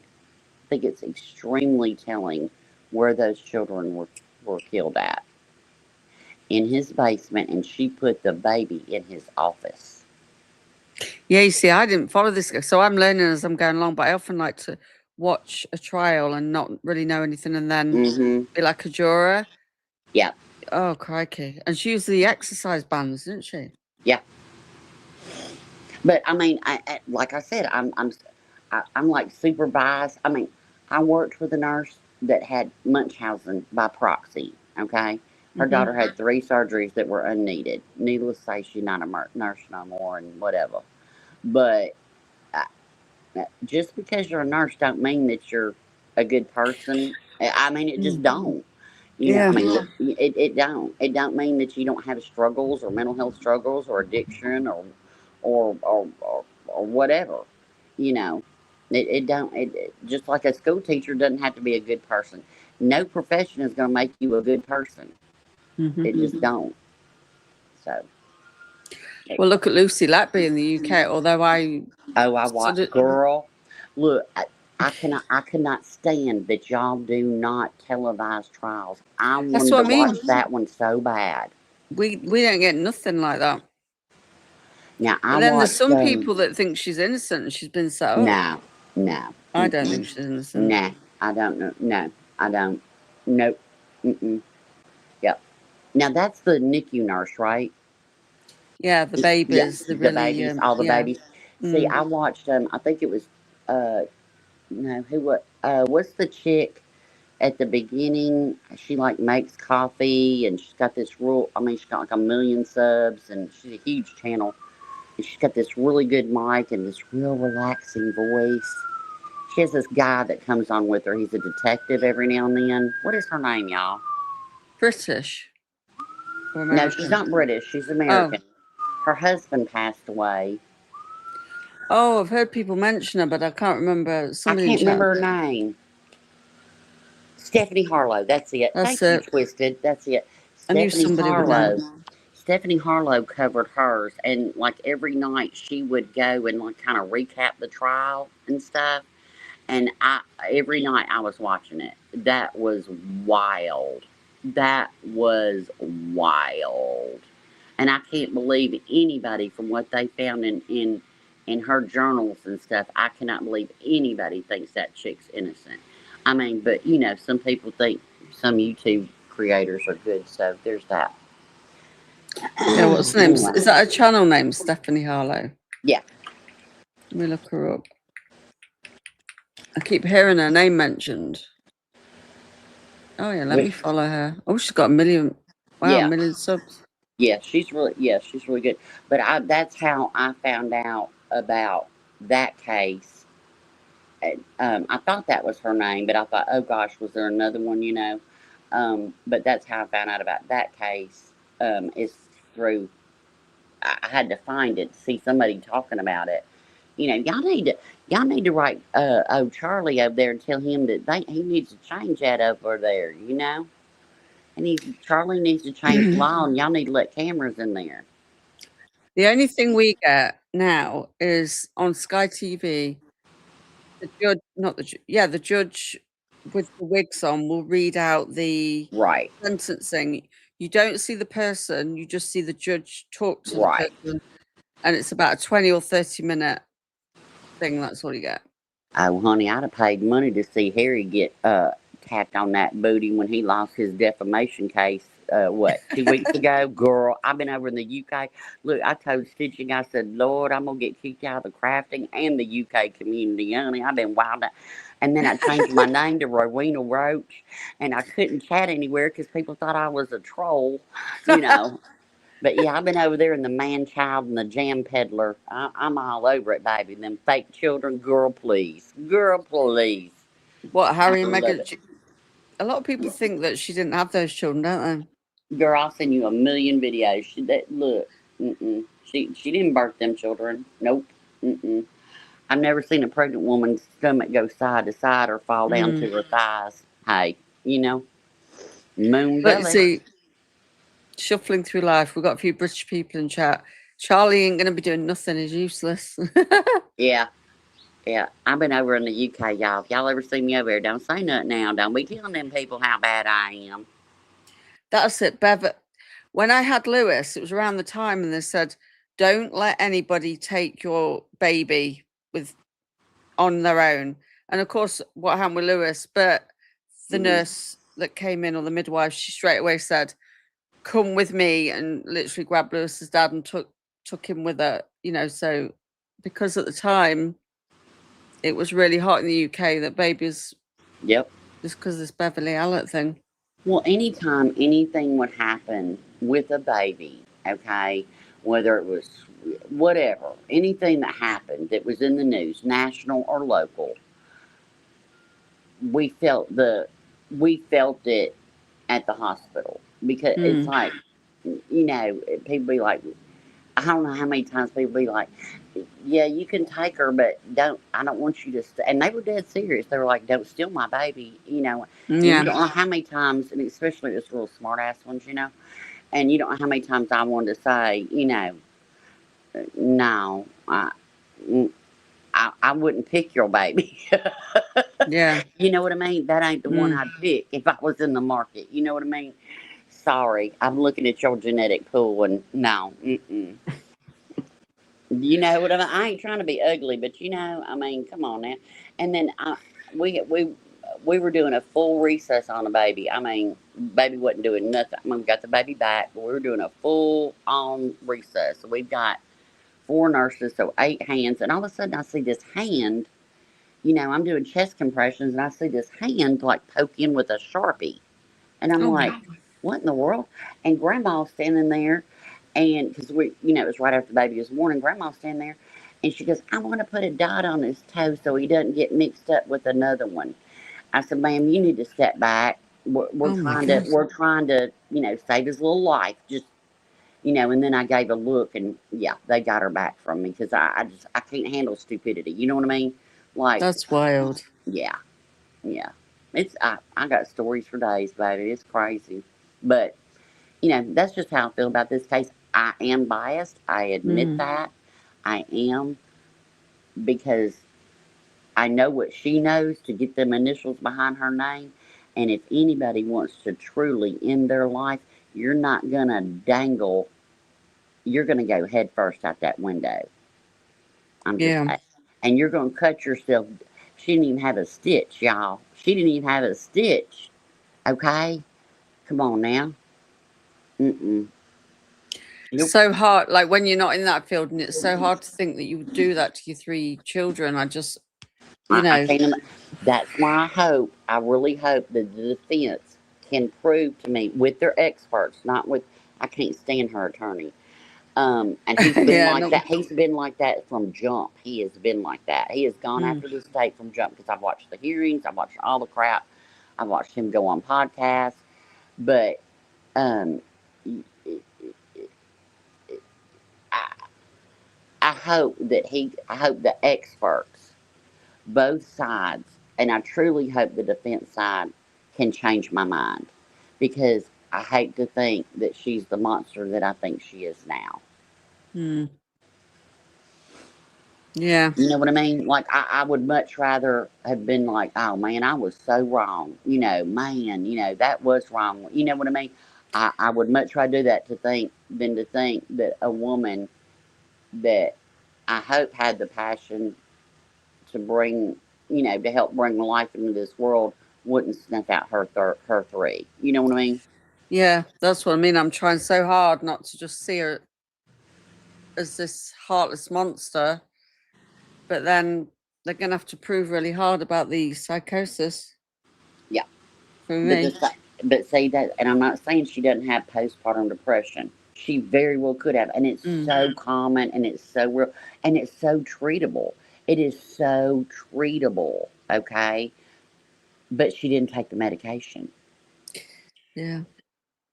so you know, and constantly talking about sleep, sleep, sleep.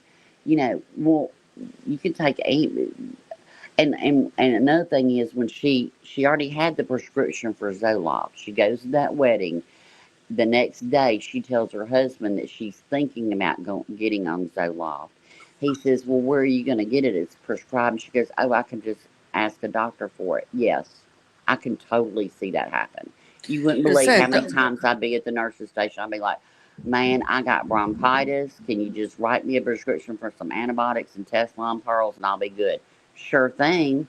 Now, antidepressants, I would never even think about asking, much less I would judge the doctor that would prescribe an antidepressant. That's a whole nother league, you know. So Yeah, you can't just go to a doctor and say, can you prescribe me this? Can you give me this? But nurses know what to say. I'm telling you, nurses. That's why if you go back and you look at Munchausen by proxy cases, or even Munchausen cases where you do it to yourself, Yeah. if you go back and look, so many of them have a medical background of some kind. They might be a nurse, they might be a CNA, they might just work at a hospital and pick up things. You know what I mean? But they have a knowledge. Now, then they expound on it and they start reading stuff, and I'm telling you, it's a real thing. Shuffling through life said, did she crush the tablets and get the kids to drink? Did she do anything like that? No. Did She she just immediately strangle him? She immediately took him to the basement, put the baby in his office, took the other two, put them in another room of the basement or another area of the basement. I don't know how their basement was set up. I don't know if it had a room that had a door for his office or if it was all open and just maybe like a big room, to where it was like separate. I don't know. But, and the 911 call, girl, the 911 call is horrible because you can hear him finding his children and screaming for help. You've heard it, have you? Oh my God. Mm-hmm. Oh my gosh. It's horrible, and you can hear the firemen. It's horrific because she was conscious when he got home. When he got home, he's like, where is everybody? And he goes upstairs and he sees blood and the window, and he looks down and sees her, runs outside, and he said, where are the children? She said, in the basement. He takes off to the basement, and he was on the phone with 911, and it's horrible. Like, I don't know if I can listen to that again. I'll probably dip on that. Or mute. I'll mute. Did she jump then after he'd gone down to the basement? No, she jumped while he was gone. While he was gone, yeah, that's what I meant, sorry. Right. So when he came home, Oh, when he came home, he's like, where are the kids? Where's she at? He goes upstairs looking for them. Maybe they're upstairs, whatever. And there's blood in the bedroom. And he looks out the window and saw her, and then ran downstairs outside and said, where are the kids? And she said, in the basement, and said something else to him. I can't remember, but I just remember she said they're in the basement. And he called 911, and he was running to the basement, and he found them, and then it's all on the call. It's horrible. And the fireman is horrible. Cora and Dawson were found in the den area of the basement, while Danny was found alone in his father's office. Yeah. And he was the last one. He was the baby. Mm. And so they end up getting him back. They did resusc on him, they CPR on him, they got him back, but he was brain dead. So then that poor father had to make that decision. So it is, she'd searched online how far the restaurant and pharmacy were from the home that night. Mm-hmm. You see, when you hear that, you see that's planned. She wanted to see how long it took. She wanted to see how long it took, so how much time she had. I can tell you right now, I can list up 12 restaurants. Some of them I've been to one time, and I can tell you off the top of my head about how long it is. She had to look. Why? Why? It's not just the words she says, it's the actions behind them. I'm telling you. I don't know. Premeditation, that's what I think, And I think she did the whole pill thing. Everybody knows if you take a handful of pills, you ain't gonna be gone in 10 minutes, baby. It ain't gonna happen. You know what I mean? Oh, and wait till you get to this part. He called her. He called her while she was doing it. Oh my gosh. He called her from CVS to make sure he was getting the right children's laxative. He called her. Mm-hmm. Oh my gosh, this is going to be. Said, and she had, and if you're in psychosis, if you're in true psychosis, you don't have the wherewithal to answer your phone and answer his questions about a children's laxative. I'm sorry, you just don't. See, I think Andrea Yates, yes, 100% full-blown psychosis, 1,000,000%. 1 million. But I think Chicky Poo, she wanted to keep the nanny and didn't want to go back to work, baby. It said she was given 8 different medications in a 3-week period, but then if she was going It's around all the 3 months. doctors. It was 3. It was Oh, 3 is it 3 months. months? No, Oh, it's I a 3 think 3 weeks then. months. I think 3 months. So is there a It's what 3-week they said span? today. Oh, you're reading something? Oh, what they said today, I think she got 8 Unless this is medications in wrong. a 3 months. I don't know. AI can be wrong. Well, Reportedly been prescribed 9 different medications in the months before, 8 within a 3-week span. Yeah. So yeah, months as well. Yep. Wow. But I'm so glad you're covering this trial. Thank you so much. And if you don't get to cover it, it's okay. Don't be stressing about it. You take care of you, okay? Yeah, well, I did want to do this. I've been waiting for a trial to come up, but a lot of them, they've took a plea deal. Yeah. Yeah. I wanted to do quite a few different ones. Yeah. There's that Sarah Grace Patrick one starting, but that starts in early August if it isn't delayed, but we can't do both. So, but this one, I'm interested in this one. Yeah. Yeah, I like Stephanie Harlow too, Sassy. I do too. Yep. So, Yeah, I I've just wanted just to hop over and subscribed say, to her. I'm glad I have made 4 different Kik accounts. It seems like every time my phone updates, it boots. I can't chat. You know, That's I can't weird. chat. And so I'm like, last night I was like, do I want to set up my 5th? I'm like, nah, I'm going to bed. So, and I've been going to bed early. So I don't I've blame been you. traveling. I've been crafting. I've been over in the UK.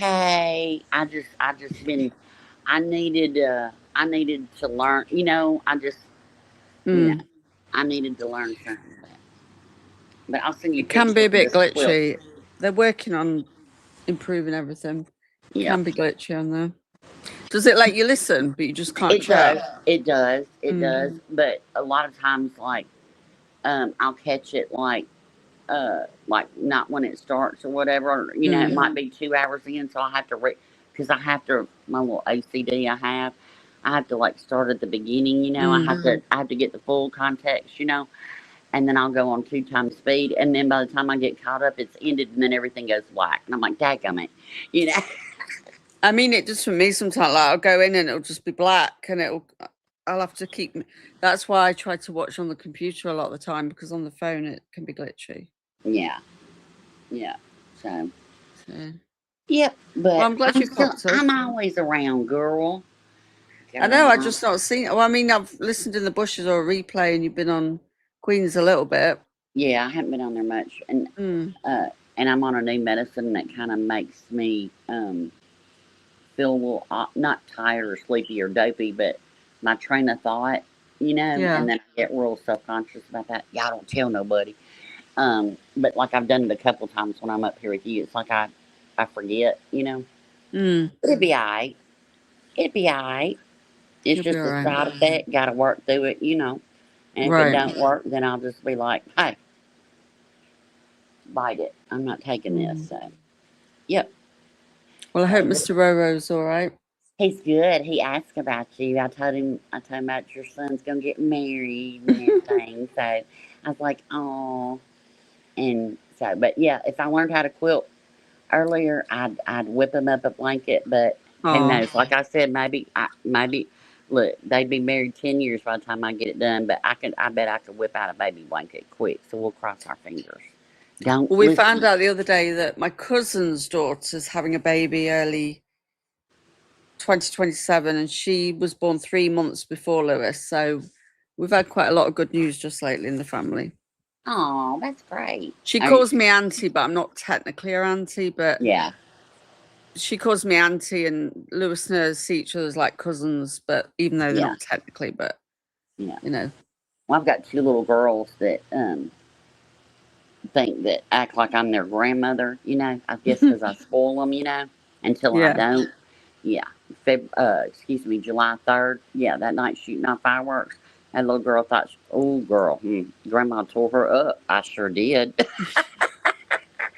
Mom and Daddy wasn't around. I was like, we ain't doing that. No, ma'am. No, ma'am. So I get it. And I had to take, I took a couple weeks off. I just didn't watch anything. And Yeah. that's when I learned how to quilt. You know, I was like, I've got to, it's too much. It affected me, and I'm not going to be affected by a free app, you know, made me sad. Did you learn it from Stitch? Is it Stitching with the Sisters? Is that what she does? Does she quilt? Yes. And so I'm not using a machine yet. So I'm doing what's called EPP. This is super boring. I got no idea about quilting. Called English paper piecing. So you do it by hand. And so that's what I'm doing now. So I'm scared of my machine. I can keep you alive on a vent. Don't scare me a bit, but this sewing machine scares me half to death. So I'm going to visit her late September, early October. So I'm flying to go visit her. So we're gonna she's getting a puppy, so I get to smell puppy breath and learn how to make quilts on a machine. So Mr. Rose wondering if I'm gonna come back home. I haven't decided yet. We'll see how it goes. So, but yeah, she's been helping me a lot. So, and it's so easy and it's so relaxing, and you know, I just sit there and it's just I'm really impressed with myself. I'm gonna toot my own horn. Toot toot. Have you made a whole quilt yet? Girl, no. Today is the 14th day I've ever taken a needle to thread. Right. And I've gotten probably like a eighth of it done. Oh, wow. You know, so. Takes time then, doesn't it? But it's all little 2-inch little hexagons. Right. And you sew all those together. I'll send you a picture. It's gorgeous. It's gorgeous. Well, I'm sure it'll be worth it in the end. Yeah. I've never done anything like that. It's relaxing, so. Being a nanny is amazing. I love it. I don't know if I could be a nanny because I'd get so attached to them and then they grow up, you know? Oh, I think she means nanny is we call nannies or grandma, you know, like grandmas. Oh. Yeah, a nanny. I think she means that. See, like a grandma. I'm having to learn, like, I found out that a stiletto and stitching is not a high heel. Because I'm like, what? You stabbed yourself with a, you sew in high heels? What? And then a cake and a jelly roll means something different in fabric. It ain't, you don't eat those. And then I found out in the UK, I've learned all kinds of little words over there. It's so much fun. But, yeah, I'm having a blast over there. And in the UK, I'm just wild out, so. Well, I called my Nana, like my grandma, Nana. She liked to be called Nana. But my mum was Granny. She wanted to be called Granny for some reason. She didn't want to be a Nana. She wanted to be a Granny. Aww. So she was Granny, and her mum was I called Nana. We had my daughter called my husband's mother Grandmama. But then it got shortened to G-Mama. So everybody calls her G-Mama. And then my mom was Nana. And then I always said if we had grandchildren, I wanted to be Lolly and Mr. Rowe could be Pop. So we'd be Lollipop. And, but we ain't gonna have no grandbabies, and that's fine. It's all good. Whatever she wants to do, up to you. It ain't my life. Just be a I don't know good what person. I'd be. Can't think of what I'd want to be called. I haven't I'll think of decided. something. Just call me up and let me know and start making the baby blanket, and we'll think of something good for you to be called. They've talked about, I don't know if they're going to start a family yet, but they've talked about it, but I don't know. Yeah, give them time, you know. Yeah. Well, and it's like, you know, it's not like they don't, you know, they don't already live together. You know, it's you know, it's Oh, not yeah, like, they've got a house. you know, right. But they said they didn't want children, but they've changed their mind, obviously. And they weren't going to get married, and that's changed. So I just. Yeah, I said that too. So, and then I was like, you know what? Yeah, I think I do. Yeah. Yeah. I was a let's bit do this. surprised when they said, because they flat out said, no, we're not getting married. And then. Yeah.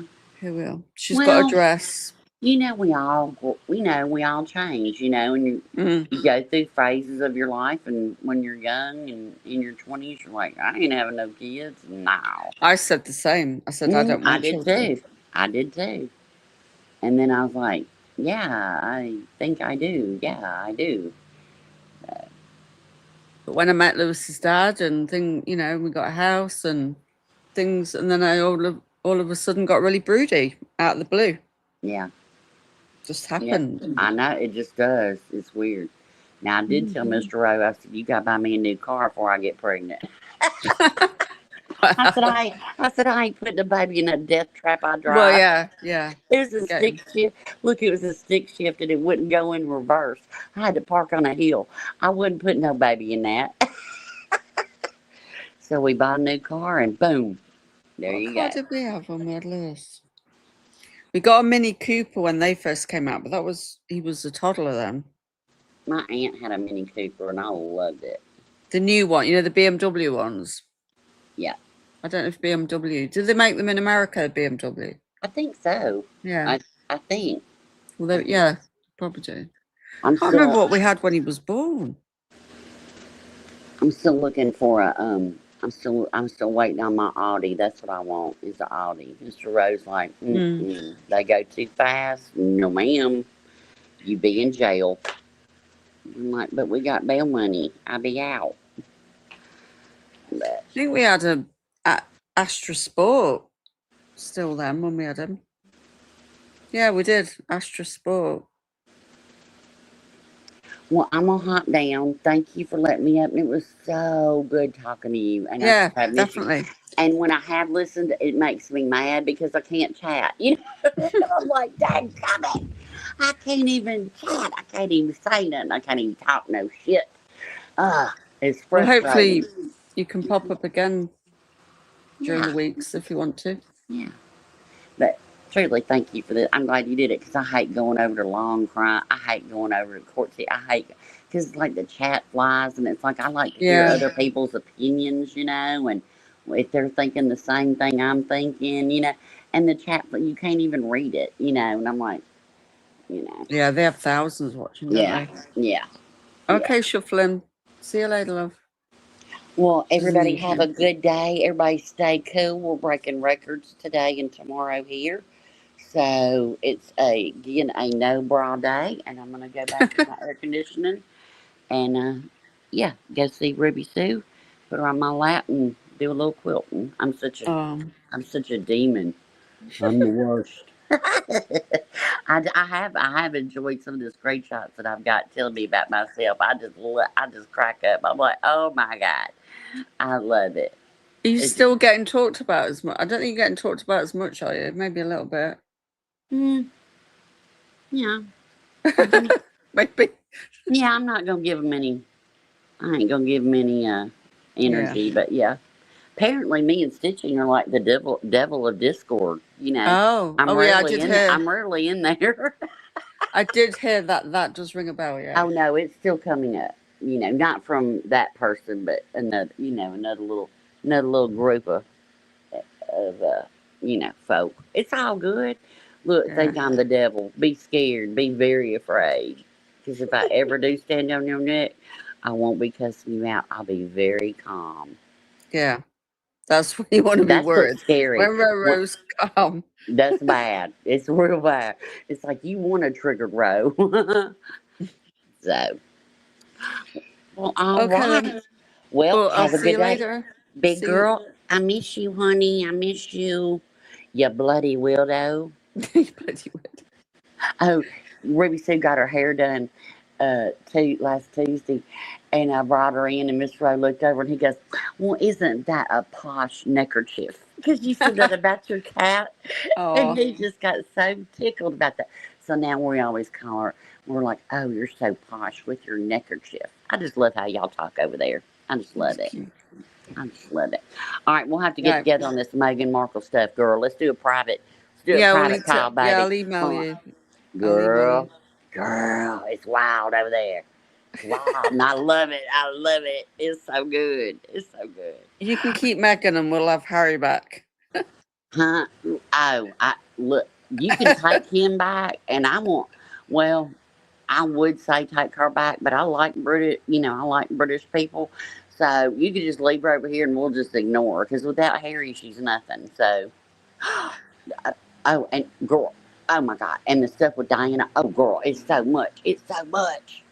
So Stitching got me hooked on Flip, and I got her hooked on the UK girl. We're just two mean old bitches doing all the things. No, I don't think she's Canadian. Maybe She's she's from America, isn't she? Yeah, she's American, but she lived in Canada for a while when she did her B-list television show that I've never seen. So, yeah, she was on MasterChef Australia last night. The UK's going nuts over there with it. It's been great. See, I don't follow the Meghan Harry stuff. I used to a little bit, but Oh, I it's haven't followed wild, it for girl. years. It's wild, girl. Since Meg's it, it's wild. I love it, girl. I loved it when her moon belly fell down to her crotch and her thighs. That was my favorite. See, I've never seen that. I've heard about all that, but I've never seen it. Girl, I will hook you up. I got so Okay. many. I hooked up Stitching, and she's me and me and Stitching. I say that Queen's the devil. Me and Stitching are the devil 2.0. We are an offspring of her. So we are the most dangerous people. So, That's funny.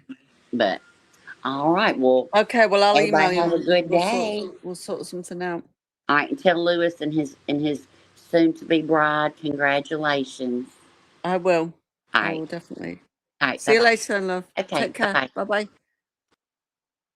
Right, I'm going to play a little bit more of this. I don't know how much more. I don't follow her. Choose a bad decision. See, I quite liked Harry. Out of all the royals, I quite liked him and Diana. If I had to choose. Right, we'll play a bit more of this and then we'll wrap it up. And her fate. But the Andrea Yates pathway is palpable and it looms huge over this case. So I can't wait to talk to her lawyer because I think, been through some things. First, actually, looking at Stephanie Harlow, she's done like a 2 or 3 hour on Lynette Hooker. That I'm going to check that out. So let me walk you through this. When I've got some free time, see what she's got on her. January 24th, 2023. Day was like okay. See normal. you later, Twisted. I'll be finishing actually, soon. The prosecutors say that it was actually really ordinary. Lindsay took her 5-year-old little one, Cora, to a pediatric appointment. She communicated with her relatives. She sent family members some photographs of the kids building a snowman, right? Normal day. Prosecutors say nobody described Lindsay as confused or detached or psychotic on that day. She wasn't stumbling through any of her conversations. Her communications were clear, concise, normal. She was not behaving, in their words, like a zombie. As far as the people around her could see, there was no immediate indication that she was preparing to or even capable of hurting, let alone killing her own 3 kids. So fast forward a little to the evening, Lindsay asked her husband, Patrick, to leave the house and go and pick up some medicine for one of the kids at CVS. And then that wasn't it. She said, by the way, while you're out there, can you collect a takeout order from 3V, a restaurant in Plymouth? Prosecutors say that the assignment that Patrick got, the errands he was sent to run, they were all part of a plan, of a premeditated, murderous tragedy, but a plan. And they allege that Lindsay actually researched how long all that would take, right? How long was the trip to the restaurant going to take? How long was the trip, to get the medicine going to take? Put that all together, give yourself a window, right? The prosecutors even say she picked a location for the 3V, the restaurant, for the takeout, in a location that was so far away that it would actually buy her more time alone with the kids away from Patrick, right? Yeah, go to that restaurant. It's further. I don't know if he questioned it, but he went. And while Patrick was gone, the prosecutors say that Lindsay took little Cora and Dawson and Callan down to the basement. They say there she used exercise resistance bands to strangle each of those 3 children. And after the attack, the prosecutors say Lindsay cut her own wrists, cut her own neck, and then went to the 2nd story, opened a bedroom window, and leapt from it, bleeding. And then Patrick got home. So just imagine that for a moment. Medicine, takeout. What the fuck? I don't think that man will ever be the same, obviously. I hope he's had counseling. He got home just after 6 o'clock at night. House was very quiet. He reportedly noticed some blood, saw the open window. Sounded like heavy stress side. And Who do then you mean, me? saw Lindsay seriously injured outside, but not dead. So he gets home, and it's not the first. He doesn't see this in the front. It's not the first thing he sees when he, drives into the driveway, parks. He has to discover this with little clues along the way inside. Like, what's going on? Where is everybody? Where are the kids? Why no noise? You know what it's like. A house full of 3 kids at 6 o'clock at night who haven't had dinner yet. Chaos. Not for Patrick. Silence. It's been a long day. And a very cold open window. And Lindsay down below, not dead. According to the prosecutors, Patrick asked Lindsay, where are the children? While he was on the phone with 911, where are the kids? And she reportedly directed him to the basement. And that's where Patrick went. And that's what Patrick saw. All 3 kids, unconscious, exercise bands still around or near their necks. He attempted CPR, obviously, while begging the kids to breathe. Just imagine this. 3 kids, who do you help first? Oh my gosh. What do you do first? Cora and Dawson were transported to a hospital. They were pronounced dead that very evening. Callan was flown to Boston Children's Hospital, and he remained alive for 3 days. Callan was a little fighter, but he didn't make it. And on January 27th, he was pronounced dead. Once again, imagine those minutes, those hours, those days, those nights for Patrick. Medical examiner determined that Cora and Dawson died from asphyxia, obviously, and that Callan died from complications from asphyxia. Again, it's not a whodunit. Is it a whydunit? I mean, yeah. You kind of know why, but I guess the jury's going to have to determine the level of the why. And then there's Lindsay, right? Surviving the cuts to her wrists, the cuts to her neck, the fall from the 2nd-story window. But she didn't come out completely unscathed. Her spinal cord was severely damaged. Her attorney said that she is now paralyzed from approximately the sternum down. She now uses a wheelchair and has remained hospitalized and under constant supervision. I mean, yeah, at the least, right? Gosh. But how did Lindsay Clancy get to that point? I mean, 1 minute you're building a snowman and sending out sweet messages and photos to your family and friends and telling your husband to go get dinner. And then this horror show? So Lindsay built a career, believe it or not, caring for women and babies. I know, you can't write this. You can't. So this was her job. She cared for women and babies at Massachusetts General Hospital. She was a labor and delivery nurse. And she did that for about 9 years. I'll take all the time you need to process it. I know. When I first found that out, I thought, typo? Many typos? Labor and delivery nurse. Yeah. And in December of 2016, she married Patrick. Yeah, ironic. He remarried a fertility doctor. I was looking it up earlier. Patrick Clancy. Their daughter, Cora, was born a year later in December of 2017. Their son, Dawson, followed in September of 2019. And then the baby, the little one, Callan, the youngest, he was born in May of 2022. But after Callan was born, something began to change. Patrick says that Lindsay had experienced some anxiety following the births of Cora and Dawson, the 2 older ones, and that after Dawson was born, she reportedly managed those symptoms, right? She used exercise, she used medication, she got therapy. But when Callan was born, something was different. It was not the same as when the 2 older kids were born.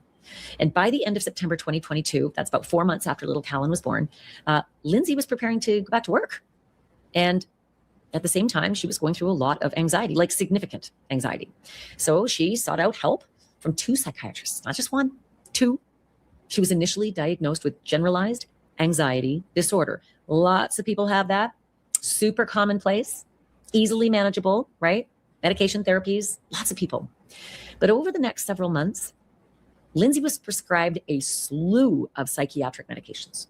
Her attorney said that she was prescribed 13 different drugs just between October 22 and January 23. That's just a couple months, right? Including medications to treat anxiety, depression, insomnia, and then a couple of other psychiatric symptoms. In November of 2022, Lindsay reportedly went to an emergency room and said that she was afraid that something terrible might happen. How's that for announcing, help me, something's terribly wrong, I have 3 small children, help, like really help. December 5th, Lindsay contacted Aspire Crisis Support after experiencing intrusive thoughts about wanting to die. She reportedly told the providers that she believed her worsening symptoms were connected to medications that she'd been prescribed. I'm going to park this for now because we've covered this a lot, and there's no trial tomorrow. We'll be back Wednesday for the trial. So I'm going to say thank you for those that joined, and if you want to watch the replay, it'll be up for you to watch. And BJ's gone live, so I might jump over onto Kick because I don't think anybody's on covering it. So I might jump on Kick now. Big girl, she's gone live in the day, so I'm going to jump on Kick. Unless Clue goes live, let me have a look. Can't see anything yet. Oh, Clue's just gone live. There you go. Whew, I wasn't really planning on going on again, but Clue's just gone live on Kick. So I am going to wrap this up, and I'm going to listen into Clue, and I'll record it over on Rumble, and I can chill. Yes, thanks. I knew you didn't want to cover it. Didn't want to cover what?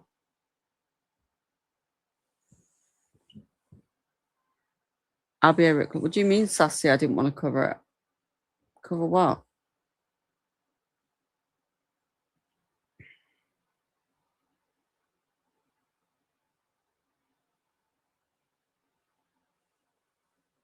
What do you mean? Before I go. This case. What do you mean you knew I didn't want to cover it? Well, what are we doing there today for 5 hours? Well, maybe don't jump to conclusions because I've had a lot gone on today. We've just done the trial. What are you talking about? This is extra. I knew you didn't want to cover it, but thanks. Okay. Thank you for being a mod, and I don't get why some people even... Okay. It's a bit rude, but... Well, it's not coming across as that to me. Yeah, thanks. I knew you didn't want to cover it, but thanks. It sounds sarcastic to me. Anyway, I'm going because I've had enough, and I'll be in Clues. I'll have to edit this bit.